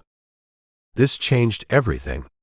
His neat lines of vengeance, his focused hatred on the cartel, it all felt suddenly naive, insufficient. The web was larger, darker, more tangled than he had ever imagined. He thought of Maria Vasquez, Phil, the Delta team. Were they aware? Was this the real reason for their black operation? The reason Mendez was being turned? To expose the rot within their own government? The weight of the discovery settled on him, heavier than any tactical vest. Exposing this wouldn't just mean fighting the cartel. It meant taking on powerful figures in his own country. People shielded by layers of bureaucracy and plausible deniability. People who wouldn't hesitate to crush anyone who threatened their lucrative arrangement. He reached the extraction point, a dry wash shielded from the highway. Martinez materialized from the shadows, rifle ready. "Good work," he said, nodding towards the pillar of smoke rising from the depot. "Loud enough for you." John didn't answer.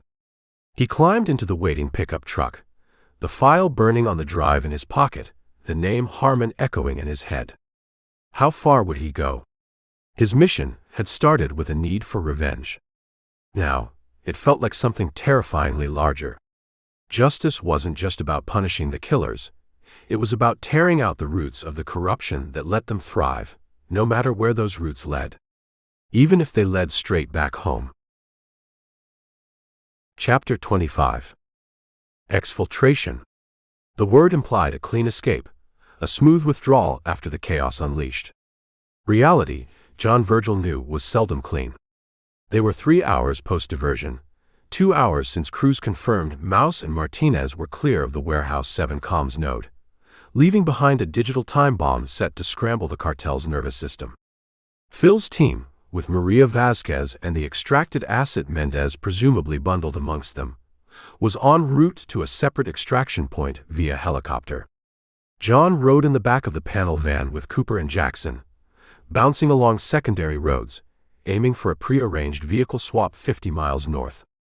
Martinez had rejoined them 20 minutes ago, smelling faintly of ozone and adrenaline after supporting Mouse. John stared out at the passing darkness, the file he'd copied from the depot office burning a hole in his consciousness. Harmon Agricultural Imports. DH, State Department Liaison. The names looped, twisting his already complicated vendetta into something far uglier. He glanced at Martinez, sitting opposite him, calmly checking the action on his rifle. The man was quiet, professional, seemingly unflappable. Had he known? Did any of them know how deep the rot went? Approaching RV Point Alpha, Jackson announced from the driver's seat. Cruise reports clear. Cooper grunted. Let's make it fast. Don't like sitting still out here. The rendezvous point was an abandoned Pemex station, its skeletal remains swallowed by the desert night. Jackson killed the engine and headlights a quarter-mile out, coasting the final distance in near silence. They waited, scanning the darkness. 5 minutes passed. 10. Where's the swap vehicle? Cooper muttered, checking his watch. They're late. Cruise status. John heard Jackson whisper into his comms. A pause, then Cruise's voice, tight with static and something else, urgency. Comms interference, heavy encryption detected nearby, not ours. Stand by. Another pause, longer this time. Multiple vehicles approaching your position fast. Bogies, estimate 8 to 10 heavy weapons. Abort RV. Repeat, abort RV Alpha. Exfil route compromised. Shit. Cooper spat, already racking the slide on his shotgun. How the hell did they find us? Jackson slammed the van into reverse, tires spitting gravel. Martinez, positioned near the rear doors, raised his rifle. Got headlights, 3 o'clock. Moving fast. John's mind raced. Compromised route. How? Only the team knew the specific RV point and timing. Unless. Cruise. John barked into his own comms, ignoring protocol. Monitor all team outgoing signals. Short burst coded. Working on it. Cruise snapped back, her usual comm frayed. Heavy interference, but got something faint 15 seconds ago, originated from Van 2. John's eyes shot to Martinez. The wiry operator was focused out the back window, seemingly oblivious. But John saw it, the almost imperceptible tightening around his eyes, the slight shift in his grip on the rifle. He remembered the brief moment Martinez had rejoined them, the quick adjustment to his pack near the comms gear. Martinez. John shouted, raising the MP5. What did you do? Martinez spun, faster than John expected, his rifle coming up. Survival, Virgil. Just survival. Before John or Cooper could react, Martinez fired a controlled burst, not at them, but shattering the van's side window, and firing out into the night towards the approaching vehicles. A signal? Covering his tracks. Jackson swerved violently as return fire erupted, heavy caliber rounds punching through the van's thin metal skin. One round starred the windshield, inches from Jackson's head. We gotta ditch the van, he yelled, fighting the wheel. They're boxing us in. Cooper shoved open the side door. Go. Go. Go. Lay down, suppressing fire. He unleashed a deafening blast from the shotgun towards the nearest pursuing truck. John kicked open the rear doors, rolling out as the van slewed sideways.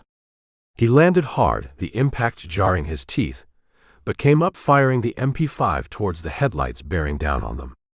He saw Martinez bail out the other side, disappearing into the darkness. Traitor. The chilling certainty settled in his gut. Martinez had sold them out. Maybe for the cartel bounty Phil mentioned. Maybe under pressure from Harmon or his cronies, maybe both. It didn't matter. He'd compromised the mission, endangered the team. Fall back to the wash. Cooper bellowed over the gunfire, providing cover fire with the shotgun. Jackson laid down bursts from his M4. John scrambled backward, firing controlled bursts from the MP5, changing magazines on the run. Bullets kicked up dust around him, snapping past his head with vicious cracks. Headlights pinned them, vehicles maneuvering to cut off their retreat towards a shallow wash 50 yards away. Cruise. Need support. Jackson shouted into his comms, diving behind a rusted gas pump. Negative. Cruise's voice was strained. Phil's team is engaged. Heavy contact near their primary exfil. Communications jammed. Engaged. Phil's team too. John realized the terrifying scope of the betrayal. Martinez hadn't just compromised their RV point. He must have given up the extraction team's location as well. Mendez, Maria, Phil, all walking into a trap. They knew everything. John breathed, the cold realization hitting him harder than any bullet. This wasn't just a leak. It was a systematic takedown orchestrated from the inside. A rocket-propelled grenade shrieked past, exploding against the ruined gas station structure, showering them with debris. They were heavily outgunned. "This way," Cooper yelled, grabbing John's arm and pulling him towards the relative cover of the wash. Jackson followed, firing blindly behind them. They tumbled down the sandy bank, landing in the darkness below. Gunfire continued, unabated above them. Headlights swept back and forth. "Martinez?" Cooper gasped, reloading the shotgun. "He's gone," John said flatly. "He sold us out. Sent a signal just before they hit us." Cooper stared at him, then swore viciously. "Son of a bitch. I knew there was something." "No time for that now," Jackson interrupted, peering over the edge of the wash. "They're dismounting, setting up a perimeter. They mean to finish us here." John checked his remaining magazines. 2 for the MP5, 3 for the SIG. Not enough. Cooper had shells for the shotgun, Jackson a few mags for his M4. 3 operators, effectively abandoned, deep in hostile territory, facing a determined kill team with communications jammed and the rest of their unit potentially wiped out. The situation was grim, bordering on hopeless. But John felt a familiar coldness settle over him. He'd faced bad odds before.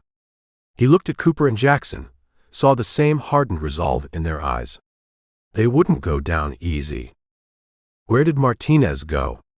John asked, scanning the darkness in the direction the traitor had disappeared. "West, maybe," Jackson guessed. "Towards the secondary highway." "He'll link up with whoever paid him," Cooper growled. "Cartel or Harmon's people." Harmon. The name solidified John's resolve. This wasn't just about survival anymore. Martinez wasn't just a traitor to his team. He was a link, another node in the network of corruption that stretched from the cartel labs to the polished halls of Washington, D.C. A network that had killed Melissa. "We need to move," John said, his voice low and hard. "They'll sweep this wash soon." "Move where?" Jackson asked grimly. "We're cut off." "Not if we go after Martinez," John countered. "He knows routes out. He knows who set this up." He looked at the 2 operators. "He might be our only way out. And he's definitely unfinished business." Cooper met John's gaze, a slow, dangerous grin spreading across his face. "You know Virgil," he said, racking the shotgun. "For cannon fodder, you ain't half bad." Gunfire intensified above them as the cartel forces began probing the wash. The double cross had shattered their mission, but for John Virgil, it had just opened a new, more personal front in his war. Chapter 26. The betrayal burned hotter than the memory of the fuel depot fire. Martinez was gone, vanished into the chaos he'd created, leaving John Virgil, Cooper, and Jackson stranded in the smoldering aftermath of the ambush near Reynosa. Communications were jammed, Phil's extraction team was under attack, and their carefully constructed operation lay in ruins. For 12 hours they were ghosts, moving cross-country on foot, evading cartel patrols drawn to the area by the firefight, conserving ammunition, operating on grim determination alone. Then, miraculously, Cruz's voice had cut through the static on their backup comms, weak, intermittent, but there. Phil's team had fought their way clear, Mendez wounded but alive, Maria Vasquez unaccounted for, separated during the chaotic exfil firefight. Phil, Jackson, Cooper, and John rendezvoused near midnight at a pre-planned emergency fallback point, a desolate stretch of pipeline access road 60 miles south of the border. Resources were minimal. One battered pickup truck, Jackson hot-wired from a derelict ranch, weapons taken from dead cartel soldiers during the ambush, dwindling medical supplies, and the intel John still carried, both the Harmon file and the schematics of Cervantes' mountain fortress he'd acquired weeks ago. The original mission was dead. So what's the play? Cooper asked, cleaning his captured AK rifle by the truck's dim dome light. Try to link up with Maria. Make a run for the border.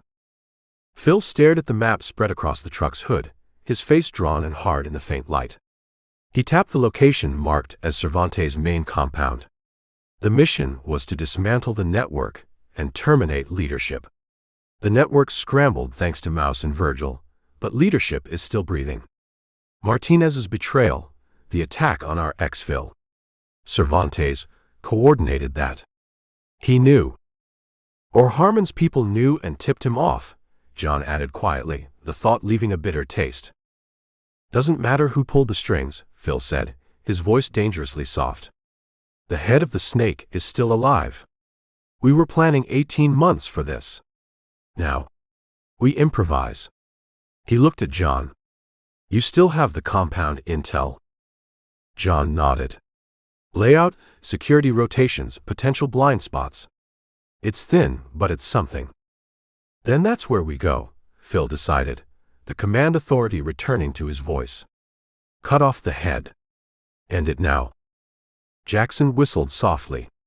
Straight into the dragon's den. After getting our asses handed to us? That's ballsy, Phil. Or suicidal. Probably both, Phil admitted. But letting Cervantes consolidate after this chaos. Letting Harmon and his buddies sweep it under the rug. Not an option. We finished the job. He looked at each man in turn. Anyone wants out, now's the time. No one moved. John felt the familiar cold resolve settle over him. This was it. The target he'd sought from the beginning. The path was different, steeper, bloodier, but it led to the same place. 2 days later, they lay concealed on a ridge overlooking the fortress, the air thin and cool at this altitude. Cervantes' compound wasn't just a hacienda. It was a medieval castle built with modern technology. 10-foot perimeter walls topped with razor wire and motion sensors stretched for half a mile in either direction. Watchtowers studded the corners, manned by guards armed with heavy machine guns. Infrared cameras swept the grounds. John counted overlapping fields of fire, layers of defense designed to repel a small army. Crews confirmed standard patrol rotations, Jackson whispered, monitoring the encrypted feed from the single satellite link they'd managed to re-establish. Cruz was coordinating remotely, blind without local sensors but providing what orbital and signals intelligence she could. Thermal scans show 32 hostiles within the outer perimeter, likely more inside the main residence. Blind spot? Phil asked John. John pointed to a section of the western wall, where a steep rock face met the concrete. According to the schematics, sensor coverage is weakest there due to the terrain. Assumes nobody's crazy enough to try a vertical ascent. Guess they didn't count on Cooper, Phil said with a grim smile, nodding at the team's largest member who was checking ropes and climbing harnesses. They waited for true dark, the kind found only deep in the mountains far from city lights. The operation relied on absolute stealth. One triggered alarm, one stray gunshot, and they'd be fighting their way out against overwhelming odds.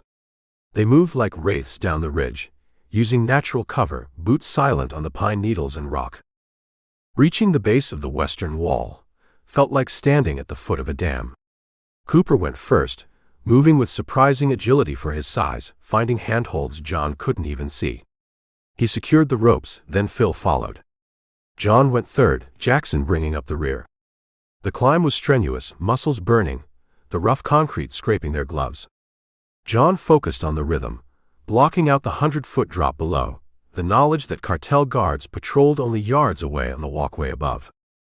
They crested the wall undetected, dropping silently onto the narrow walkway. Cooper took out the nearest sentry with a silenced pistol shot muffled by the wind whistling through the mountain pass. Jackson disabled the closest camera feed with a targeted electromagnetic pulse device. They moved quickly along the wall, heading for a service ladder John had identified on the schematics. Below them lay the inner grounds, manicured lawns, fountains, a swimming pool shimmering under security lights. Heavily armed guards patrolled paved pathways. It looked deceptively peaceful, like a luxury resort, but death lurked under the polished surface. They descended the ladder into a shadowed service area near the compound's generator building. The low hum masked their footsteps. From here, they had to cross 50 yards of open lighted lawn to reach the main residence's auxiliary wing, their infiltration point, a utility access tunnel marked on John's schematics. "Jackson, Cooper, take point," Phil whispered into his throat mic. "Overlapping cover. Virgil, you're with me. Eyes open." They moved in pairs, a deadly shadow play under the harsh security lights. John felt hyper-aware, every sense straining. The crunch of gravel under a distant guard's boot. The scent of chlorine from the pool. The cold weight of the captured rifle in his hands. He scanned the windows of the main residence, wondering which one held Cervantes, the architect of so much death, the man whose poison had stopped Melissa's heart. Halfway across the lawn, a dog barked, sharp, aggressive, from the direction of the main entrance. Floodlights snapped on, sweeping across the grounds. "Freeze," Phil hissed. They dropped flat behind ornamental hedges, hearts pounding. The floodlights passed over them, paused, then swept back. A guard spoke into a radio, his voice faint but audible. Had they been seen? The lights moved on. The barking subsided. False alarm. John let out a breath he hadn't realized he was holding. They waited a full 60 seconds, then resumed their movement, faster now. They reached the auxiliary wing, flattening themselves against the cool adobe wall. Phil located the access panel for the utility tunnel, hidden behind a thick bougainvillea vine. Cooper used specialized tools to bypass the electronic lock quickly, silently. The heavy panel swung inward, revealing a dark opening. "Cruz, we are inside the auxiliary wing," Phil whispered into his mic. "Proceeding to inner breach point." They slipped into the tunnel one by one, pulling the panel closed behind them. The darkness was absolute, smelling of damp earth and machinery. They were inside. Inside the walls of the fortress, deep in the heart of the cartel leader's domain. The riskiest phase had only just begun. Chapter 27. The utility tunnel was suffocating, smelling of damp concrete and ozone from the electrical conduits lining the walls. John Virgil moved behind Cooper, the big operator's bulk filling most of the narrow passage. Phil led point, Jackson covered their rear. They moved with practiced silence, aided by night vision gear that bathed the cramped space in an eerie green glow. Every scrape of boot on concrete, every muffled breath, sounded amplified in the confined space. They were deep inside the beast now, navigating the veins beneath the skin of Cervantes' fortress. According to the schematics John had memorized, this tunnel ran directly beneath the main residence's west wing, with several access points leading up into service corridors. Phil held up a hand, signaling a halt. He consulted a compact tablet, displaying the building layout overlaid with thermal signatures. Cruz was somehow managing to feed them through the intermittent satellite link. 2 guards, second-floor corridor, directly above access point Charlie, Phil whispered into his comms, his voice barely audible even in the silence. "Stationary. Looks like they're guarding the entrance to the residential wing." "Cervantes' location?" Jackson queried from the rear. "Thermal shows one primary heat signature, large room, 3rd floor, northwest corner. Consistent with master suite or private study," Phil relayed. "Minimal movement. Likely target." The target. Miguel Osorio Cervantes. The man whose empire flooded streets with poison. The man whose product had killed Melissa. John felt the familiar cold fire ignite in his gut, burning away the fear, leaving only sharp-edged purpose. After months of hunting, training, killing, and bleeding, the end was in sight. They bypassed access point Charlie, opting for a less guarded entry further down. Cooper used a fiber optic scope to check the service corridor above before Phil gave the signal. They emerged into a dimly lit hallway carpeted in plush crimson, a jarring contrast to the grime of the tunnel. Opulent paintings depicting violent historical scenes hung on the walls, Cervantes' idea of art. They moved like ghosts through the sleeping palace. Silenced weapons, deliberate steps, senses straining for any hint of detection. They bypassed laser grids Jackson disabled remotely, avoided pressure plates Cooper identified with unnerving accuracy, and neutralized two internal guards with swift, brutal efficiency, garrotes and suppressed pistols ensuring silence. John moved with them, his own skills honed by months in the field, blending with their elite training. He wasn't Delta, but he wasn't the raw civilian they'd first encountered either. He was something forged in grief and necessity. Reaching the third floor felt like ascending into the heart of darkness. The air grew stiller, the luxurious fittings more ostentatious. Double oak doors, intricately carved, marked the entrance to what Phil confirmed was Cervantes' private study. Two guards stood sentinel outside, armed with short-barreled rifles, eyes scanning the corridor with bored alertness. Phil signaled the takedown. Cooper flowed forward, a shadow detaching from the wall, engaging the guard on the right. Simultaneously, Jackson moved left. John covered the corridor approach, his MP5 ready. The takedown was ruthlessly silent. Two thumps, the soft drag of bodies being pulled out of sight. Phil was already working on the door's electronic lock, his tools moving with deft precision. It clicked open. Phil pushed the door inward slowly. Inside, a vast room lined with bookshelves, expensive leather furniture, and a massive mahogany desk. Behind the desk, facing away from them toward a large window overlooking the moonlit mountains, sat a single figure. Miguel Osorio Cervantes. He held a brandy snifter, seemingly unaware of their presence. The team fanned out, securing the room. Jackson checked adjoining doors. Cooper scanned for hidden panels or alarms. Phil moved to flank the desk. John advanced straight towards the figure in the chair, his weapon raised, finger resting lightly on the trigger. "Don Miguel," Phil said softly. Cervantes didn't startle. He took a slow sip from his snifter, then turned his chair with deliberate calm. He was older than John expected, perhaps late 60s, with neatly combed silver hair, spectacles perched on his nose, and eyes that held a strange mixture of weariness and sharp intelligence. He looked less like a ruthless drug lord, and more like a retired professor or banker. He surveyed the armed intruders, his gaze lingering on John for a moment. "So," Cervantes said, his voice cultured, almost gentle.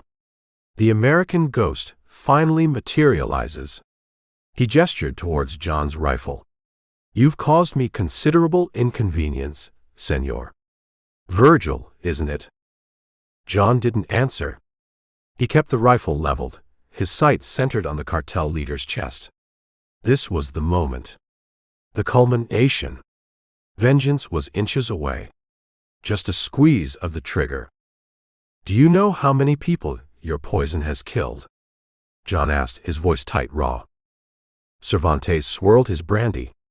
"Do you know how many lives my businesses have sustained? How many families fed? Perspective, Mr. Virgil, is everything." He sighed. "Your daughter. Melissa, yes. Tragic. A casualty of appetites I cater to, but did not create." John's finger tightened on the trigger. Appetites. This man spoke of his daughter's death, like collateral damage in a stock market fluctuation. Rage surged white-hot, demanding release. But then, something else intruded. A flicker of memory, unbidden. Melissa, age 7, crying because she'd accidentally stepped on a butterfly. Her face, full of innocent horror at causing even accidental death.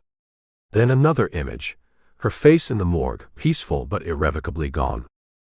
Would pulling this trigger bring her back? Would executing this old man, this monster, yes, but still just a man sitting in a chair, truly honor her memory?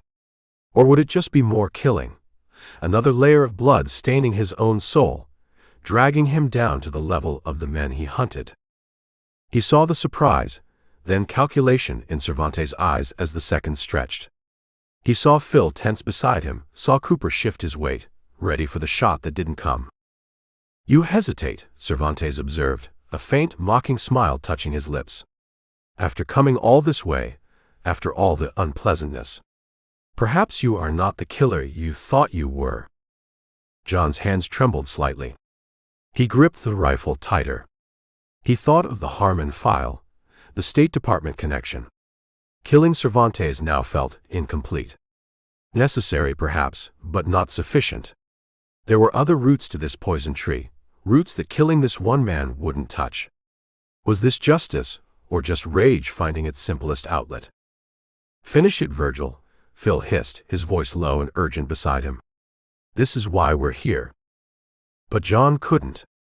The image of Melissa's face, the sudden, gut-wrenching weight of his own compromised morality, the feeling that this single act of violence wouldn't change the essential horror, it held him paralyzed. He had chased this moment for months, dreamed of it, killed for it. And now that it was here, he found himself adrift, the cold certainty of his mission fractured by the ghost of the daughter he fought for and the man he was becoming. He stood there, rifle aimed, finger on the trigger, caught between the killer he needed to be and the father Melissa had deserved. Chapter 28. Time stretched thin in the opulent study, measured only by the hammering pulse in John Virgil's ears and the tremor in his hands gripping the rifle. Miguel Osorio Cervantes watched him from behind the mahogany desk, that faint, mocking smile still playing on his lips. The cartel leader, the monster John had hunted across deserts and borders, was inches away, death held in the balance by John's paralyzed trigger finger. Melissa's face swam before his eyes. Not the graduation photo, but a younger version, maybe 10, face alight with fierce concentration as she tried to tie her own shoes, refusing help, stubborn and independent even then. What would she think of him now, about to execute an old man, however evil, in cold blood? Was this the justice she deserved, or just the final act in his own descent? "Virgil. Now." Phil's voice was a low growl beside him, urgent, demanding. Cooper and Jackson held their positions, weapons covering the doors, their professional calm a stark contrast to the storm raging inside John. Cervantes shifted slightly, perhaps sensing the tide turning, the moment of John's vulnerability. "You see," the old man murmured, his voice almost soothing. "Vengeance is a poison, Mr. Virgil. It consumes the vessel." He started to subtly reach down, perhaps for a concealed weapon or panic button under the desk.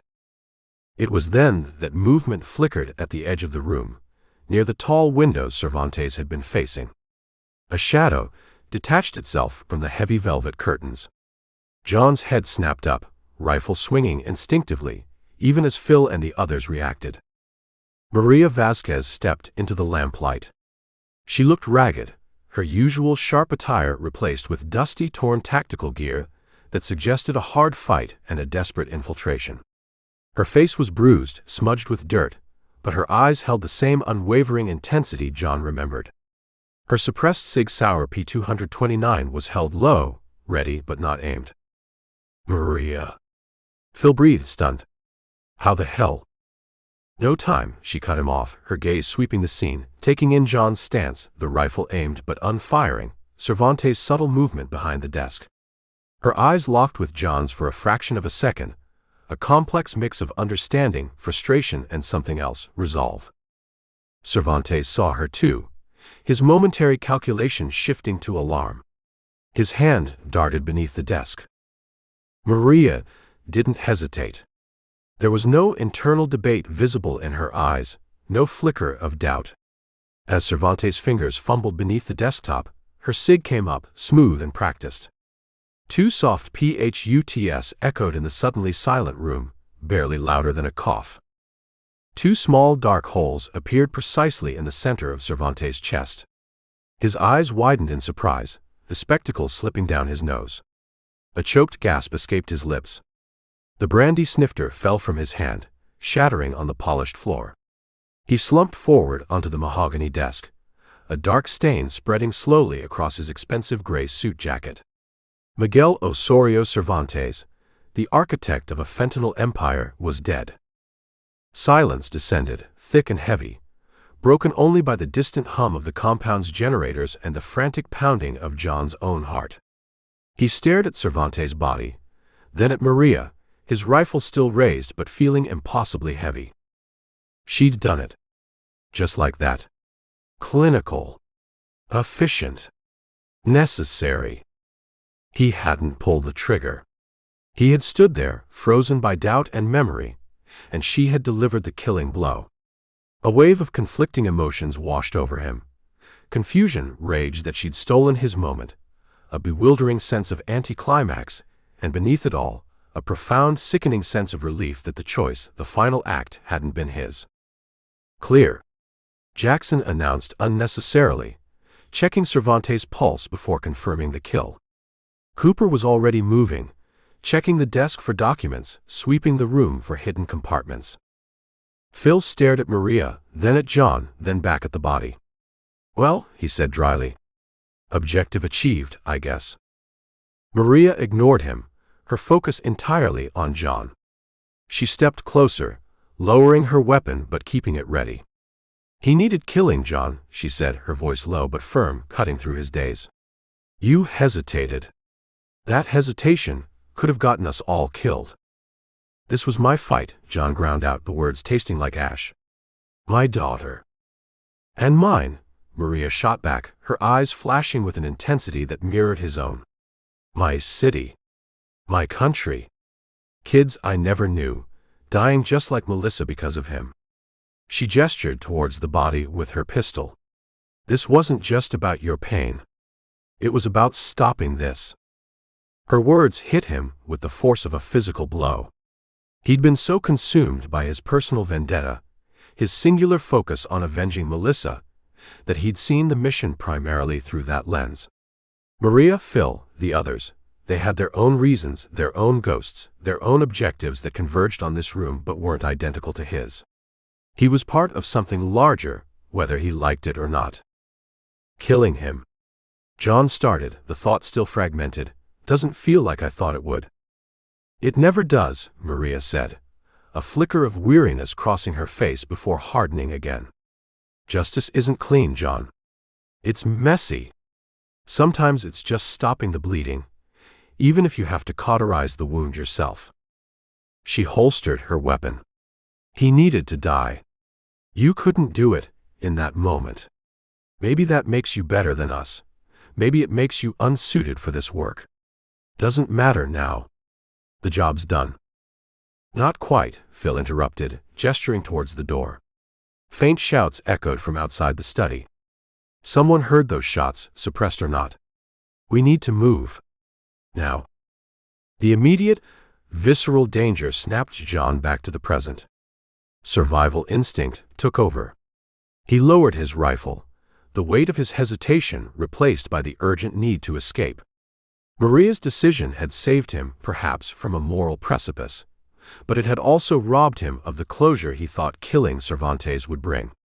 It forced him to look beyond his personal rage, to see the bigger, dirtier picture, the one that included corrupt officials back home, the one where justice was complicated and vengeance felt strangely hollow.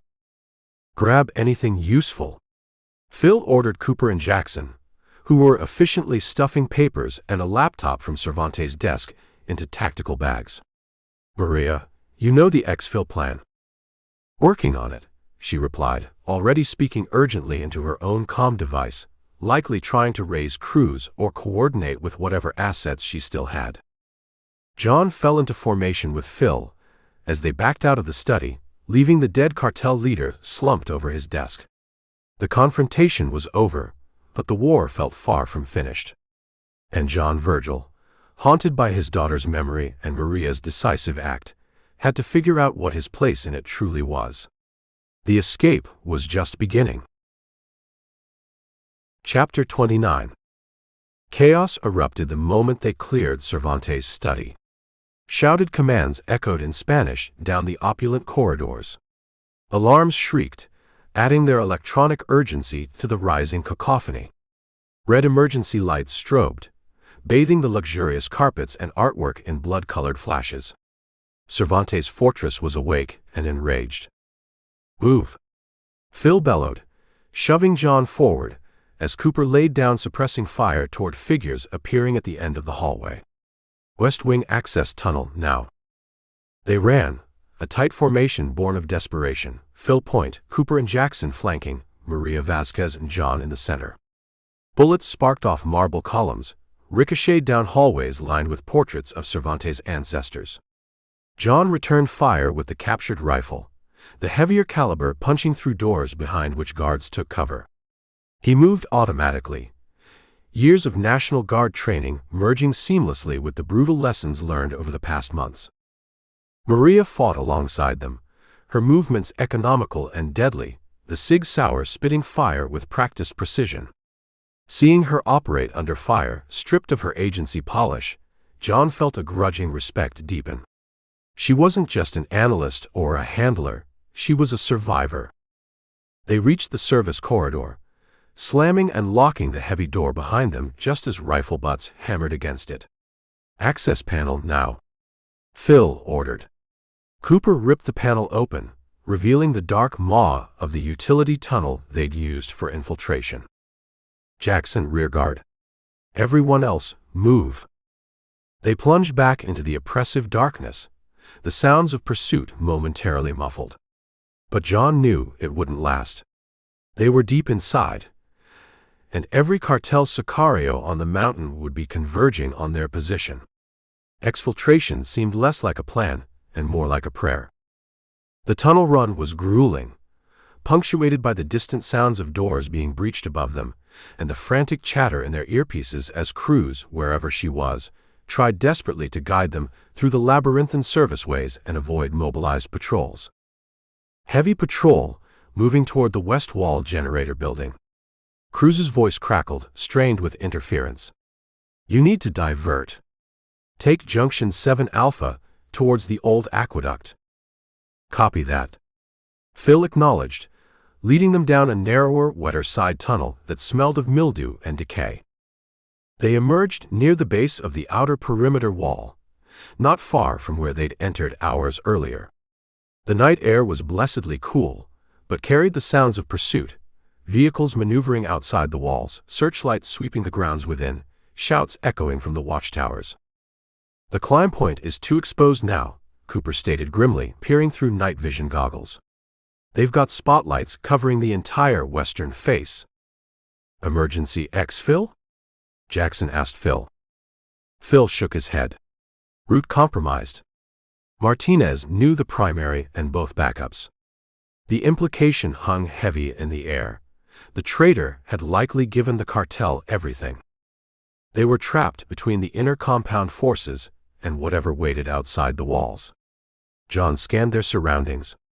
They were in a small, shadowed depression near the wall, concealed for the moment but with no viable escape route. He saw it in Phil's set jaw, in Cooper's grim stare, in the way Maria checked her dwindling magazine count. Options were running out. Then John saw it.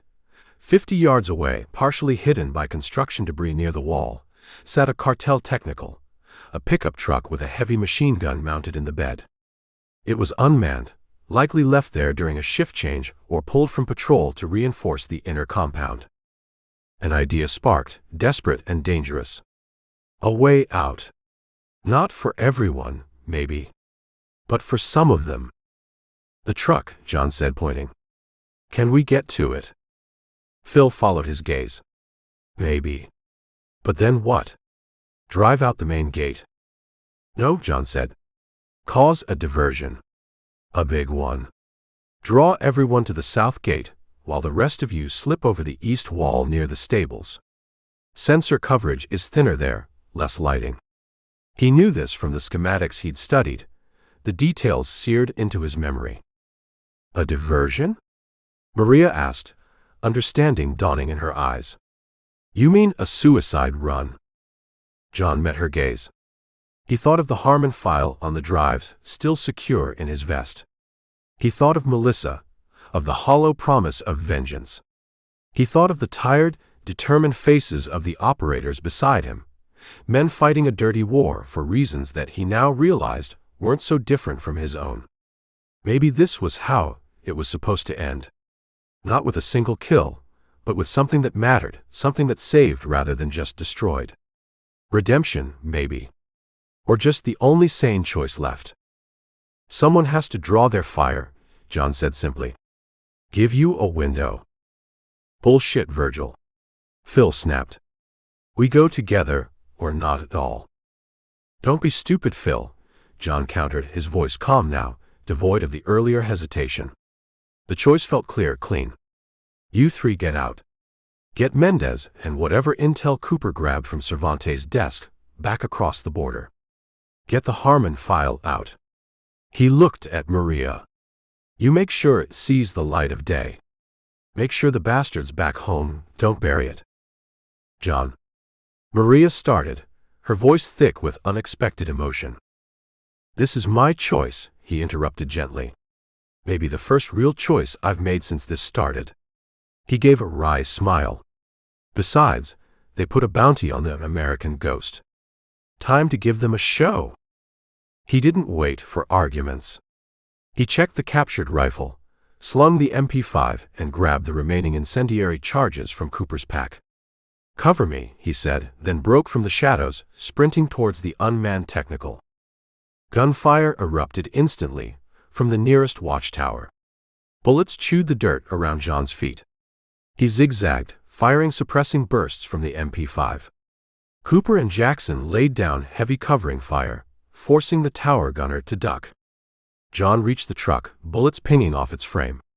He vaulted into the driver's seat, hot-wiring it with skills learned long ago, the engine roaring to life.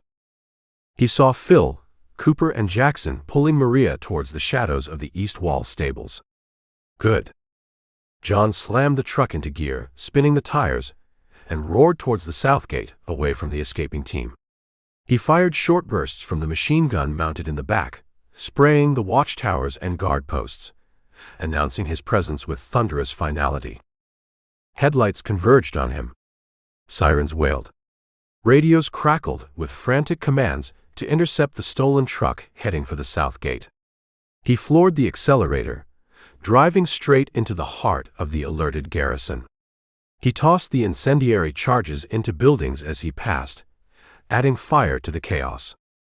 Through the side mirror, he caught a final glimpse of 4 figures scaling the east wall under the cover of the mayhem he was creating. They were clear. John laughed, a raw, ragged sound torn from his throat. He drove faster, straight towards the reinforced south gate, the heavy machine gun blazing. Cartel vehicles swerved to block him. Guards poured fire into the truck. Glass shattered. Metal screamed. Pain flared in his arm, his side. He didn't slow down. He thought of Melissa, not her death, but her fierce, stubborn life. He thought of the file exposing Harmon, a final fuck you to the corruption that enabled this whole nightmare. He pressed the accelerator to the floor. This wasn't just vengeance. It wasn't just sacrifice. It was ensuring the fight continued, even if he wouldn't be there to see the end. He hit the gate at full speed in a cataclysm of tearing metal and blinding light. Chapter 30. The concrete walls sweated condensation in the oppressive humidity of the Mexican federal prison. John Virgil sat on the edge of his narrow cot, staring at the interplay of shadow and faint light filtering through the high barred window. 6 months had passed since the firefight at Cervantes' compound, since the blinding flash and tearing metal of his final desperate charge against the south gate. He hadn't expected to survive, yet somehow, pulled from the wreckage by federales arriving after the cartel's internal chaos subsided, he had. Life here was a stark pendulum swing from the hypervigilance of the hunt. Monotony ruled. The clang of steel doors, the shuffle of feet in the corridor, the shouted commands in Spanish, these were the metronomes marking time. He ate, slept, endured the head counts, worked in the prison laundry folding rough sponge sheets that smelled perpetually of bleach and despair. He kept to himself, his quiet intensity, and the unspoken rumors about the American ghost who tangled with Cervantes earning him a wary distance from other inmates. He didn't fight the routine. Didn't rage against the bars. He had expected death or a cartel torture room, This antiseptic purgatory felt almost like a reprieve. In the long hours between shifts, between meals, between lockdowns, he thought. He thought about Melissa. Not with the raw, consuming rage that had first propelled him south, but with a quiet, aching sadness. He remembered her stubborn independence, her laugh, the arguments fueled by his own rigidity. He traced the edges of the worn photo he'd managed to keep, hidden inside a hollowed-out bar of soap. He hadn't saved her. He hadn't truly avenged her, not in the way he'd initially envisioned. Cervantes was dead, yes, but Maria had pulled that trigger. Yet a strange sense of peace had settled over him, fragile but present. His sacrifice, his final stand, had ensured the escape of the others. He'd given Phil, Cooper Jackson, even Maria, a chance. He'd ensured the intel from Cervantes' study, and the Harmon file exposing the American corruption got out. He had done something that might protect other daughters, other sons. He had made her death mean something beyond his own pain. It wasn't the ending he'd planned, but perhaps it was the one he'd earned. He had faced the monster, not just the one behind the desk, but the one within himself, and in that final moment of hesitation, he hadn't become him. That, maybe, was a victory Melissa would have understood. Hundreds of miles north, Maria Vasquez stood at the window of a sterile CIA safe house in El Paso, watching the lights of Juarez flicker across the border. The official reports were sanitized, of course. Cervantes' death, attributed to internal cartel warfare. The disruption of the Jalisco network, credited to ongoing joint operations between U.S. and Mexican authorities. No mention of a Black Ops Delta team, a rogue CIA agent, or a grieving father turned vigilante. The Harmon file John had secured had caused ripples, not waves. Quiet investigations were underway, careers were discreetly ended, but the deep roots of corruption remained largely untouched, shielded by layers of power and plausible deniability. Dave Harmon himself had been reassigned, laterally, to a desk job in Brussels. Justice, Maria reflected bitterly, was often just damage control. Phil and his team had vanished back into the shadows, their mission officially non-existent, their successes unacknowledged, their losses undocumented, though she knew Ramirez hadn't made it out of the exfil firefight near Ciudad Acuña. The cartel hadn't collapsed. New leaders, leaner and meaner, were already scrapping over the pieces of Cervantes' empire. The flow of fentanyl hadn't stopped, it had merely shifted, finding new routes, new chemists, new victims. The war ground on, endless and unwinnable, consuming everyone it touched. She thought of John Virgil, captured, tried in a closed Mexican court, sentenced to decades in a prison few men ever walked out of. He had taken the fall, his confession carefully worded to implicate only himself, protecting the clandestine operation, protecting her. His sacrifice had bought them their escape, their plausible deniability. It felt like a debt she could never repay. Virgil. Visitante. The guard's voice echoed down the cell block, harsh and indifferent. John looked up from the worn paperback he wasn't really reading. Visitors were rare. Frank had come once, months ago, a strained, uncomfortable meeting across thick glass. No one else. He stood, allowing the guards to cuff his hands behind his back. The familiar routine began. The walk down the long corridor, steel doors clanging shut behind them, the smell of disinfectant failing to mask the underlying odors of sweat and hopelessness. Through one locked gate, then another. The guard's Spanish washed over him, unheard.